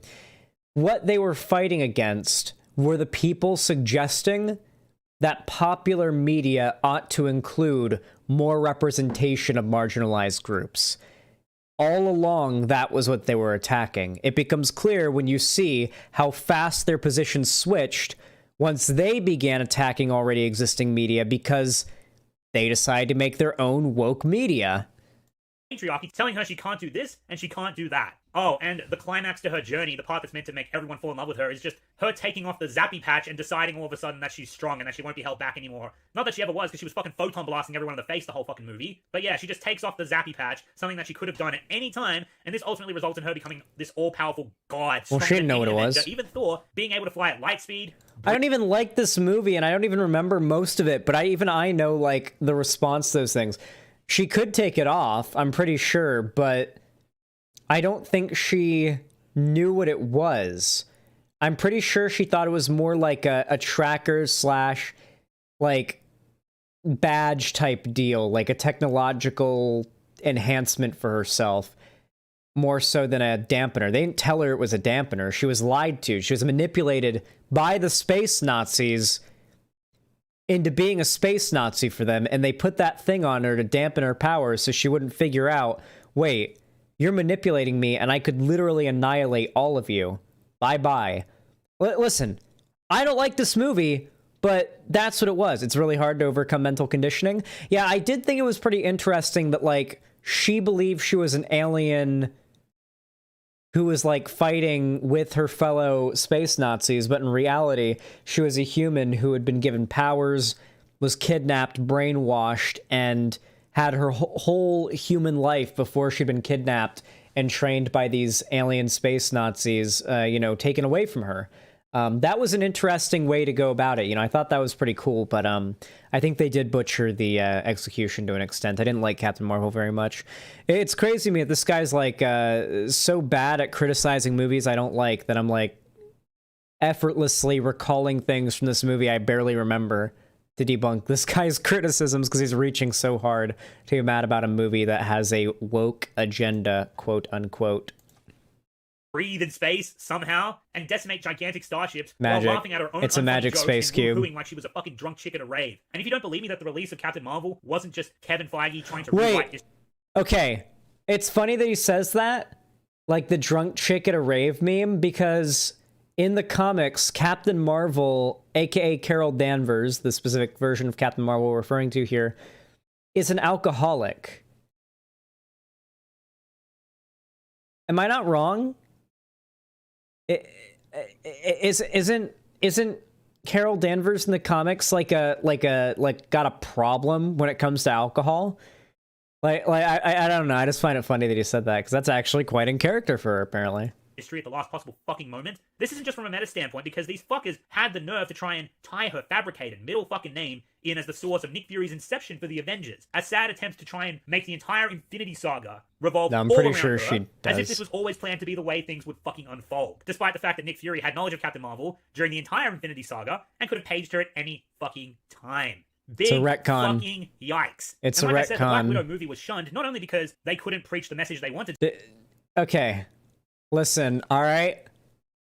When you start a media franchise, how long's it been since 2008? Like 12, 13 years ago now, I'd say. Like 12 years ago. When you start a media franchise, 14. When you start a media franchise 14 years ago, and the scale starts out as small as Iron Man 1, and now we've ballooned up the scale to where the MCU is now. And I like it. I like how big the MCU is. The bigger it gets, the better it's gotten, in my opinion. The more variety it has, the more options you have to pick from. And eventually, even if you're not really into superhero stuff, something's going to stick to the wall. A good example of this, Lonnie hates superhero stuff and does not like MCU stuff. I've tried to get her into it, just didn't work. Until Moon Knight came along. Moon Knight was the first MCU / superhero property she actually liked because it incorporated horror, mystery, and like just a lot of really interesting creative elements that made the suit up superhero fighty punch scenes, one, feel like they matter a little bit more, and not feel like they're as overbearing, you know? Like, most of the story of Moon Knight is about the characters, and it's, like, interesting and makes you wonder and think, and it's engaging, you know? And she liked it. And that same way, I like that the MCU just keeps getting bigger, keeps on adding more variety, more types of characters, more types of genres to their categories. And eventually, like, even if you're not a big fan of all of their stuff, eventually something they put out is going to be good, and it's going to be your cup of tea. That's what's so special about the variety of the MCU. That's why I love the shared universes like that. I MCU pilled my mom by showing her Ant-Man because she has a crush on Paul Rudd. That might do it.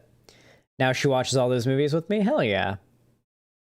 Yeah, I like the crossover stuff. I know that people do like the soy, crossover soy, but I mean, it's fun, you know? It's like, oh shit, these two characters that are in individual separate mediums as far as I've been, you know, capable of seeing to this point are coming together to work together, and this is their first time meeting, and I like them both independently, and it's cool, and it's, I don't know, it is actually a soy face moment. It's fun.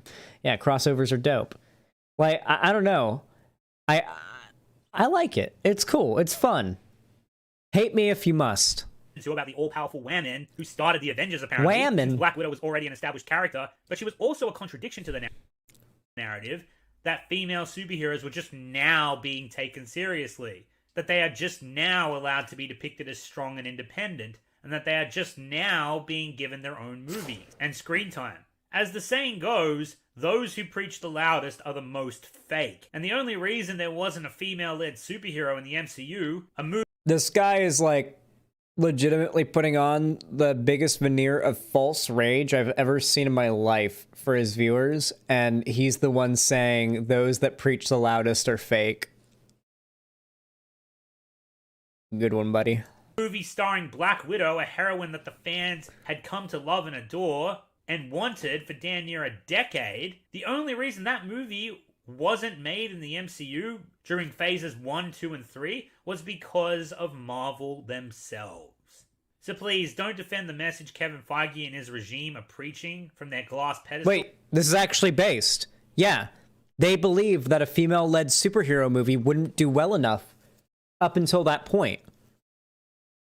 Listen, to make it very clear, Marvel, the MCU, Disney, whatever, they will not push the envelope as far as, like, the progressive agenda, quote-unquote, any further than it is already socially acceptable to do so, okay? The MCU is not pushing the agenda of progressivism.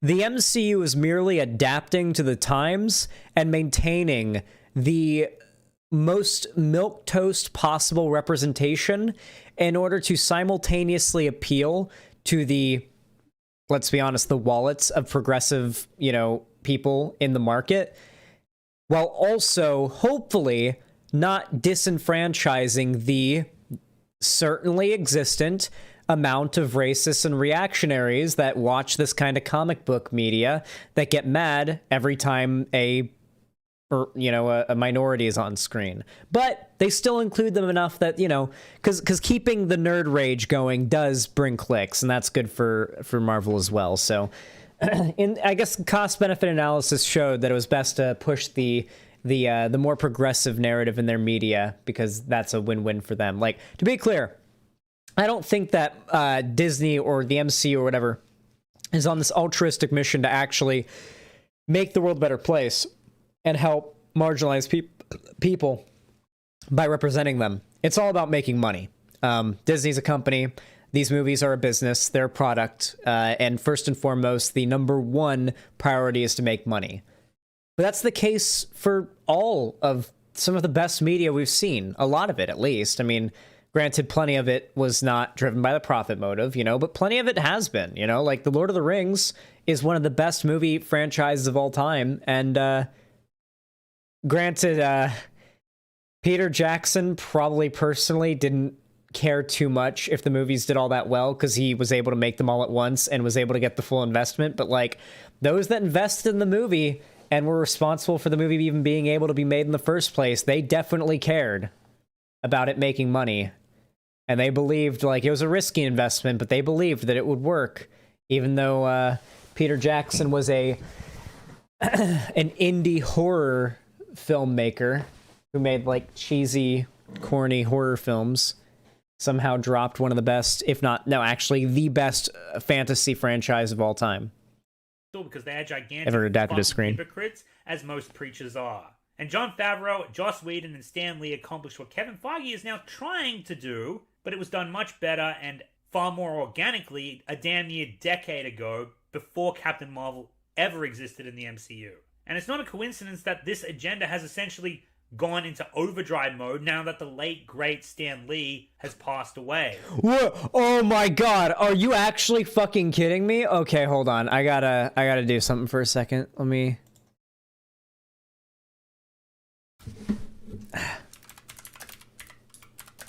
What an absolute scumfuck.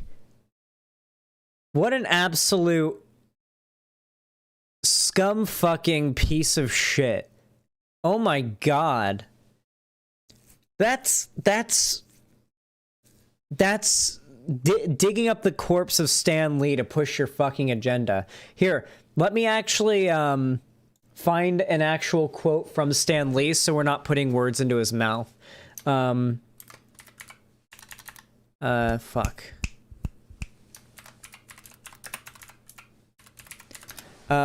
Even though I've kind of had like a little bit of a I guess like a small drama, you could say, with Creationist Cat on Twitter recently, or a little while ago or whatever.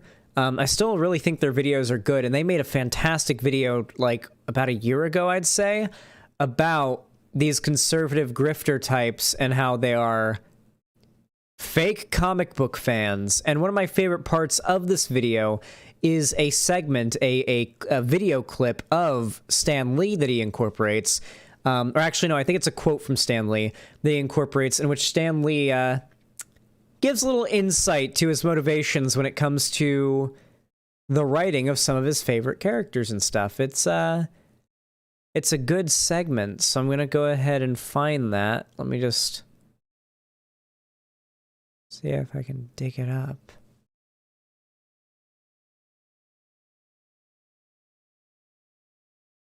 Where is it?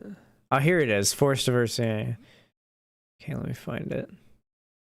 It's not time-stamped. Oh, brother. Oh, brother. Oh, no. Subtitles and captions unavailable. I'm gonna have to do... Okay, Cherry. Good luck. Good luck editing, Cherry. I'm gonna put this on 2x speed and scan through it for the quote that I'm looking for, because it makes my point so well. I can't resist leaving. I can't leave it out of this response, okay? Nothing to do with this. Full of crap. All right. Feminist turns out to be. Brie Larson does do a dish. Book. Yeah. For well, there's no way overpowered by a woman. Never have S&B run pause or shove it slightly. Let's it. Spot with a weird fulfillment. See it all. Pick up a two-pod movie. We're gonna get a good stab at that. Eddie how did maybe I kind of crew. Keyboard dog. Yeah. Oh, I got SJW. Actually, five. Am I saying nothing? I don't hammer. Well, I don't know who. Humble 1%. I get it. Or but bullshit. You got to get cavalcade. Yeah. That comic book. Just like okay. Bullshit. Anyway, if man just straight up fire. Numbers issue 6 number 9, and that really it would still get everybody know. Yeah. You go. Who say that? So I'm gonna find it. Actors like the I am and unfortunate comic industry. All right, Foster just spike bears. Take your freaking name. Thor. Okay, yet another popular, hard to tell which, honestly. And that being that Lady Thor, aka really is unheroic, uses to former Thor, he insists. Yeah! Okay, I can explain. Like, because not creature is I events hate Chris and Thor. It's R&D power. Holding that as her tiny. Fucking so with me. See, they're very much. She agree with her. No, is what you happen to having chemical. Call it her DNA. Even Jane Foster underly used for her movies. I don't know them. And objective has something to play able to live in Marvel. Let's hammer at pound woman. All right. The idea who pushed to the side with this. I get it. Guys, characters. This is what Shrooms is like. You guys Nazis. Can you see response right there? Assassination. White ball for me. What the fuck? Glad you brought the paper active. And then and not a title. His name is Thornton's son. This Thor here, and which loves Bucky a long time with that Thor. Simply holding your sense of how he's to be. For him today, I'll regret the sake of the archetype. Say there's more. No, listen. But it's years long. And then okay, make it bad for the purpose. No, actually, it's a story. I'll tell you what, he's off. This is not a comic story. Say, Judge. Oh, yeah. He's under the him, but it's humbling moment for characters. But he's not It's no longer the Earth to probably gather the human form, and her interesting up for his most, and then really not just tremendous learns from Jane once again. This is just fucking like God, and a driven full of agenda, pro-minority, push a fucking diversity. Takes out of our cover of the shit. She was that one. As I was still over the end. Oh, and hated. That's what it is. My God, We're still stuffing it. Well, I think it does. It was that if a guy like Hitler, I'd beat the stuffing out of him, and that would be it. Back out. It does. Richard Nixon in racism. How white and black Nazi super constantly survey the black man with real life fact politics. Vietnam is a Saudi. What the? Located. Really just everywhere nuts. Actually, if we include here after smack, but kind of just taking the on drug really just ended up. Actually, this bit's pretty good. You know what? This bit actually does it pretty well, but I'm looking for. Please look at chat. Wait, did you actually? You got a clip of it? Hi, hero. Oh, wait, you actually just found it for me. Okay, Cherry. I'm sorry I put you through that all for nothing. God rest your soul, Cherry. I know you're editing this in the future, and you're just sitting there with just a scowl on your face. All right. Yeah, let's hear it from the horse's mouth himself. Heroes, this is Stan Lee coming at you. Want you to know, Marvel has always been and always will be a reflection of the world right outside our window. That world may change and evolve, but the one thing that will never change is the way we tell our stories of heroism. Those stories have room for everyone, regardless of their race, gender, religion, or color of their skin. The only things we don't have room for are hatred, intolerance, and bigotry. That man next to you, he's your brother. That woman over there, she's your sister. And that kid walking by, hey, who knows? He may have the proportionate strength of a spider. We're all part of one big family, the human family, and we all come together in the body of Marvel. And you're part of that family. You're part of the Marvel universe that moves ever upward. And I know I'm part of the MCU. I did a whole video about why I'm part of the MCU. I am canonically. I do exist in the MCU, it's true. Onward to greater glory. In other words, Excelsior. True! He said the thing. He said the thing! Okay. Listen. Stan Lee is based. That is not the clip I was actually looking for. I was looking and thinking of a different clip. I won't torture Cherry any further. I'll paraphrase the clip as best I can. Basically, it was Stan Lee recalling, DC Comics came to him asking for him to. I don't think he was going to write a new line of like heroes for them.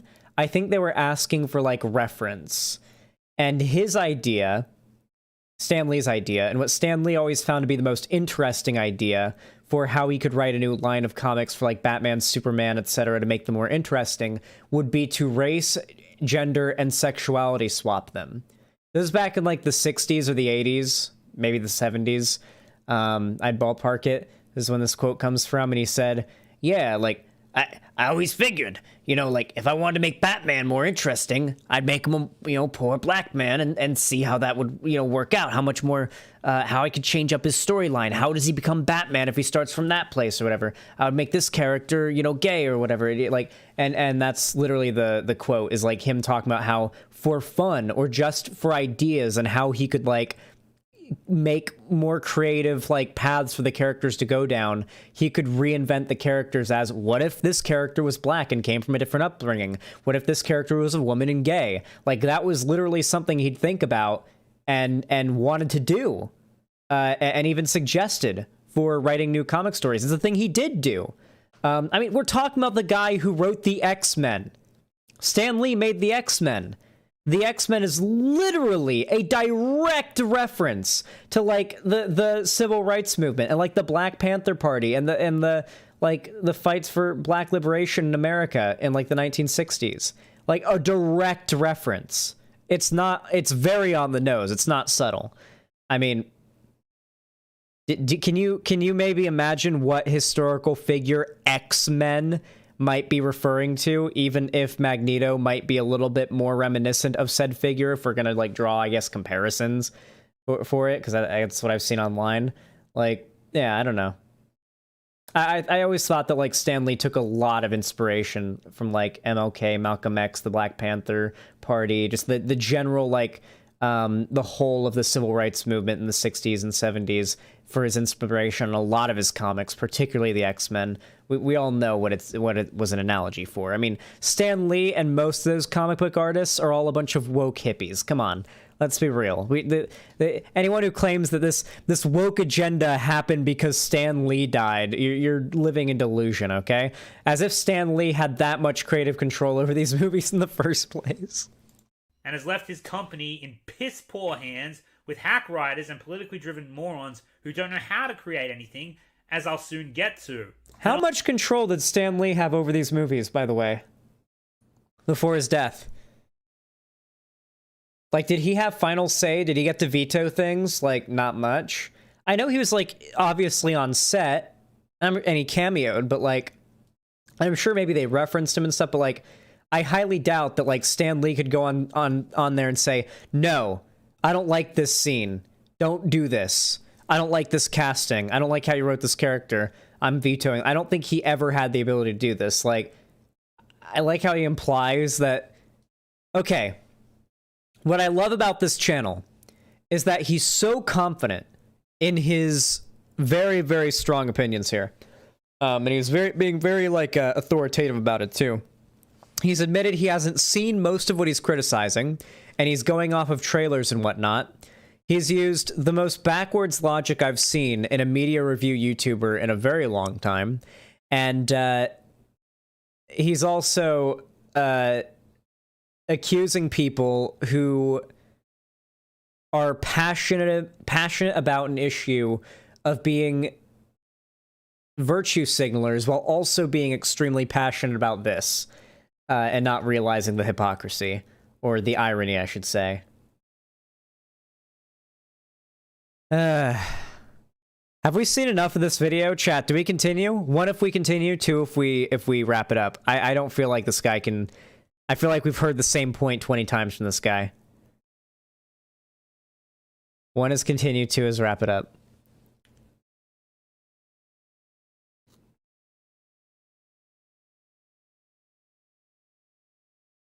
You guys want me to wrap it up? Like a condom. Like my dick.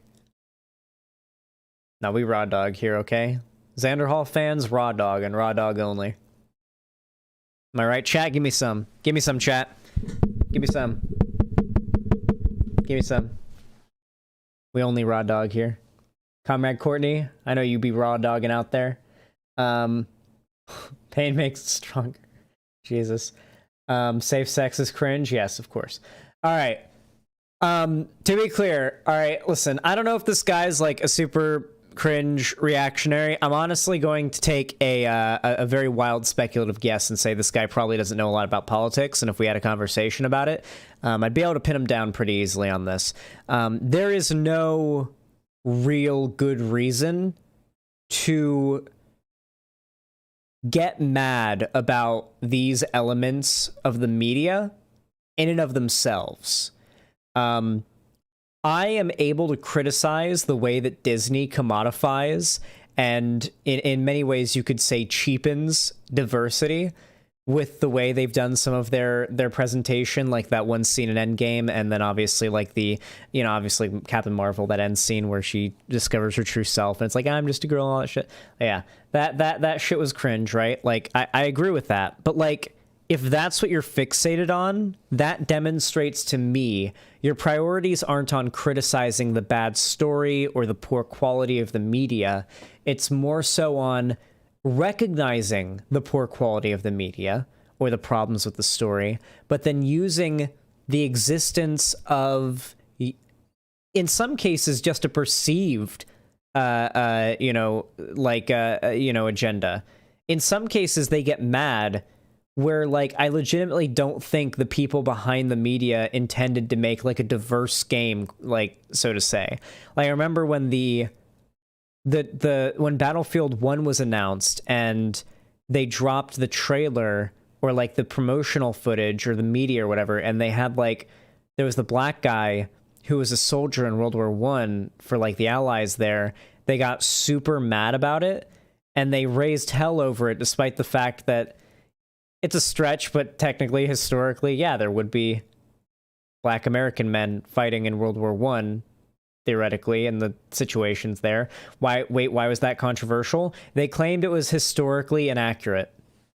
That was their claim. And of course it wasn't. It ended up, yeah, it was literally the Harlem Hellfighters division, like, they were referencing, which, yeah, he was, like, that character was literally part of the Harlem Hellfighters. I'm pretty sure that was confirmed. And that was a real life thing. So, yeah, they were all full of shit. They were just complaining because there was a black guy in the game and they were mad. And I genuinely don't think that was, like, a diversity thing they were doing there either. That was really just, like,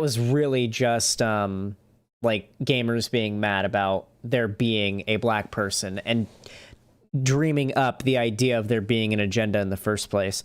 Here, I would argue, yeah, this is probably like a conscious effort to make a woke movie, quote unquote, but like, couldn't this movie be woke and still be good?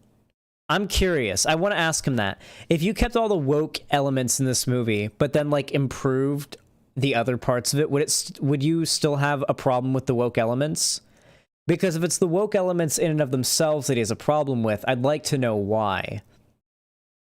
I'm curious if it's because it's dishonest and it's coming from a company like Disney that's just trying to profit, or if he finds the message to be abhorrent in some way. If he finds the message to be abhorrent, then, well, he's a bigot. There's really no ifs, ands, or buts about it. If you think the idea of being anti-racist and pro-LGBT is bad, then, I mean, I don't even think he'd disagree with that. But if it really is just like the way it's presented, maybe, or something like that, then maybe there's some like agreement we can come to. But to be clear, I just feel like when people hyperfixate on the woke aspect of a poor piece of media, or not even a poor piece of media, but a lackluster piece of media or a disappointing piece of media, it feels like they're just trying to scapegoat all of that media's problems onto something that conveniently they happen not to like. And why don't they like that? Well, you'll have to think about that. I don't know. Those are my thoughts. Well, that said, if you enjoyed this segment, please consider dropping a like. It helps the channel and my stream and the video itself when it goes out as a segment a lot. You can also subscribe and ring the bell icon on my channel if you want to see more from me. And if you want to see more from me on the internet, of course, you can follow my social medias, all linked down below, including my Instagram, Twitter, TikTok, and fan Discord. And if you want to support me financially, you can donate, subscribe, and gift subs directly on my website, xanderhal.com/live, or support me directly on YouTube, Twitch, Streamlabs, Stream Elements, or Patreon. With all that said, thank you so much for watching. I really appreciate it, and have a good one. Oof, I was having a little bit of a burp there. I'm eating. All right. Ooh. My neck cracked there very satisfyingly.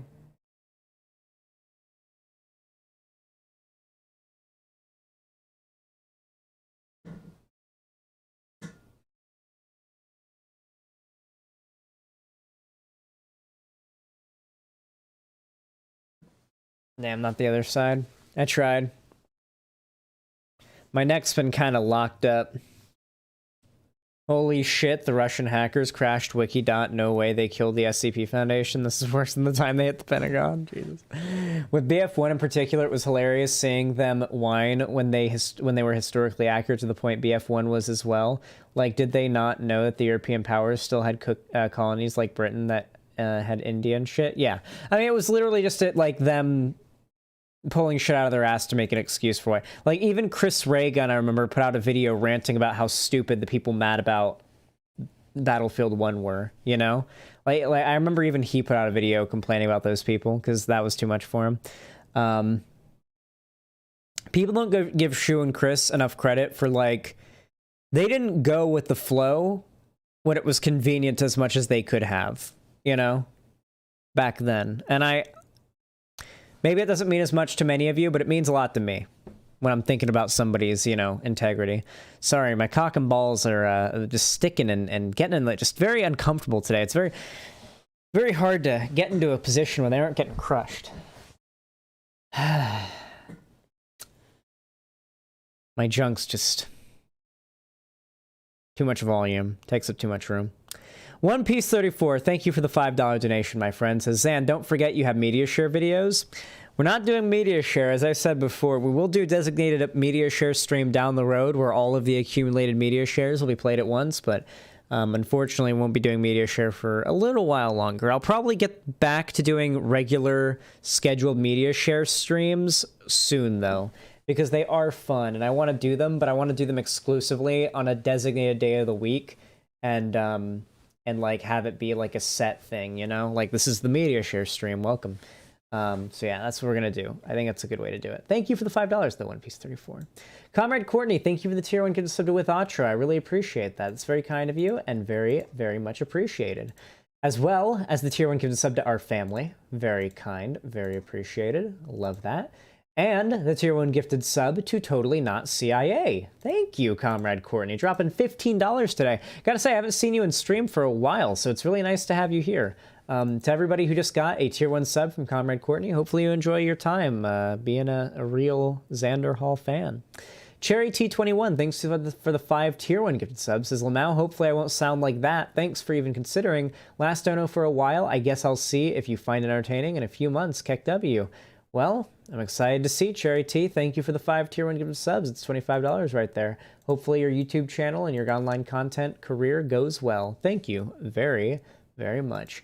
2D Trash, thank you for the $5 as well. Says, Soyface Zan fans. True. Soyface, thank you. Really appreciate the $5. You're very kind, 2D Trash. I like your name. I don't know. There's something about it I respect. Puts at 286 in the dono goal.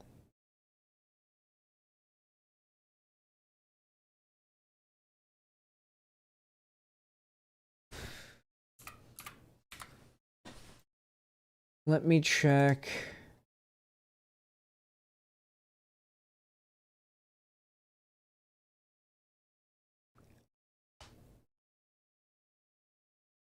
Cool.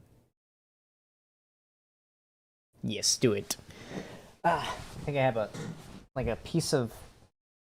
Oh, it's a piece of glass. Oh, because oh no. Oh, that sucks. Okay. So the day before yesterday, my mom accidentally knocked over a glass cup right by the front door. It was sitting on this table we have right by the front door, and she knocked it over and it shattered. And I was like, we're about to leave and go somewhere. So I had to stop what I was doing, like clean up the big pieces of glass, and then start vacuuming the small bits. Because we've got a cat, and like, it's the front door. We walk around barefoot and stuff. Like, eventually, someone's going to get hurt. And it was more likely to be the cat, so I had to clean it all up and everything. But a couple of small pieces might have gotten away, and one of them was stuck in my sock, I guess, and like fell into my seat, and I just like felt the poke in my butt, and then found a little piece of glass. I put it inside the trash bag there, though, so we good. Yeah, I don't want any pieces of glass in my kitty's little beans. No glass in my kitty beans. You still going to react to that video about what H3H3 did while you play Terraria? Yes, potentially. Maybe. Yeah, we might watch that. We'll see. Welcome to capitalism, my dude. Oh my lord.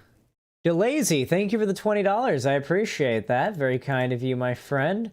That puts it at $306 in the dono goal. Holy shit. You did it, guys. We're now at the Sonic Onesie stream. Here, let me update the dono goal and everything. Hell yeah, guys. I really appreciate that. You guys are cool as fuck. Alright. I'm turning the lo-fi hip-hop back on while I put on the onesie. And then we will do the next segment. We've still got 2 whole segments to do. And I'm 5 hours into stream. I don't know if we're gonna do gaming after segments today. But we might... Maybe we will. If I'm feeling it, we'll do Terraria. I did get this chair for longer streams, and I did just eat. And I did promise you guys longer streams, so I think we'll do a couple hours, maybe a few hours of Terraria after segments, if I can, like, muster the energy. I'm gonna try. So let me put on the Shadow onesie really fast.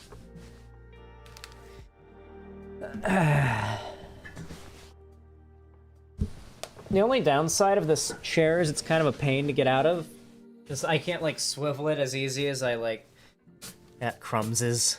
There's crumbses on this chair. Get the crumbses off.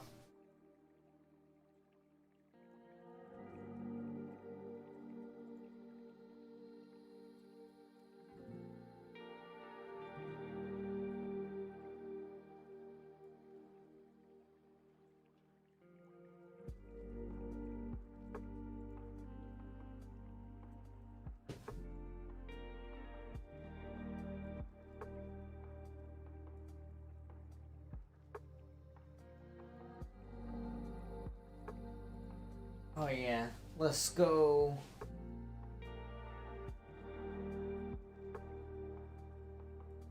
Don't fuck with me when I'm on my grind, chat.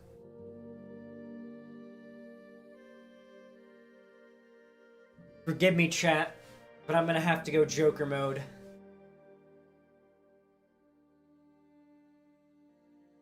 Okay, I'm fucking this up. How am I? I need to take this thing off more considerately in the future. Because after stream, when I'm wearing this thing, I always just tear it off myself because it's so hot and uncomfortable. Like by the end of stream, and it's always a mess. Next time I have to put it on, so it always takes a hot minute. I'm just like, it's a problem for future Zan to deal with. Fuck him. And then, you know, I'm future Zan right now, so now I'm dealing with it. It's a problem past Zan left me with. Hell yeah. 1 foot in. 1 arm in. Get the other foot in. It's a dangerous maneuver. We could die. Did not die. It's been successfully done. Remember, I did say I could die, not that I would. Okay. Now this part requires a little bit of intricacy. And that's buttoning up the Shadow. Not misgendering. Shadow onesie. Okay, chat. Here's my proposition for you guys. Would you be okay with me? Since it's been so long, and I stun-locked and spent so much time on these segments unexpectedly, though they were very fun and I think very good segments, how about I save these next 2 segments for tomorrow's stream, and for the next few hours, me and Balthazar hop on that Terraria and continue our world. Do you guys prefer that? 1, if you'd prefer the Terraria route, or 2 if you'd prefer the do the next segment's route.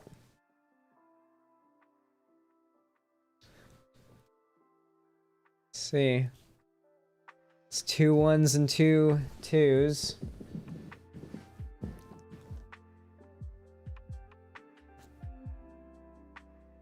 One is wait, hold on. Yeah, 1 is Terraria. Okay, how about this? We'll do a poll. Wait, how do we do a poll? Does anyone here know how to start a poll? If anybody here is a moderator and knows how to make a poll, then you have my permission to do so. I do not know how, as I am a boomer. A boomer. Here, let me actually change this.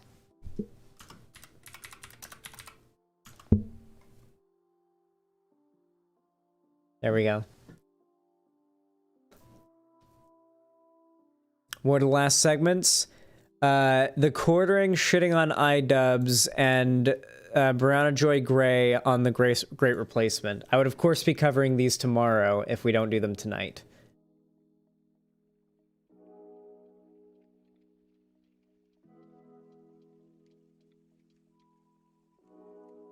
Just saying, I've been doing segments for 5 hours now, and I would probably be better off doing those 2 segments tomorrow when I've had time to refresh.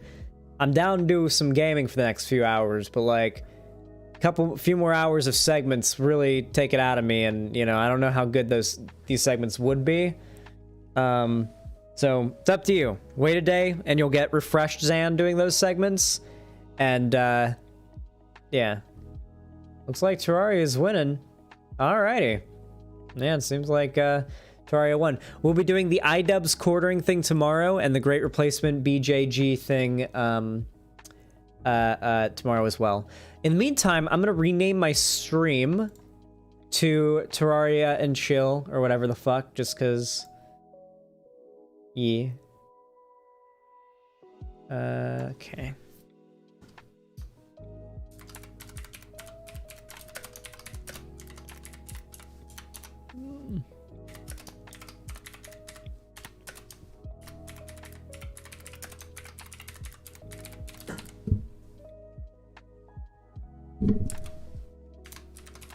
Continuing my first ever full Terraria playthrough. Expert mode. Wait, we're on is it expert mode or master mode? We're on the highest difficulty. It's master mode, right? Master mode's the highest difficulty?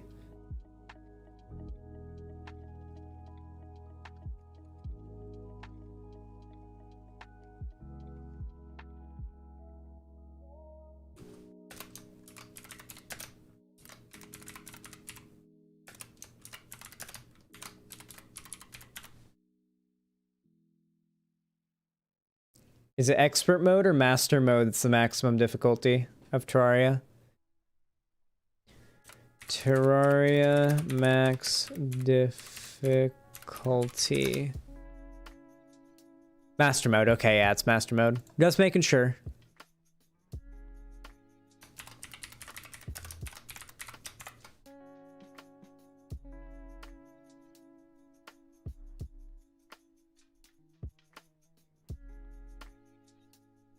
There we go. Yep, we are doing master mode. Is Ethan gonna be able to join us? I feel like Ethan would want in on this because he's a Terraria boy and he was in on it before and he wants to see me beat Terraria. I can't imagine he wouldn't want like he wouldn't want in. Let me check Discord.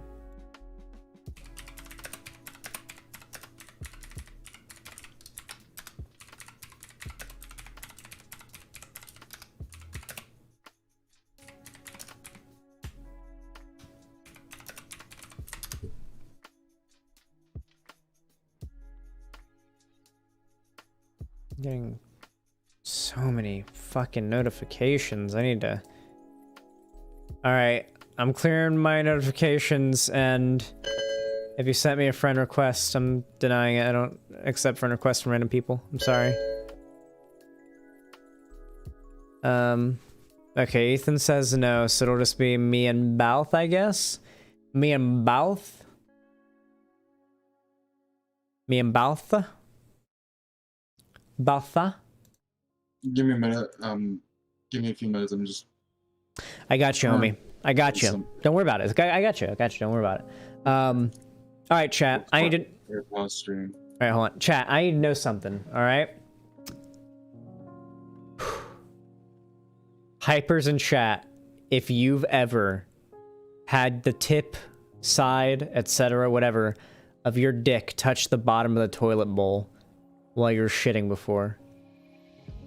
And if you've experienced it, as have I, do you still, when you think about it, have the spine shiver at the thought of the cold porcelain and the water?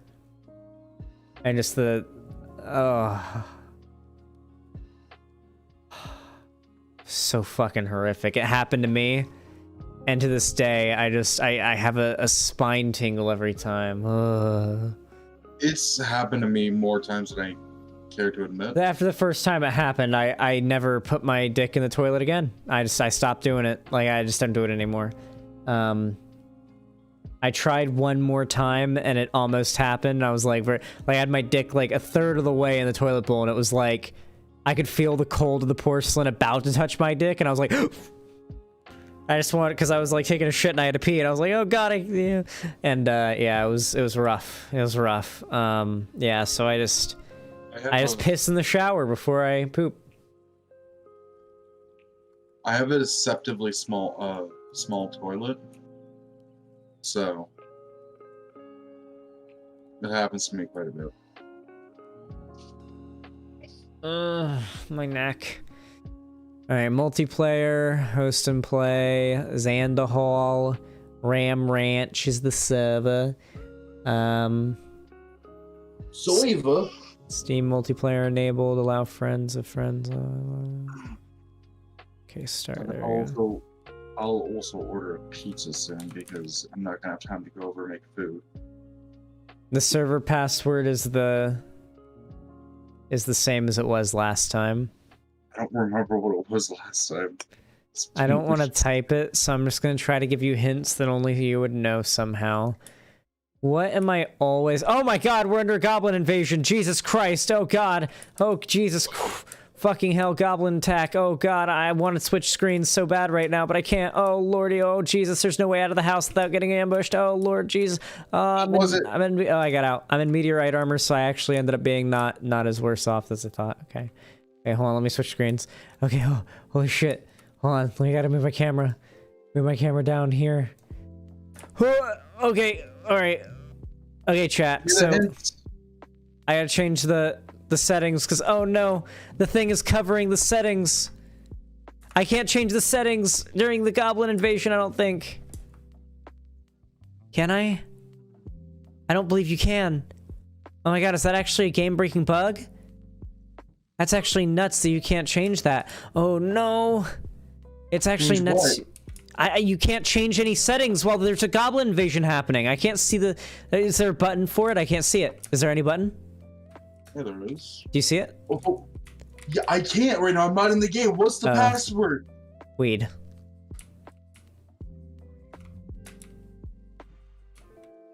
There we go. Where's the goblin? I'm trying to get, because once I can change my settings, then I have sound. Because I turned my sound off last time I played. The settings button is right in the corner. Oh, it's like overlaid. I didn't see it. Listen, guys. No, I think I'm just high. Oh yeah, we get to show chat what I made. Yeah, we got meteorite armor. We didn't do anything too crazy. Well, off stream, don't worry. Did. Yeah, Balth mostly just did like offline grinding. A meteorite fell and we mined it up and stuff. That's not what happened. Remember, I had you leave the game open for like hours while I worked on something. Yeah, okay, hold on. We're having audio issues. God, okay. I'm sorry. Guys, I understand the audio issues are really bad right now. It's just that we're also dealing with a thing in a game where you can't pause and it's just a non-stop invasion and you lose money every time you die, so it's shit. So, like, give me a minute. Okay, Balth, talk, please. Hello? Okay, you're probably loud enough, I think. Is the audio good, chat? How's the audio? Unpleasant harpoon. Is like the game too loud, game too quiet, Balth too loud, Balth too quiet, me too loud, me too quiet? Audio is fun. Or audio is fine. Is the space gun too loud? It seems like it's too loud.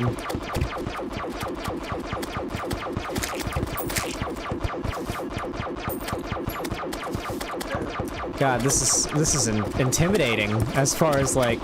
Actually, it's not as much anymore because... Oh yeah, we beat it. Okay, cool. Yeah, we're done.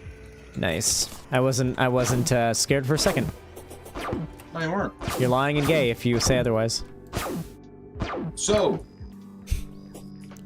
lying and gay. After the last Terraria stream, I had Zan leave the game open. Who? Merchant died. That's you, okay. Yeah, sorry. Yeah, it's me. So I had Zan leave the game open so I can make something. Here, I'll show you. Because I don't think Zan has seen it yet. Oh, yeah, either. join Blue Team. There we go. Yeah. What? Oh. What? Oh. This is new. Oh. This is nice. Oh, is that a teleporter? No, that is the Eternity Crystal stand. We'll do that event.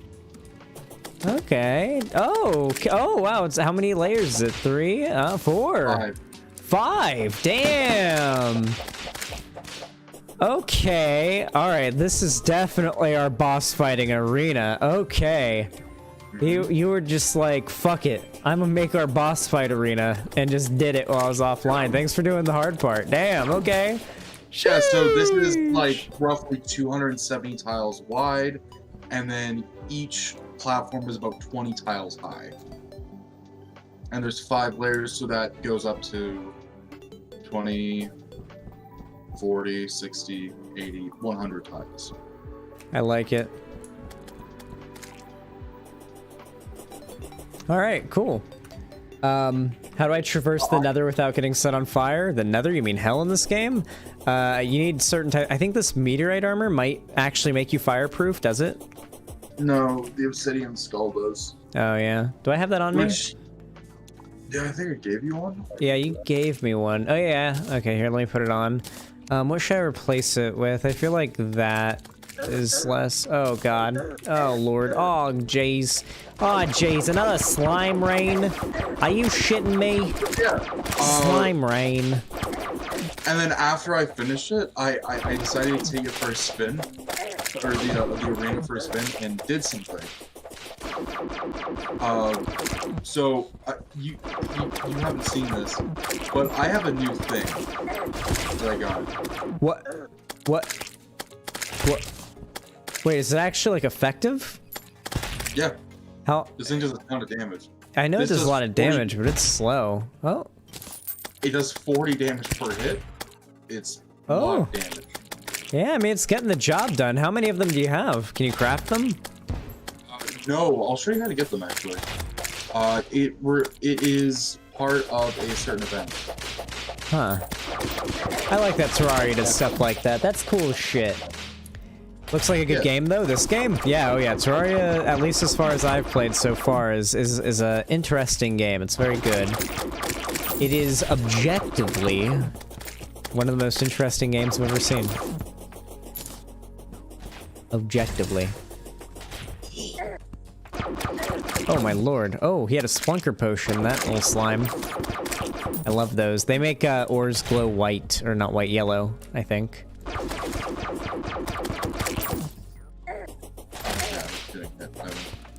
My nether is modded. It has more biome structures, mods, and is amplified. Oh, you weren't talking about Terraria, we're talking about modded Minecraft. I see, I see.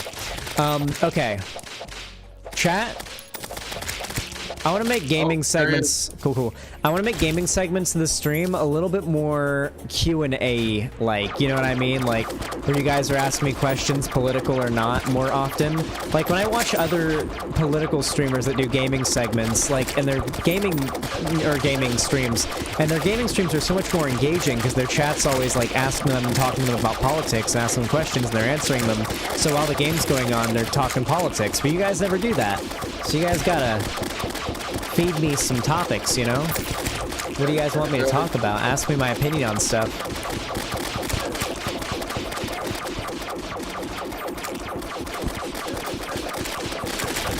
Thoughts on thoughts? That's true, yeah. Thoughts on thoughts? Thoughts? That hell over there? Yoink. Nice, we purified our world from these scum. Yeah. So, I want to show you what, how I got the ballista. Well, before that, I'm just gonna sort everything. Oh, I love this base design. So, come over to this guy. This guy here, William. Talk to him. First, what I'm gonna want you to do is ask him what the Eternia crystal. Yeah, click on the Eternia crystal. Okay, let me do this. For starters, take a few of these defender medals on the house. I've got some special defenses you can purchase, but only with defender medals. Okay. And he's got Defender's Forge, the Eternia Crystal stand, the Eternia Crystal, Ale, Flame Burst Rod, the Ballista Rod, oh, I guess that's where you got it, the Explosive Trap Rod, and the Lightning Aura Rod. So, some of these are bad. The ones that are good are the Lightning Aura and the Ballista. Okay. What's the Lightning Aura do? The Lightning Aura does? Is it like a lightning trap? Yeah, I'll show you. Oh, it's a lightning trap. Yeah. Nice. Yeah, it's pretty good. Yeah, I got the ballista. I just bought myself a light. So the way this works is you come to this guy, you buy Eternia crystals from him. And so did you buy one of the things? No, I didn't. Hold on. I'm trying to get a firefly. Okay. Balthazar? Yep. Let me tell you the game plan. As far as like gaming streams go, just for making our comms better, okay? So since we're playing a game, comms are gonna be, and I'm streaming, so I'm gonna be doing like my top priority is gonna be engaging with the chat, so I can like entertain them. However, you're gonna want to be able to like do comms with me and stuff. So like if I'm talking to the chat, answering questions, responding, explaining something, and you want to say something, unless it's like super important, probably just let me keep going on because I want to make sure I'm getting nice and I want to make sure I'm rambling for chat, you know, about stuff they're interested in. That's all. That's all. There we go. Idea announced in Discord during gaming streams that you're gaming and open to debate challenges. Yeah, I'm not right now or today or whatever, just because I'm tired and I've been live for 5 hours. But yeah, I mean, in the future that'll definitely be a good idea, Cherry. I remember you said a few streams ago that you would drop some hot takes. Can we hear one of those now? Oh yeah, actually I have one. I think I have one hot take that you guys would like. So, in the online left sphere, or just in the lefty sphere in general,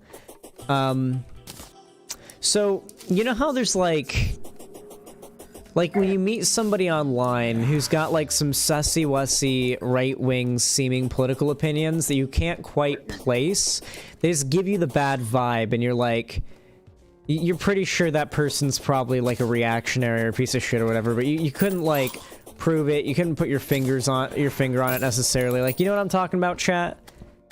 I get that feeling not just with crazy conservative like reactionary shit, but also with lefty stuff too sometimes. If I feel like there's some pernicious elements to the figures advocating for a certain idea or anything like that. Let me give you an example. Or the particular thing that kind of annoys me.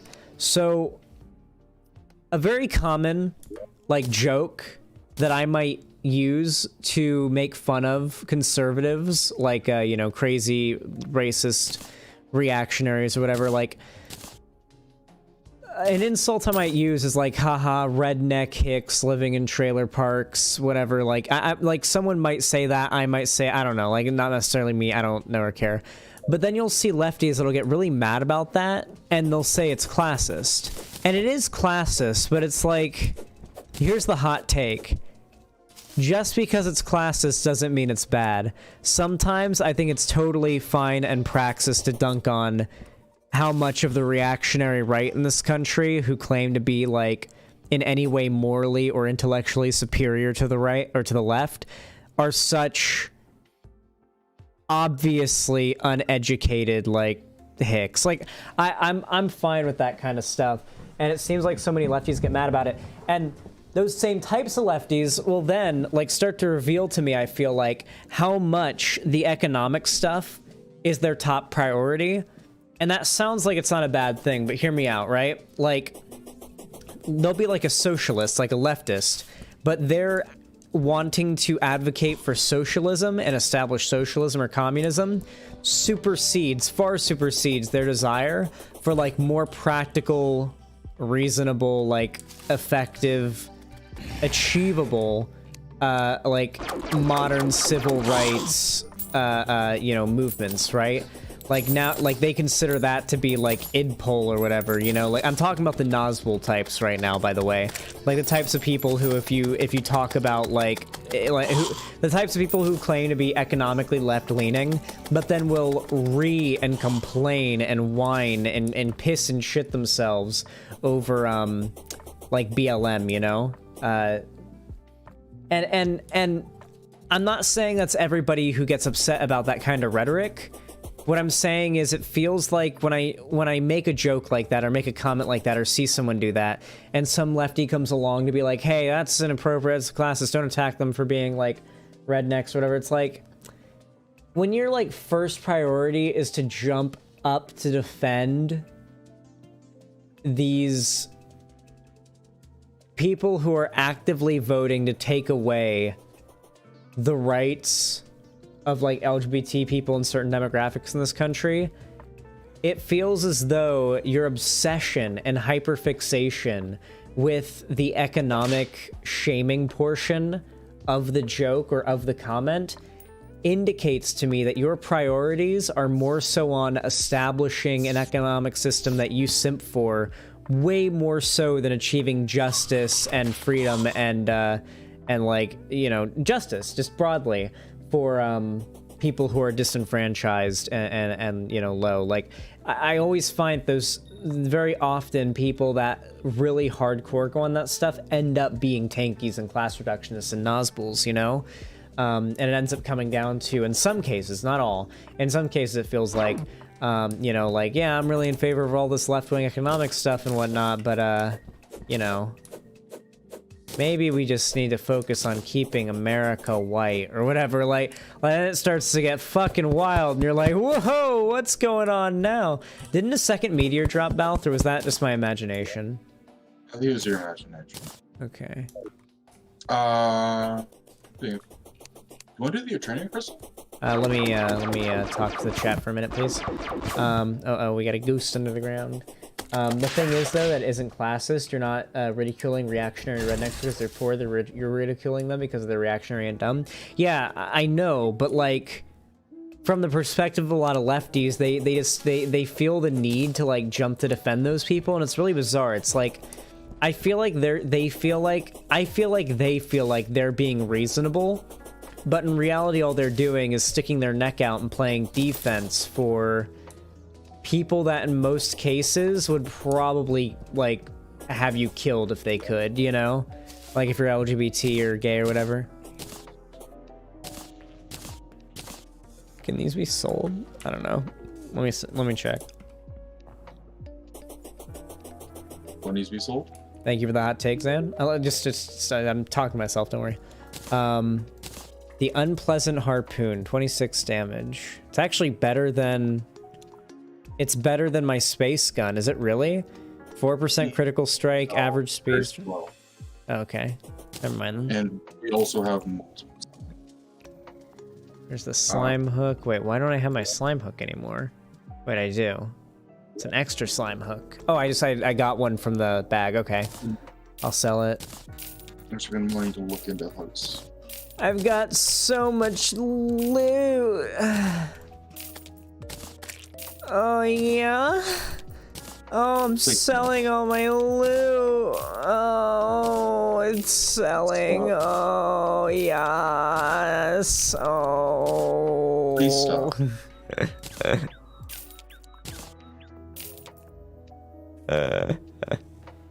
Seethe. My cat's meowing. My cat's pissed. She hates it. Good. Slimy saddle. Wait, don't I already have that equipped? Yeah, I do. It's 5 gold. Good lord. What is this, World of Warcraft? Why am I hyped about gold? I've actually been playing WoW, like a lot of World of Warcraft, Burning Crusade Classic off stream. And I've got almost all of my... I was talking to chat. I've got almost all of my... all of my bis. All of my pre-raid bis all like set up. I've got basically all the armor except the chest plate and the helmet. And my trinkets and whatnot I don't have yet. I've got the cloak. I got the cloak. And yeah, soon I'm gonna start running heroic dungeons first. I might try to get the what's it called? It's not the Ruth. I think it's like the gladiator's chest plate. I'm a fury warrior, and it's TBC. I'm a human, fury warrior, and it's like the gladiator's chest plate, and it's a PvP item. It's sold by a PvP vendor. Daphne the zoologist. It's sold by a PvP vendor, and I've never done much PvP in WoW except for a little bit of world PvP on a PvP server. So I hope it's not too hard to get enough of whatever you need to buy from that vendor, whatever rep or whatever currency you need, because that's my next stop, is getting that chest plate. And after that, it'll be the helmet, and then it's time to start running heroic dungeons for the other bits of my raid this. So, my raiding gear, so yeah, that's the plan. But yeah, I've been playing a lot of it. I found a really good spot for farming mobs to get gold, and I've probably made 5,000 gold in the last 3 days. Now, you'd think, oh, Zan, you made 5,000 gold? Holy shit, did you buy your epic flying mount? No, I did not buy my epic flying because I spent most of that gold on things like upping professions, getting, like, buying the rest of my bis, like, just generally, like, using gold to grind a lot of my stuff out where I couldn't do it solo, and, like, run dungeons for certain things solo, or craft certain things on my own. Yeah, so far it's gone very well. I'm really excited for how it goes. Yeah, WoW's been really fun. If you're wondering what server I'm on, and you want to try to like start a character and like start getting leveled up for either like before the end of TBC or in time for the Wrath of the Lich King Classic, which is confirmed, I'm playing Alliance on Pagel. US Pagel is the server, and the guild is Nox in Kuro.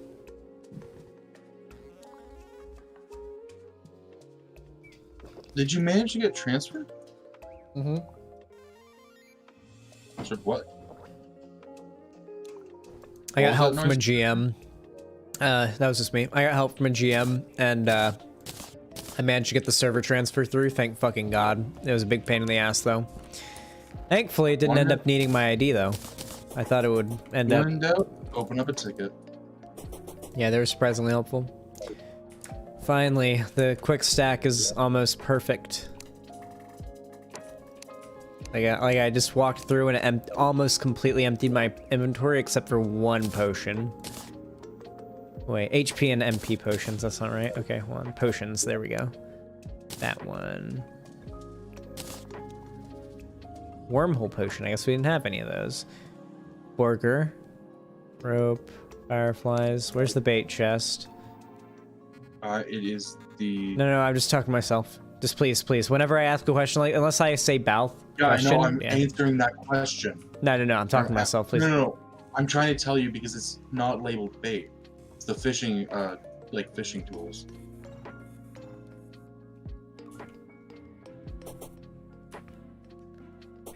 Oh, there it is. Fishing crates. No, it's not the bait chest. It's fishing equipment. Yeah, it's right next to it. Fishing tools, yeah. No fireflies in there. That's weird. We're getting a lot of bait. Yeah, I'm due for a fishing session after stream, or maybe we'll do it during stream. I don't know. How many rednecks have you seen, like in real life? Whew, a lot. I mean, I'm from Florida. You realize that, right? Like, every kid that I went to school with, I'd basically categorized as a redneck. This is Daphne the Furry. What do you got?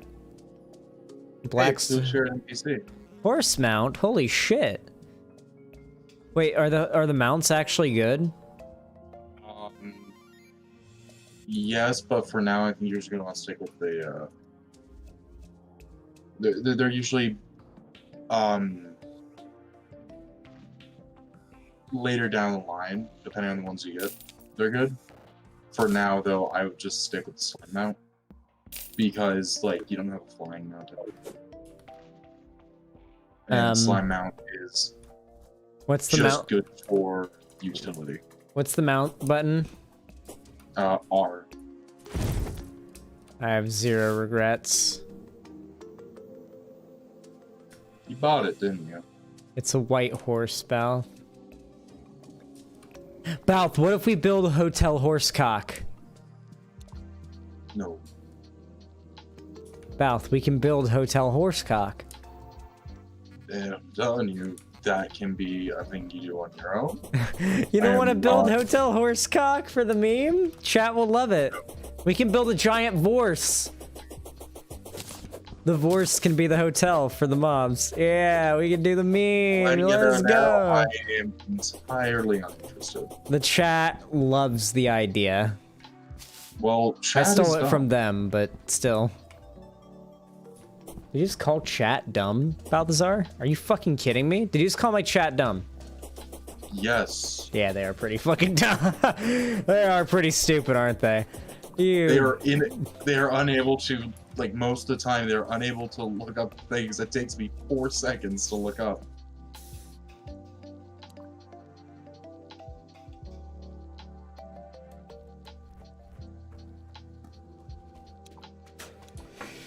Is that a motherfucking Vosh reference? No. Oh yeah, guess who's got a new headset coming? Who's on the way? I don't know who. Me. I don't care. Actually, I do. I'm sorry. That's me. Wait, Yeah, I don't take fall damage with these wings? Yeah, no, you don't. Oh. That's why oh man, I just realized. Superhero landing. Lucky horseshoes have become made so like pointless now. Yeah, God, like you just survived a fall all the way down to hell. This is the start of God of War 2. Lucky Horseshoe, the whole point of Lucky Horseshoe was like, am I burning? No, it I'm not. was the thing it was the thing you used to like negate fall damage, right? Yeah. And now you just don't even need that. You just need fledgling wings, which you can get on any difficulty. Oh! Okay, the lava is not good, even though I have the skull equipped. Grants immunity to fire blocks. Ah! Yeah! I see. I found myself water walking boots. I see what the issue is. It is fire blocks that it protects you from, not simply fire and lava itself. Limits to the powers of dark magic, it would seem. Oh, I'm so happy right now. Oh lord. Die, little asshole. Now I can make lava walking boots. Fucking hell yeah. I'm on fire. Why doesn't my heal button work? It used to. But I remember, I don't know. You don't have any potions in your inventory. Yeah. So, I'm gonna need to teach you a trick so you don't get your potions depleted when you use this quick stack function. If you hold the left alt and then click on, say, an item while you have your, what is it? Your inventory screen open, that'll favorite it. Mm-hmm. So it will not be quick trashed, stacked, quick stack, or quick sell. Cool. When you click on it. Yeah. Okay, is it safe now? I believe it's safe. Okay. I believe it's safe. Let's, hold on. I got an idea. Oh, this is devious. I'm manipulating this game's rules. Now we can safely mine this hellstone. Let's go. Oh, I forgot it produces lava. I forgot this game was made by cunts, for cunts, in hell by Satan. So, what we are able to do as well, by the way, is... Give me a moment. Let me just make my... How the fuck do I make it? Made by cunts, for cunts. Crafting bit. How do I make this? Snapstone iron. Oh my... Exactly what I just said. By cunts, for cunts. What the fuck's that damn? He doesn't know. Oh, I hate you guys. I should honestly start filing lawsuits against every single one of you who dares distract me mid gameplay. Do you not realize the genius that you are interfering with? I don't think you do. Okay. I got 19 hellstone. Can I do anything with that? Anything whatsoever. By the way, I just gotta tell you this. Normally, normally the way progression is supposed to work is we're supposed to go to fight. We're supposed to go fight.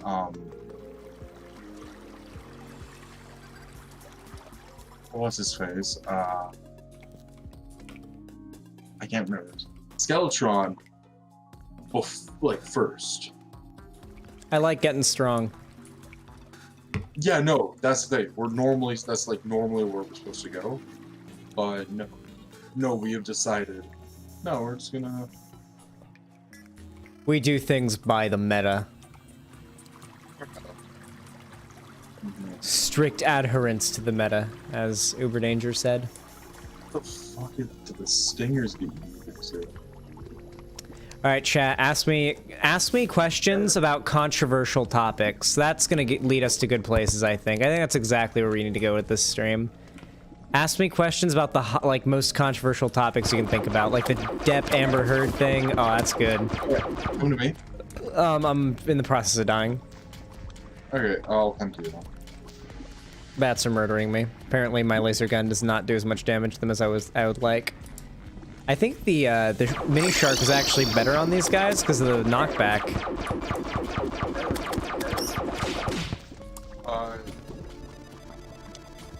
I need your Spectre boots. Okay, one. Yeah, here you go. Settings. I'll be back in Controls. Heal. Quick mount, quick mana, quick heal. Mouse 4. Oh, fuck. You are one lucky bastard. I do not have heals on me. I'll bring you some heals. I'm glad to know they can't get through that. Oh, that's a flower that I should grab. Fuck. Fire Blossom. I have two things for you. Alt click on those. And then put these. Oh, there we go. Favorited, yeah. Menacing Lightning Boots allows flight, super fast running, 8% movement speed. Are you shitting me? Flight? You already have flight. The Spectre boots already gave you flight. Oh, I gotta pay for the pizza. The thing that these give you is they give you 8% movement speed. Jesus Lordy Christ. Sweet mother of God. Oh, I'm so scared of the bats. They're so scary. They will fuck me. They'll fuck me hard. Okay. Back to Hellstone mining, chat. Now you see, Hellstone mining is one of the most ancient arts in all of Terraria. It takes a very careful and fine hand of an expert to do it properly and safely. One must descend to the most horrific depths of hell to find this stone, and to mine it is to risk their own life. But should they make this venture and collect this valuable prize, they will be well rewarded with a hefty payday. And perhaps death by imp. That's my best David Attenborough. Was it good? Oh, I got a precise obsidian rose. What's this do? Oh, I need that. Reduces damage from touching lava? Sheesh! I need that. I need that to make Terror Spark boots. I bet you fucking want it, don't you, Balth? What will you give me for it, Balth? What will you do for me to get this, Balth? I will get you and make you molten armor. You will make me molten armor? Yes. That's a tempting proposition, Balth. If I can make Terror Spark boots, I can walk on lava. I think what the real question here is, what can your mom do for me? I'm just kidding. She is currently saying something. I'm sorry, I had to play into the Zan meme, okay? You understand? And I need to find a molten charm.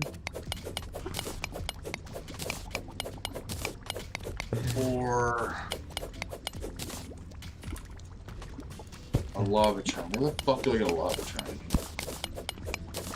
Xanderhal, are you for or against the governor that wants to ban all furries? Okay. Listen, chat. As much as I like to meme and joke about hating furries, I'm very much in favor of personal freedom, okay? And it's very obvious to me that Georgia governor very likely has an anti-LGBT agenda, and she recognizes that you know, a large part of the, you know, furry community is LGBT, and she recognizes that she can sort of simultaneously attack LGBT people as well as the furries, because the furries are already seen as quite degenerate and weird by society, and so lumping them in or simply targeting them instead of specifically gay people allows her to have a similar effect, maybe, in her rhetoric and advocacy without outright saying it. It's almost like a dog whistle, like using, you know, you could say furry instead of gay in a similar way as you could use thug instead of black in, like, you know, racist dog whistle kind of thing, you know? I don't know. Let me know what you think of that take. I want to make obsidian brick. Alright, here's the precise obsidian rose. I threw it down here. Oh, I threw it. I picked up. There you go. I'm gonna need that for my... Oh wait, this is the wrong tunnel. So it can go to hell. Yeah, not far enough at least. Do we have any obsidian left? We don't. We don't do it. Ask me more controversial questions. I just want hot takes in chat, honestly. Just flood me with hot takes. Fuck, where's my water? Or not hot takes. Flood me with questions about controversial topics for me to give you my hot takes on.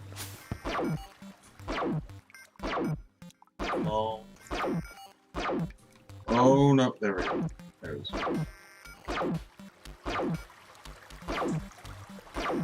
What do you think of the Amber Heard versus Johnny Depp trial?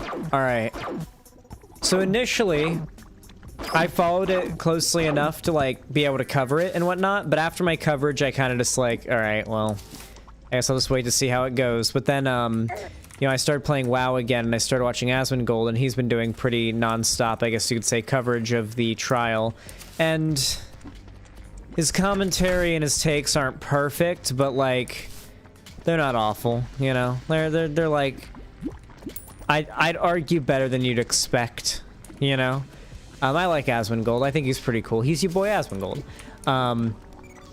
I really like him. He's cool, I think. He's pretty down to earth. His political opinions aren't always perfect, but I think I think his heart's in the right place, and I think he's a down to earth, genuine guy. And I don't believe that he's, like, playing anybody. I don't believe he's got a mask on. I don't think he's faking anything.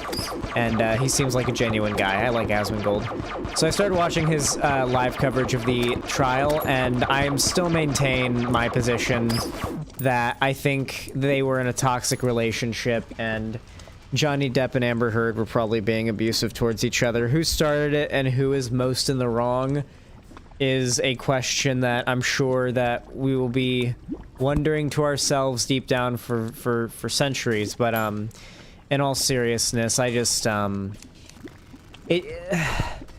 the thing that bothers me is that his community, like Johnny Depp's community and his fan base, and like the Gamergate tier uprising of like channels dedicated to like anti-Me Too, shitting on Amber Heard kind of stuff.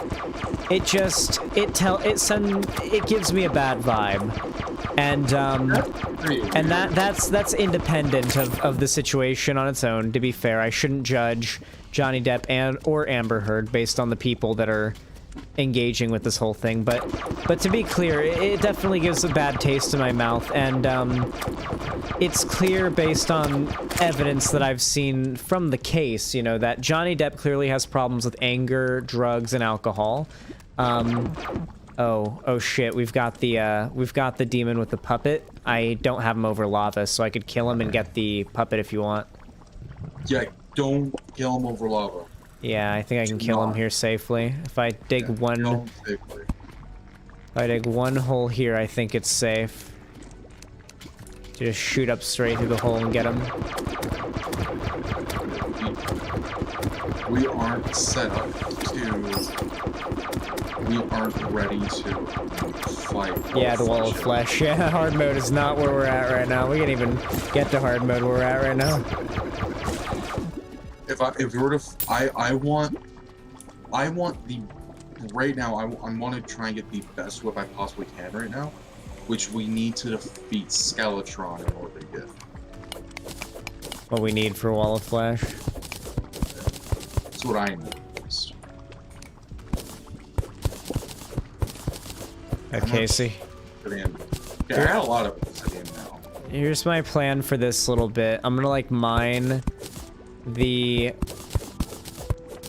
stuff like this. I feel like if I play this really like strategically, it's not too hard to mine this hellstone without getting burnt. Well, without getting burnt by lava, you know. You just have to be a little bit careful because if the lava touches you, it sets you on fire, and that does like long term. Ooh, oh god, lava burns! Holy fuck! Yeah, like you'd be surprised at how much of an arc the lava will like splash out in and stuff. Okay. I think I can make. I can make some obsidian skin potions. All right, I think that's as much as I can get from there. How much hellstone do I have? Hellstone brick, 76. That's not as much as you think. I'm coming down. Give you 2 obsidian skin potions. That'll give you 12 minutes. Each potion gives you 6 minutes of lava immunity. So that will be 12 minutes. Xanderhal, Kevil's opinion on you dropped. She doesn't know anything about you. Oh, okay.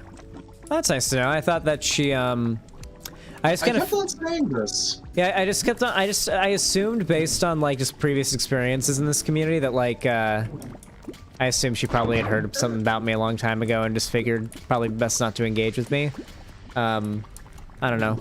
Maybe that was quite presumptuous, I suppose, but you know, it's happened a lot in this community where it's like just somebody that I don't know ends up not liking me, but I'm glad it's not the case here. Why are so many Minecraft YouTubers British? I gotta say, Alex, I was gonna say something. Mm-hmm. I love you. Like you like assume a lot of stuff about people regarding their opinions of you. Sometimes, yeah. Oh shit, hold on. We got a bat. We got bats. We got hell bats. Oh, brother. I think I got them. These hell bats do be busting though. I hear a worm. What the fuck? What the fuck, man? Oh my god! Hey, a bone serpent. That was fucking vile. That was horrendous. That was just. Drink one of those, and you will get 6 seconds of lava. 6 minutes of lava. 6 minutes? Yep. That's a lot of minutes. I can just dig. I guess mine.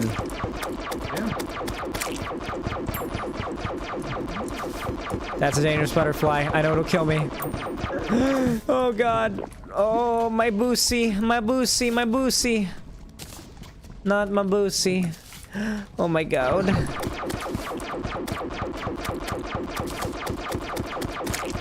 My sweet boosie. Okay, where's that potion? Oh god. Just press B.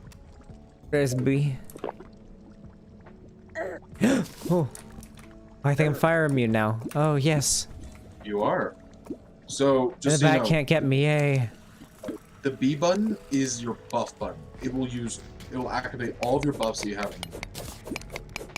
Okay, this goes hard. They can't even get me here. I have pizzas. Let's go. Let's go. Question, Hans or Haas? Who wins? Hans. Easy Hans. Hans of Harkir is like jacked and does like weightlifting and stuff like that, so yeah. Hans easy. Haas is like, I've seen Haas in real life. He's like he's got some bulk to him, to be fair. Like he clearly like works out and stuff, but he was not. He's not 5'2", but he's like certainly well below average male height, and that, you know, he's just got a small frame due to that, and it doesn't help him.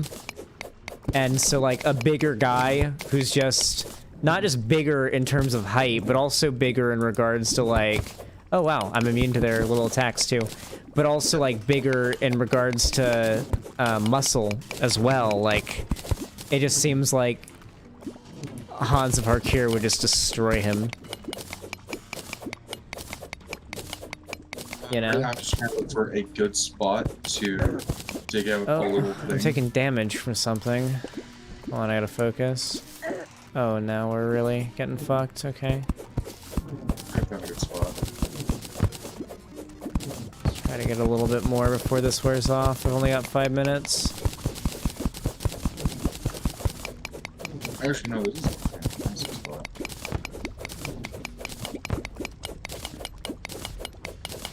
Is Hellstone an upgrade from Meteorite and Demonite? Yeah. I'd figure. It's the best. It's like one of the best armor sets you can get. Free hard mode. Yeah. Makes sense. It is literally the stone you mine in hell. Listen, this is what... I feel like this is what Minecraft's missing, okay? I know there is... netherite, and it's cool, and I like netherite, okay? Netherite's cool. On its own, netherite is cool. But I feel like the nether needs to be its own entire realm, and it's not right now. Like, it almost is, but it's not, you know? Like, I feel like they really need to focus on making it so that, like, the end and nether in Minecraft, as well as the overworld, honestly, are all viable. Like, you could theoretically just be like, what if I only did a Minecraft run in one of these? And I know that Luke the Notable did it, but, like, you have to really, like, fuck around with shit to pull it off, you know? It was clearly not the intent of the game developers for you to just play in one realm. I wish they'd make it possible, though. Add enough content that you could be satisfied just playing in, like, I don't know, the nether, or just the end. Like, that you could beat the game by playing, I don't know, maybe not to beat the game, but, you know, just get a satisfactory amount of stuff done, you know? Well, I got a lot, I think. Thoughts on FNAF? The community of FNAF is unbelievably cancerous. Like, I mean, it's not the most cancerous out there by any means, but it's certainly up there as one of the more cringy. And, the creator of FNAF's also a dumb fuck, but, I don't feel, like, absurdly strong about it. So I guess the Hellforge isn't where we, smelt Hellstone? That is where you smelt it. What else do you use for it? Is there an added ingredient? That is. Is there an added ingredient I'm missing? Because I can't smelt it. Go to the guide. So you can check. I really like the guide because I forgot what he's. I really like the guide. Oh, it's obsidian. It's obsidian? Yeah, it's the Hellstone obsidian. Blocks, ores. Speaking of obsidian, I'm sorry to speak. Did you put it in blocks? Building materials, mechanics. No, we ran out. Oh, okay, I'll go. You know how I'll do this? We'll do the infinite water thing in hell, or I'll do the infinite water thing in hell. No need to do it in hell. There's actually, there's a really big. Oh, you can just do it right here, and it would just. Of water. There's actually a really big thing of water, like right above me to the right, on the right side of the tunnel, with a lot of lava to do it with. Okay. You don't even need to bring a bucket. So it's right by the mine. There's a minecart tracks, right to the right of it. So when you get to this last set of, I'll tell you when you're at it. Rick and Morty. Okay. Listen, I think Rick and Morty, most of the time now, is still a pretty good show. Maybe it's nostalgia. Maybe it's just the fact that Rick and Morty's become so popular. Yeah, okay. Yeah. Oh, there's some obsidian here already, and here's the water, yeah. Yeah, I found the water. I found it. Okay, I see exactly what you're talking about here. There's already some obsidian here I can mine, so that's helpful. Okay, I know what to do here. All right, cool. Thank you, Val. I'll take it from here. Let me just, while I mine this, do you mind if I talk to chat for a little bit? Just because I want to keep engagement high. Yeah, sure. Yeah, I'm trying to overhaul the way that I do gaming streams to be way more engaging for the audience, so that, like, it's just more entertaining to watch gaming streams for me, you know? That's my goal. Yeah, I get it. And, as much as the game is fun and everything, I don't know if for the audience, if our game comms are as entertaining as we might think they are. So I'm trying to focus more of the game on... I do communicate information to you. What'd you say? Sometimes there's some information that I really don't need to communicate to you. Yeah, I understand that. It can be frustrating, but I am a streamer, and you know, yeah. Yeah, well, reaming me fucking your mom. Good one, buddy. Nice try. Yeah, I'm not. I don't know these things. Okay, you did your best. It's okay. You did your best. I did good.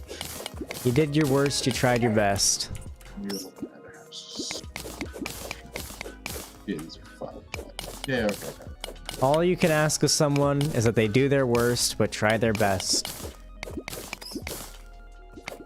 Fuck does that mean? It means that I'm being philosophical and smart, and people should donate and subscribe. Am I right, chat? Any donators in chat? Any donators? Any subbers? Any gifters? Any oil princes? Anyone in chat want to help me reach financial stability? Oh my god. Oh my god. I have unlimited obsidian generation going on right now. Not unlimited, but like it's just automatic obsidian generation. It's dope.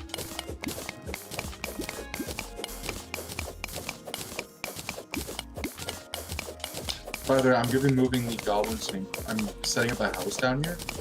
Then I'm gonna be moving the Goblin Tinkerer and look at this Demolitionist into, so we can have really quick access to the hell. Oh god. Oh god, bats. I hate bats.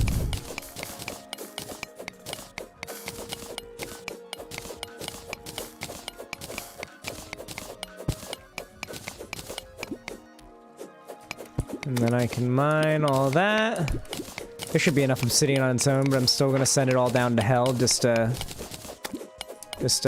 water it up down there just a little bit. I gotta say, this game's like ambience and atmosphere is phenomenal. I just realized I got the lo-fi playing while also having in-game music. That's kind of pointless. Okay. Oh god. Can't see shit.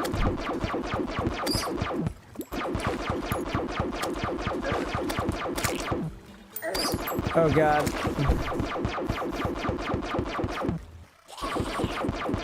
It's like a horror movie. I don't know what hit me. I'm using the light of my laser gun just to see. Okay. There's just a little bit more obsidian here for me to get. I'll go back to answering questions momentarily. Okay. So we want to dig straight from here out to there. Like this. There we go. Right here. This should be good, I think. Straight this way. I use fabric for mods. Cool, cool, cool. Xanderhal, my end, another, what kind of music do you enjoy listening to? So, music-wise, basically anything that I find catchy. My controls were reversed for a second there. I don't know what that was. You getting into Z.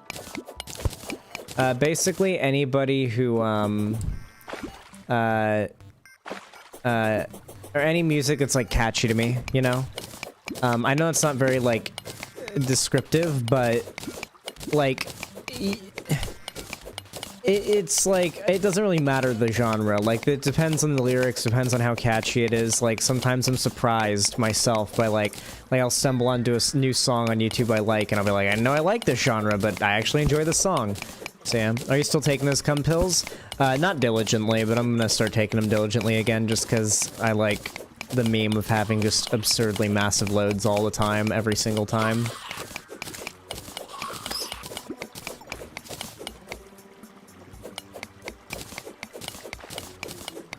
By the way, the purpose of what I'm doing is so you can have a protected area to fish in hell or lava. Nice. Alright, I'm pouring water down. Hopefully it makes it.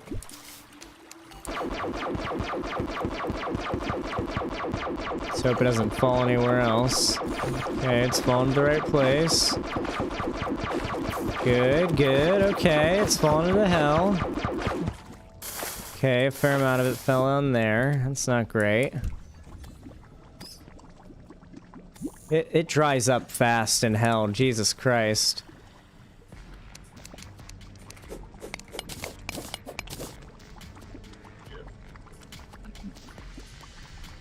Lord, that did not end up being as much as I was hoping it would end up being, huh? Still, it'll do. It is still an amount of obsidian. But I still feel like we could do the infinite water meme here and get shit tons. Alright. Back home.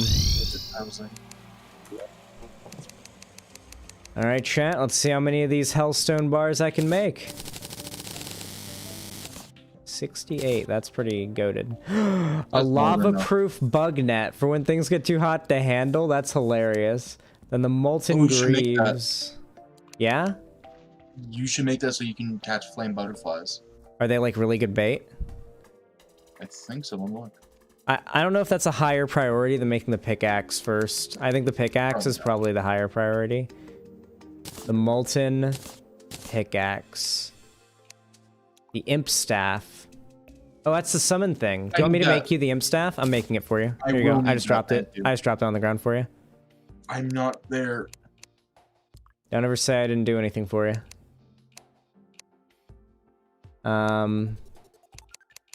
You know what? Yeah, I'll make the butterfly net now. Oh, and it replaces my previous one. Yep. When I can still make...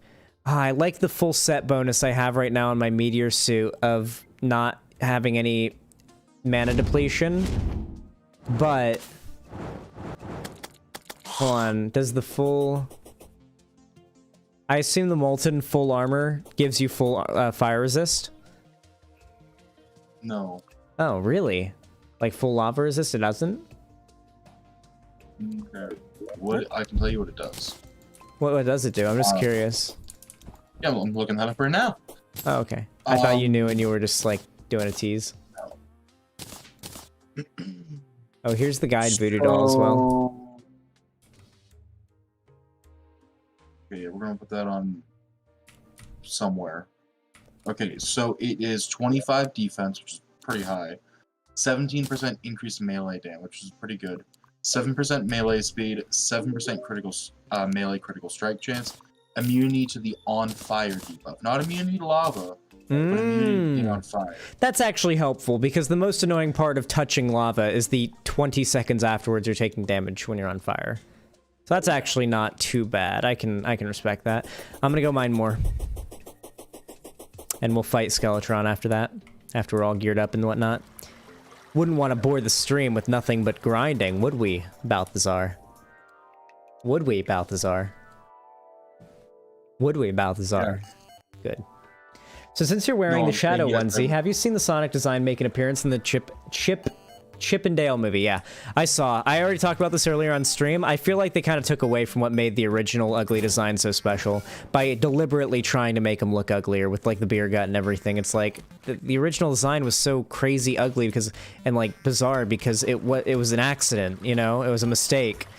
And you know, it was God's mistake in a way, you know, like that's what made it so funny. But I don't know. I feel like that was lost on some people. Only I can appreciate comedy. I'm the only one capable of it. To be a narcissist. The sad thing is, there's like people out there that legitimately think that way. That they're the only ones that know how to actually enjoy media or whatever. I don't know. I'm the only one who knows how to enjoy media. You know who really knows how to enjoy media? Not Vosh. Am I right? Am I right or am I right? Am I correct or am I fucking correct though? I always have to like I'm like whenever I see a fucking Bosch video, I always watch like or a Bosch media opinion. I always watch it for like about 2 minutes. I'm just like. Why do you say that? Vosh is notorious for his bad media takes. It is a meme on his channel for how bad they are, and everybody hates his media takes. It's not even that, like, bad media takes. They're usually just dumb media takes. Well, yeah. Yeah, you're being a little pedantic on the wording there, but yeah. No, because, like, a media take can be bad, but it doesn't necessarily have to be dumb. Like, I see. I agree with that. Like, when somebody has a dumb media take, it makes you go... Balth, I'm so scared for my life right now. Make sure you're having the... Oh... My NFTs got stolen. That's a good way. It's a good thing to call death. They took my 50 silver and 75 copper. They took my NFTs.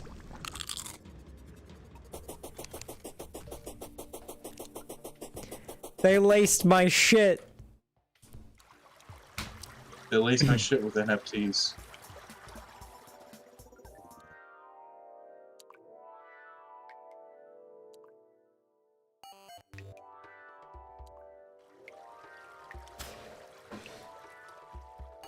I kind of like Vosh's takes. You know what Vosh has a problem with when it comes to his media takes about the MCU? He drastically overstates how much quirky, lol, so awkward humor there is. Like, it exists, and it's annoying when it happens, but like, I've heard Vosh try to like, and I know he's comedically doing it, but I've heard Vosh like try to recreate like an MCU scene out of his mind, like what he would think would be like an MCU-like scene, and he'll try to imitate the weird kind of quirky humor, but the way he'll do it is like so far off and over-exaggerated, it's like, you're not even close. Like, you're trying so hard to, I don't know, maybe it's a joke, I don't know, I find it cringe. I was finally able to catch a magma snail, though. That's 35% bait power, that's pretty strong. Yeah. It's certainly not, cringe, you know? Okay, we're not going any further that way, it would appear. It's just, I think the thing is, like, I don't know, every time he has, like, an opinion on, like, something, most time when he has opinions on things, like, that are, like, just so dumb and wrong, that they're, like, kind of offensive, it feels like he's, like, I can't say he didn't see the piece of media, but I don't know, it just feels like he didn't understand what he saw. One video, okay, alright. One video I watched from him recently while I was out on a bike ride, and I just wanted to listen to something that it was unexpected, and I was just like, you know what, fine, I'll watch this, it's pretty cool we talked about this, was the Samurai Jack finale, alright? I too was disappointed with the Samurai Jack finale. The finale of the show, full on season 5, I think it was finale. But I don't think the ending was as stupid as he said it was, and I think people overreacted to the ending a little bit. I think the message of the ending was pretty good. I think it was a good message, and I think it fit the show. The idea in the end was that, like, I guess Samurai Jack had had become so fixated on going back in time and, oh, I found a hellbed, and undoing the events of the past that he ended up ruining the pretty cool life he'd end up making for himself in the future. And, you know, he kind of learns a lesson in the end. A harsh and bittersweet one, but, you know, Samurai Jack was always a bittersweet, kind of dark show, you know? Even when it was made for kids, there wasn't much talking, you know? It was kind of surprisingly action-packed for a Cartoon Network show. I don't know. Yeah, I suppose so. Take on anime. Does Samurai Jack count as anime? I guess you could count that on my list of animes if you want to. No, I think it's Canadian or some shit. Yeah, I don't know. It's a good. The animes that I've seen so far have been, this is I found one of those chests that requires a key. Anyway, the animes I've seen so far are as follows: a few episodes of One Punch Man, Season 1, and all of Death Note. And I watched Death Note subbed, Of course, because, you know, the anime memers would be mad if I didn't. I liked it. I liked it a lot. I think that, as far as, like, anime goes, I think you'd probably be hard-pressed to say that Death Note isn't one of the, you know, best pieces of media in general out there, but definitely, like, anime media. It's probably, like, I mean, it seems like people like it for a reason. It's pretty damn good. For me, I think the most baffling watch of me, I think. Oh god, shut up. Sorry. Oh. Yeah, sorry, I was talking to... Yeah, what's up? So far, I think the most baffling watch me I've seen on a piece of media. It's gotta be when I heard about, that he said that the world building of ReZero isn't good. Which is very surprising to me. Oh yeah, I heard that. I heard Ethan of all people ranted to me about that. Yeah, that Vosh had said ReZero had bad world building and that all the characters are like fawning over Subaru, the main character, which isn't the case apparently at all. It just makes me go, did he watch the show? Yeah. To give you an idea, Alex, for the most part, there's only one character that fawns over, like, Subaru in the show, and that is after he, like, proves to that character that he's, like, helpful and he, like, saves people's lives. Yeah, it's like after he establishes himself as the hero guy, yeah. No, he's not a hero. He is the sidekick of the hero. Yeah. The main character of the show, like, he's, like, the character we're following, but he's not the main character of the story. The main character of the story is his love interest, Amelia, who is vying to become the next ruling monarch of their country. Like, the way ReZero is set up is Subaru isn't not the main character at all. He's just a guy that showed up in this country, and this country is currently, like, having a huge fucking political crisis that they're dealing with, and he's just there. Well, you can't have a good show without a political crisis, can you? That's true. It's true. I don't want to. If it doesn't have a political crisis or 3 in it, I don't want to watch.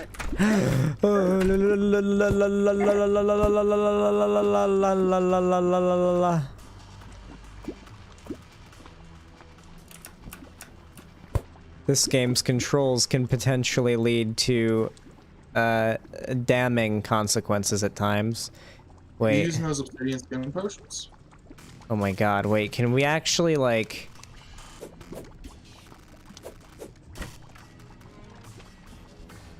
No way, I can drain it. I think this will work. What are you doing? Draining a hell building to access a shit ton of good loot. I think this might actually work, at least to uncover a few layers of this thing.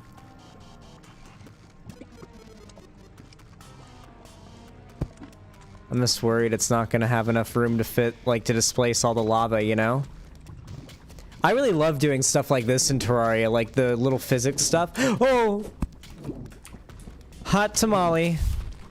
These little bastards will just come out of nowhere and be like, time to ruin your day, bitch! Time to ruin your day! There's nothing you can do. There's not... What are you gonna do? I'm gonna shoot you is what I'm gonna do. While your bat friend tries to fuck me from behind. I'm getting DP'd. Yeah. I'm getting DP'd, chat. Help me. Please stop. I love how much it upsets people. That's mostly why I do it, honestly. Lonnie hates when I do it. Oh god, Lonnie hates when I do the fucking porn star moan. She screams, stop! It's hilarious. Oh fuck, party girl around. Is she single? Yeah, but like, she's a party girl. Yeah? The party girl likes to fuck. What are you talking about? You never met a party girl before, clearly. They're known for that. believe it or not. Do headshots count for more in this game? No. No, well that's pretty unrealistic, honestly. Unplayable. So, no, this game is built around crits instead of headshots. Big crits? Yeah, you want crit chance. I love in WoW when you hit a critical strike and it's just like the noise happens and you're just like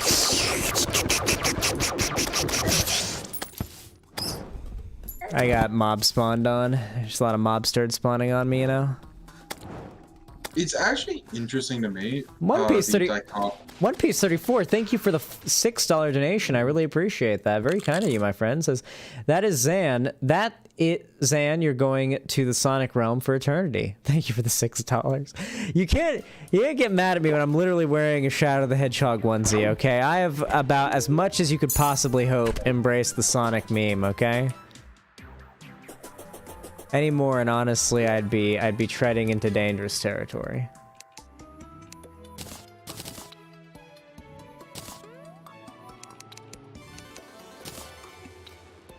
All right, I'll start with the chest plate.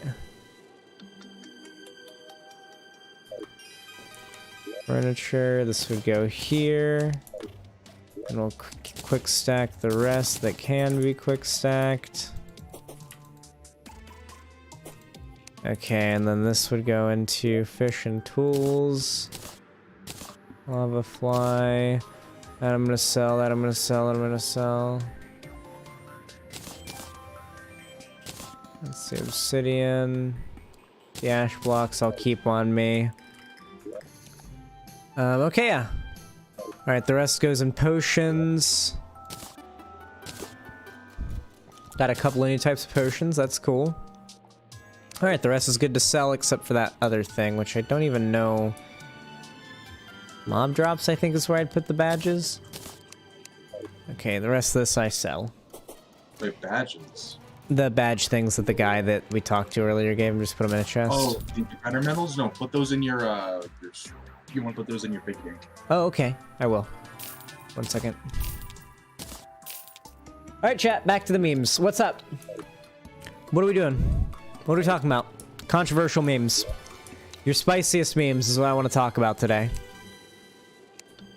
That's what I like to discuss. Spicy, hot memes. I like my memes so hot.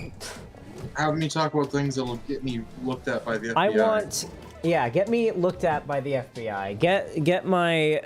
I want the U.S. government to be asking for a satellite imagery of where I live, within the next 12 hours. Thoughts on related creators? I have no idea what that means. Our family, related creators, like content creators that are related. It's fine. Rage comics are sometimes funny, but Wojaks are cringe AF. They're both funny. Cringe comics need to come back, or Rage comics need to come back. They are cringe comics, though, to be fair. Sorry, my neck is currently, I'll have against fucking Wojaks. Oh, you know what boss we kill next? The bee. No, we want to kill Skeletron first. Next. Why? Because he gives us access to the dungeon. But I want to do the bee next. The bee is harder than Skeletron. It is? Yes. Oh. It is meant to be the boss you do after Skeletron. Okay, I didn't realize that. The game said that. Okay. The meta. What is your biggest disagreement with Vosh? My biggest disagreement with Vosh. We debated about the Chris Chan thing, but that was a pretty mild disagreement. I guess in hindsight, the Canadian trucker thing was something I think he was a little irresponsible on at points. I think that his disregard for the distress caused for a lot of people living in the places that were being basically ransacked by the far-right protesters and terrorists in some cases over in Canada. Like the way he would like trivialize it and like do the sort of like baby voice back to people in the chat who are like, but they're like harassing people in the street. Be like, oh, but they're harassing people in the street. It's like, I don't know. Like, I feel like they definitely crossed the line enough for the government to justify the invoking of the Emergencies Act and like cracking down on them. And like in the long run, it seems like nothing bad came of it, you know? Like it seemed like it was fine. Like it ended the problem. Things are good now, comparatively, you know? Yeah. Are you still doing the podcast with Demon Mama? Why do you guys keep asking if I'm still doing it? I would have announced if it was canceled. Yeah, of course I'm still doing it. It just hasn't started yet. Things like this take time. I think the reason they keep asking is you haven't put out an episode yet. Yeah. Well, I mean, things take time. There's still art being worked on. That's a big part of it as well.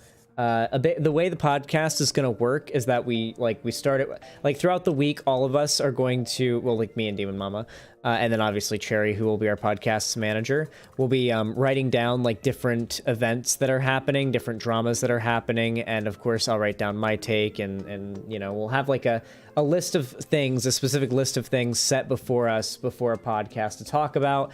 It'll be a weekly podcast, and it'll basically be going over whatever there is worth talking about over the week, as well as our own personal stories, our own personal discussions, memes, and jokes. It's not going to be an exclusively news or politics-based podcast. It's just going to be me and Demon Mama being ourselves, talking about shit, shooting the shit, so to say.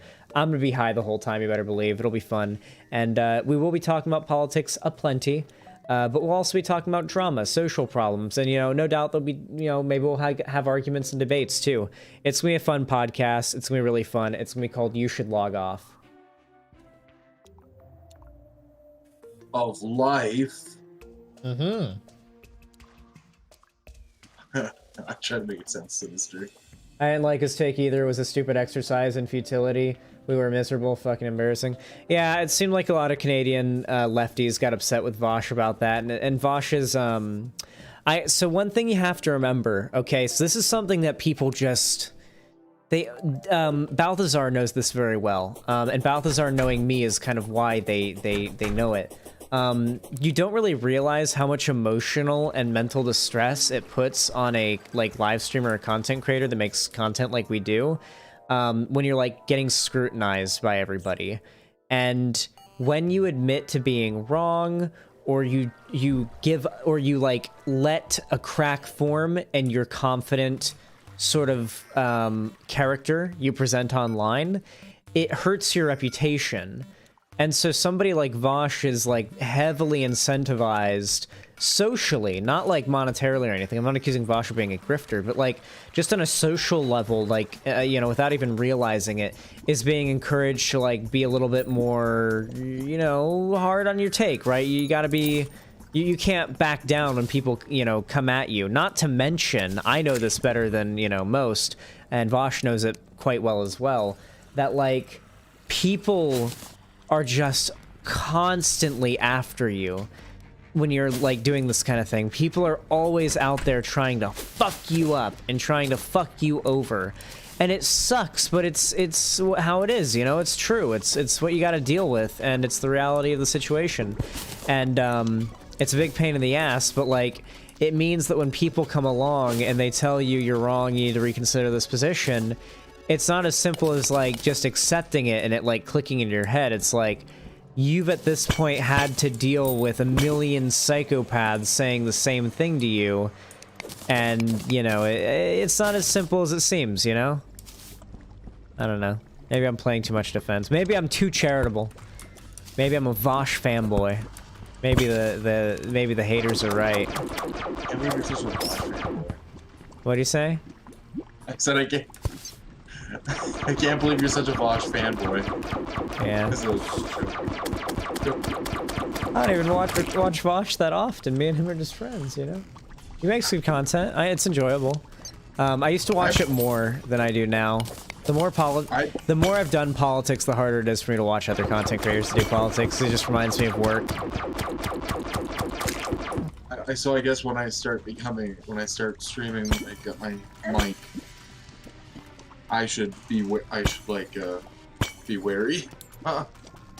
It's just a matter of like it stops eventually streaming. Like once you make money enough to make it your job and everything, it stops. Like if you have to pay bills, it's God fuck. We're really getting fucked here. We gotta. I'm gonna do the infinite water glitch to clear the lava out of the area. Don't worry about it. Don't worry about it. Just getting steamrolled. Don't worry about it. Just don't worry about it. I'm getting steamrolled. I need to do it in a way.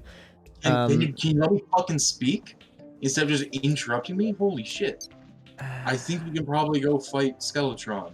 I don't want That's what to I was right gonna now. say. I want to get my full armor, please. I can get your full armor. I want to get my full armor. It's fine. Do we have fucking? I mean, I'll get the health armor. I'm looking for buckets. It's in it's in miscellaneous gear. I can go get you your what do you need? Hellstone, obsidian? Do ash blocks fall? I don't recall. What do you need? What? Stop! Chill. I don't need anything. Just let me play the game. Can you chill? I'm trying to help. Please, just chill. I just want to play the game. Just chill. Okay? I got this. I got this. I'm just talking to my Val. Okay. Whew. We have to get this out of the way now, or playing with you on stream is going to be extraordinarily frustrating. I am a streamer. Thus, when I'm doing things in the game, I have to voice what I'm doing, perhaps even ask leading or sorry, rhetorical. I have to ask occasionally. I have to ask occasionally. Shut up.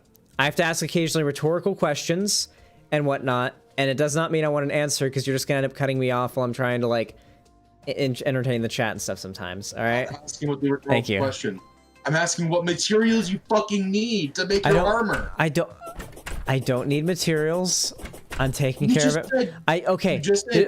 Listen. I'm taking care. Listen. I'm just making. Listen, Balthazar. I'm just making my hell. I am just making my hell bars, my hell bar armor, and I want to make it myself. I want to harvest the materials myself. So I'm literally just taking some buckets and some silt blocks to hell to turn the lava into obsidian and get rid of the lava and a portion of hell so I can more easily mine up the ore. Because I've been getting steamrolled so far trying to... I want to do it. Just let me, Balth. Just let me play the game the way I want to. You're so... Alright, I'm kicking Balth. What the fuck? Dude. Jesus Christ. Oh my god, why were they so obnoxious? Oh my god, they've never been so unpleasant to play a game with before, like, ever. Like I just wanted to do, like, a little infinite water thing to, like, clear the lava out of a part of hell for the meme. And like, they were like, no, don't do that. It's like, Jesus. How do I kick them from the server? I don't want to do the obsidian skin potions, Balth. I want to do the thing that I was doing, because it'd be funny, and it'd be cool for the stream. Holy shit, good on you for kicking them? Yeah, like, I don't want to do that usually, but like... They were just like, really going far, you know?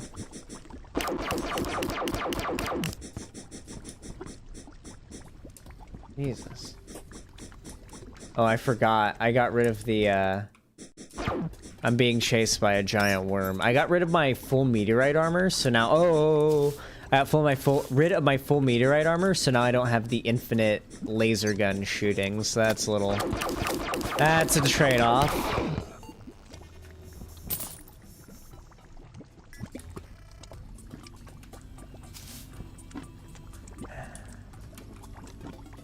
What are we talking about, chat? Not Balth. Chat, what are we doing?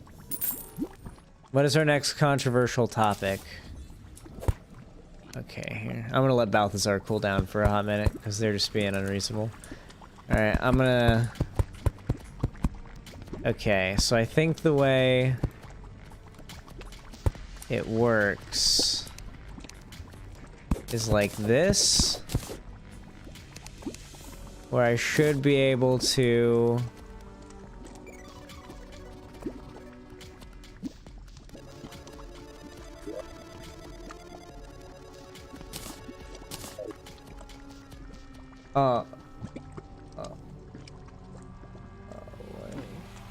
Wait, but...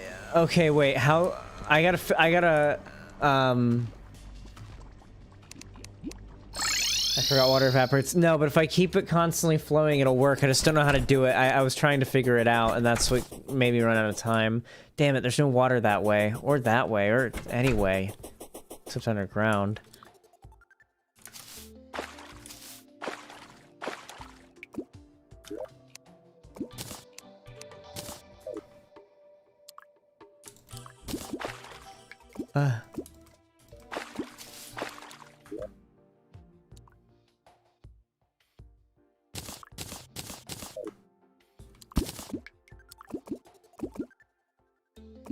Okay. So it's the left click button that engages this. So let's see if this does it. Let's test it here. Pumpkin Cakes, thanks for the tier 2 gifted sub. I appreciate that. Uncle Gumbald says, Balthazar, are you serious? Jesus, pal.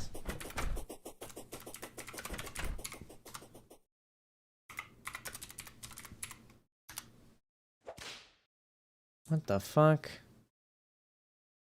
Ah. You had to make me do this. Do I have to do this all manually? Are you fucking shitting me? God damn it, White Nervosa.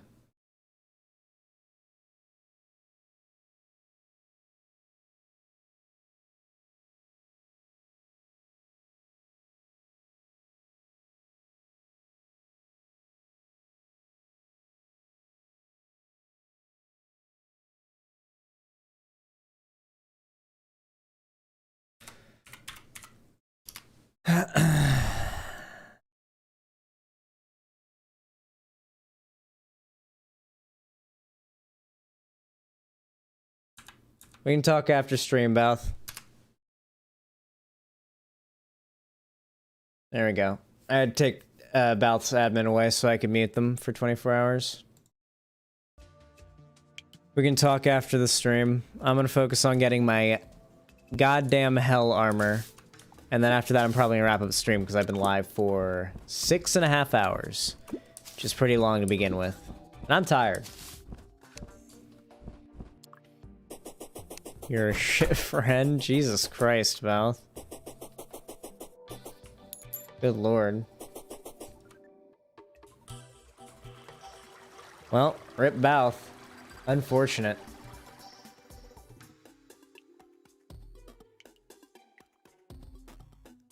As I said, maybe I seemed a little bit too harsh, but I did explicitly say that for the sake of the stream's entertainment, I wanted to try to keep comms more open.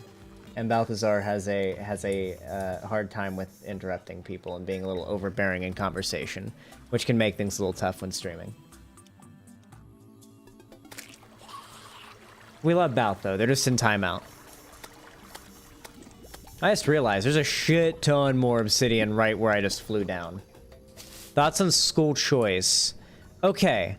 My understanding of the school choice stuff is that people, like, treat it like it's a solution to a problem it's just not a solution to.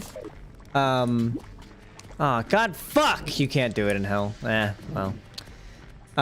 They treat it like it's the solution to a problem it's not the solution to, you know? Like, to fix the problem with, like, underfunded schools and people being, like, stuck going to them, it's not to add school choice and just make it so, well, now, if you're poor and you live in a bad area and you have the ability to commute to a better school, now you can. It's like, I guess that's nice, but, like, shouldn't there just not be shit schools? Like, shouldn't public schools in the most powerful and rich, wealthy, and influential nation on Earth, like, not be, you know, dog shit? I feel like that's not asking too much, is it? Is it asking too much for public schools on in the most powerful, influential country in the world to not be dog shit? I honestly can't tell anymore. We live in a hell world. We live in a society. We live in a society.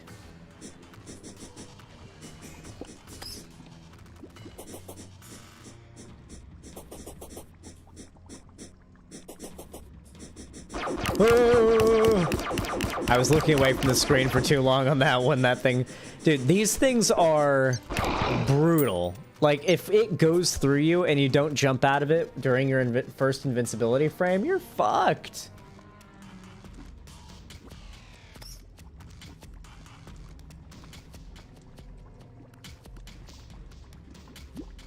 I understand that, Homo sapiens. It was just very frustrating for me having someone, like, being that overbearing on my own stream.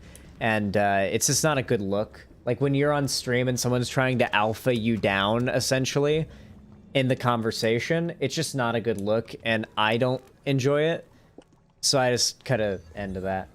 I'm sure Balthazar and I are still friends. I doubt Balthazar's gonna, like, cut me off forever or some shit like that. But, you know. They need to cool off, I think. The best part of streaming, though, is the interpersonal drama. I still can't get over the fact that Hillary Clinton's lawyer was called Sussman. Wait, you're trolling, right? That's not real. Hillary Clinton's lawyer wasn't, like, unironically, legitimately called Sussman, was he? Or she? Girl boss?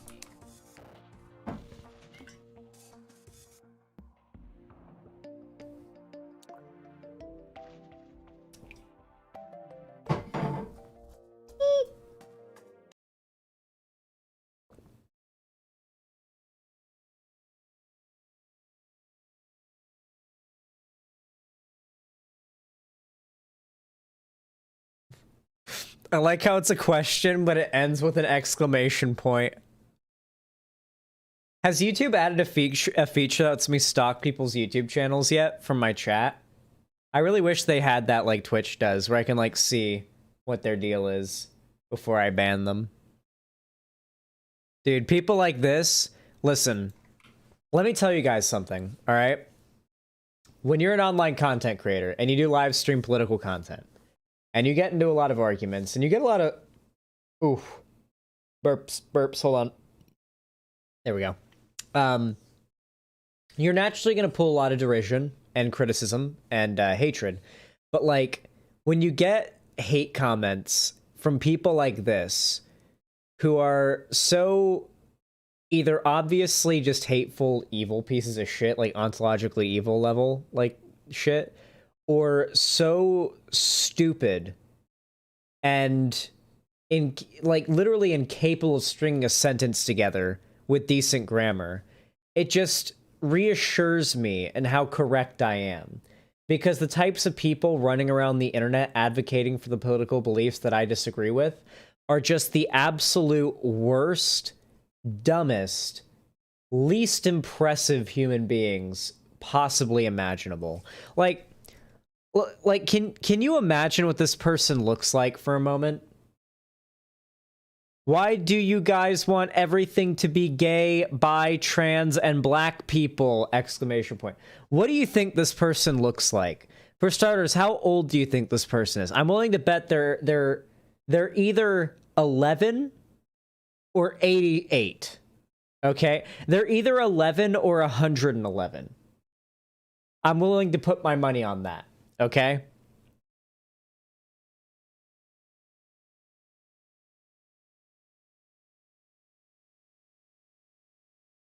We gotta do more bullying random people in chat. It's fun. We go hard. We go hard in the paint. Alright. Here, do we have Obsidian Skin Potion, immunity to lava.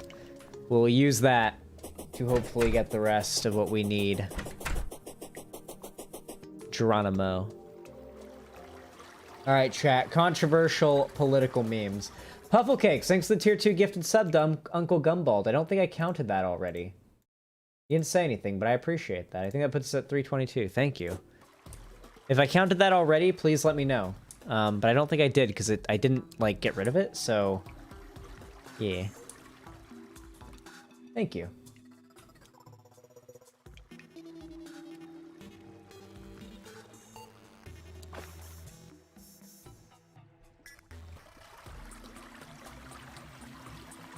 The novelty of it is they have to be subscribed for 5 minutes just to comment. Yeah, that's why I turned on sub-only mode, so people who want to hate comment and troll in the chat have to subscribe to me to do it. It's pretty funny. Thanks for the support, dumb fucks. Even if they unsubscribe, like, immediately after they get banned, they still end up supporting my channel, and it helps me in the algorithm. 'Tis a sad life to be a troll in 2022. The internet's getting harder to be a troll on by the day, which is sad because I do like trolling content myself.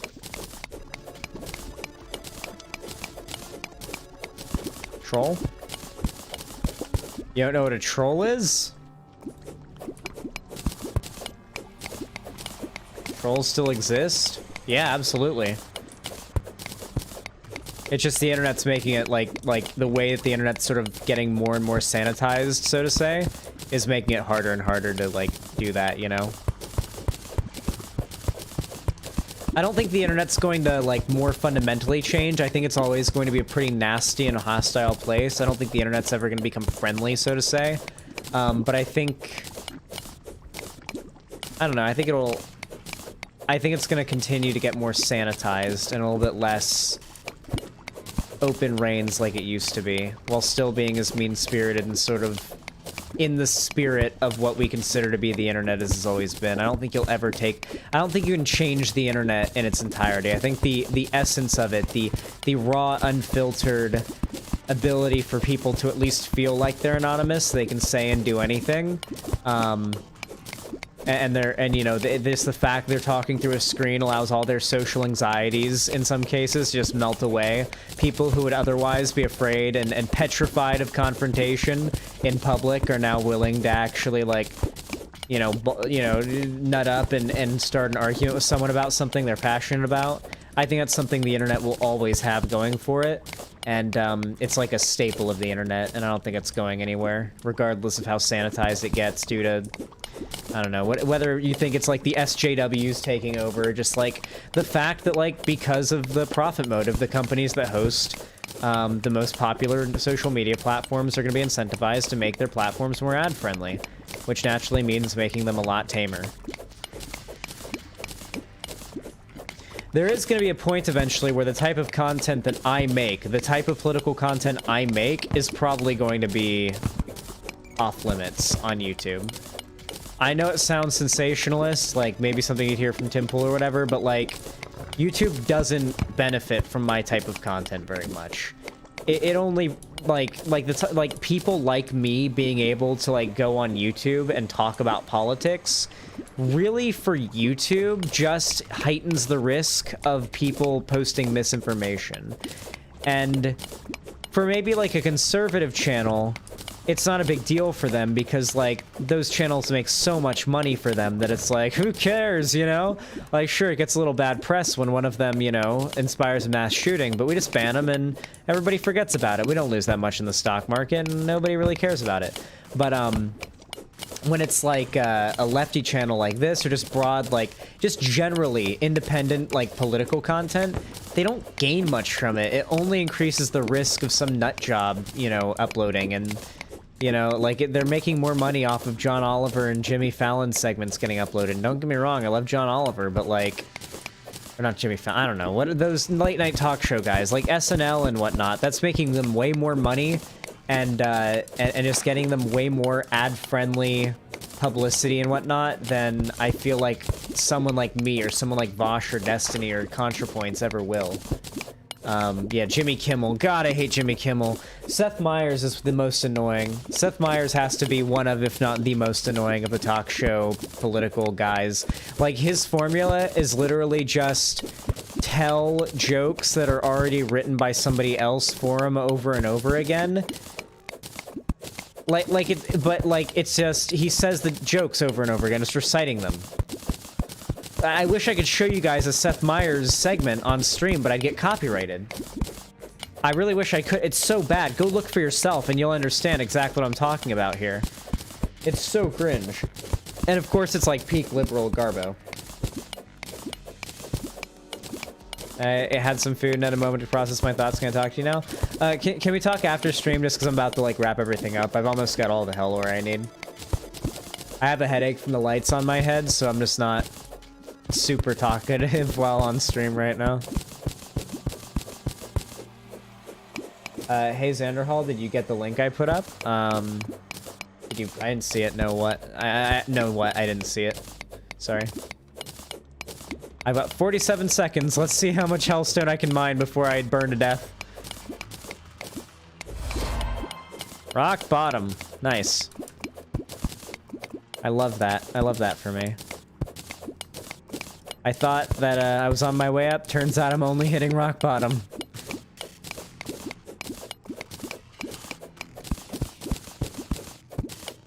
I really love the music in Hell. It's actually really uncharacteristic for Terraria. It's like very good. It's like Hell music.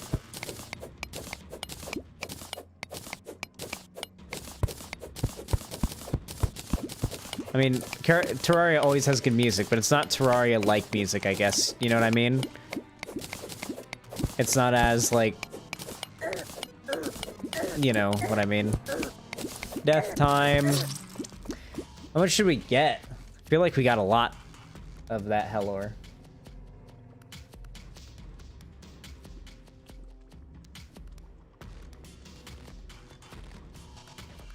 Does Terraria have a void? Nah.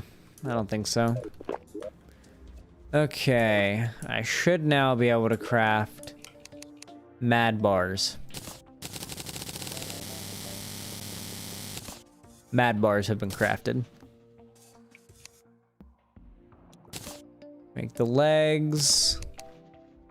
Helmet. Axe. Is the sword even like...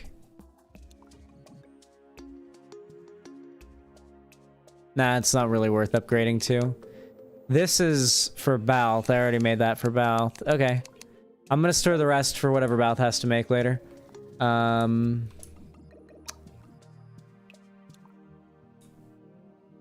Building materials, blocks, ores, ammo, melee weapons, accessories, equipment, sword armor, magic armor, melee weapons, materials.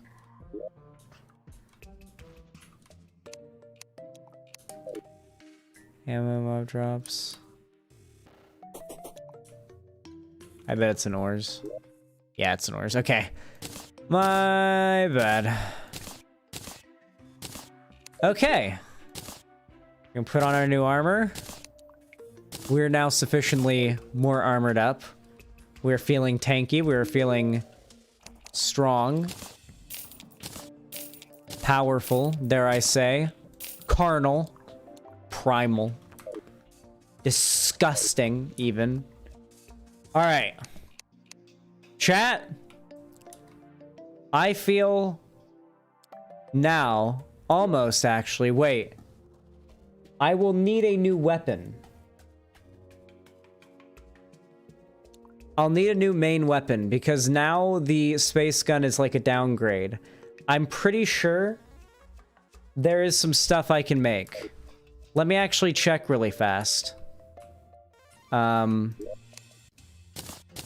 almost certain there's got to be something cool.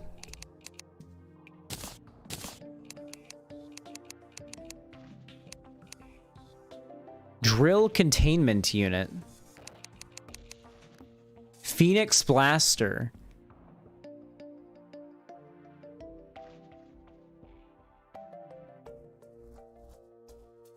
Handgun. How do you get the handgun? The Phoenix blaster seems kind of goated. The Hell sword is strong. I kind of like the idea of the Phoenix blaster.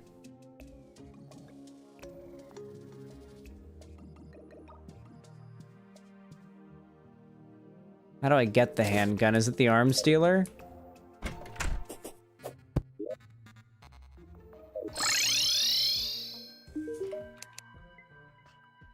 No. Huh.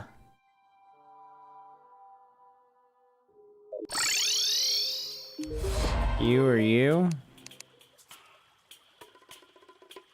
The quad barrel shotgun is better than the Phoenix blaster. Quad barrel shotgun? How do I get that? How do I get quad barrel shotgun?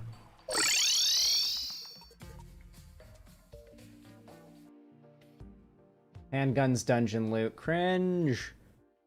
I want to try to get a replacement main weapon for the Skeletron fight, which will be next stream.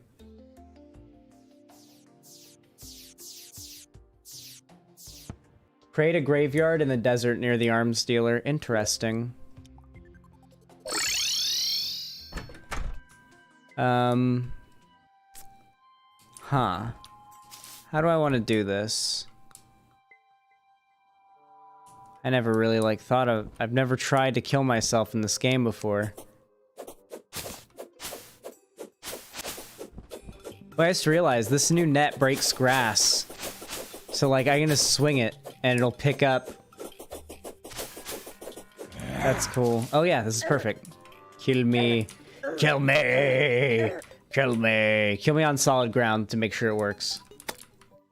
Kill me! Kill me! Oh my god, I've gotten so strong now. Jesus Christ. Remember when these guys were actually tough to fight? Kill me! Kill me! That's one. We can do that off stream. I'm fine doing it right now. Just to, so is it like... Wait, never mind. It's post-Skeletron? Oh, we can't get it pre-Skeletron? Damn. What is my next, like... What can I get right now? It's like a... nice ranged weapon for... This space gun's probably not going to cut it. We'll figure it out. I'll do a little bit of Terraria research off stream, okay? Well, good lord, chat. This has been a nearly 7-hour-long stream. I promised you guys longer streams, and I am sure going to deliver, and we have so far. Definitely streaming tomorrow. Going to be covering the segments that we put off today, and continuing Terraria, of course. Balth will probably be joining us. And yeah, it'll be you know, fun time. I want to try to do more consistent streams, just streaming more often, longer, getting more segments out, maybe even doing double uploads more consistently if Cherry, because Cherry's going to graduate soon and not have school to worry about.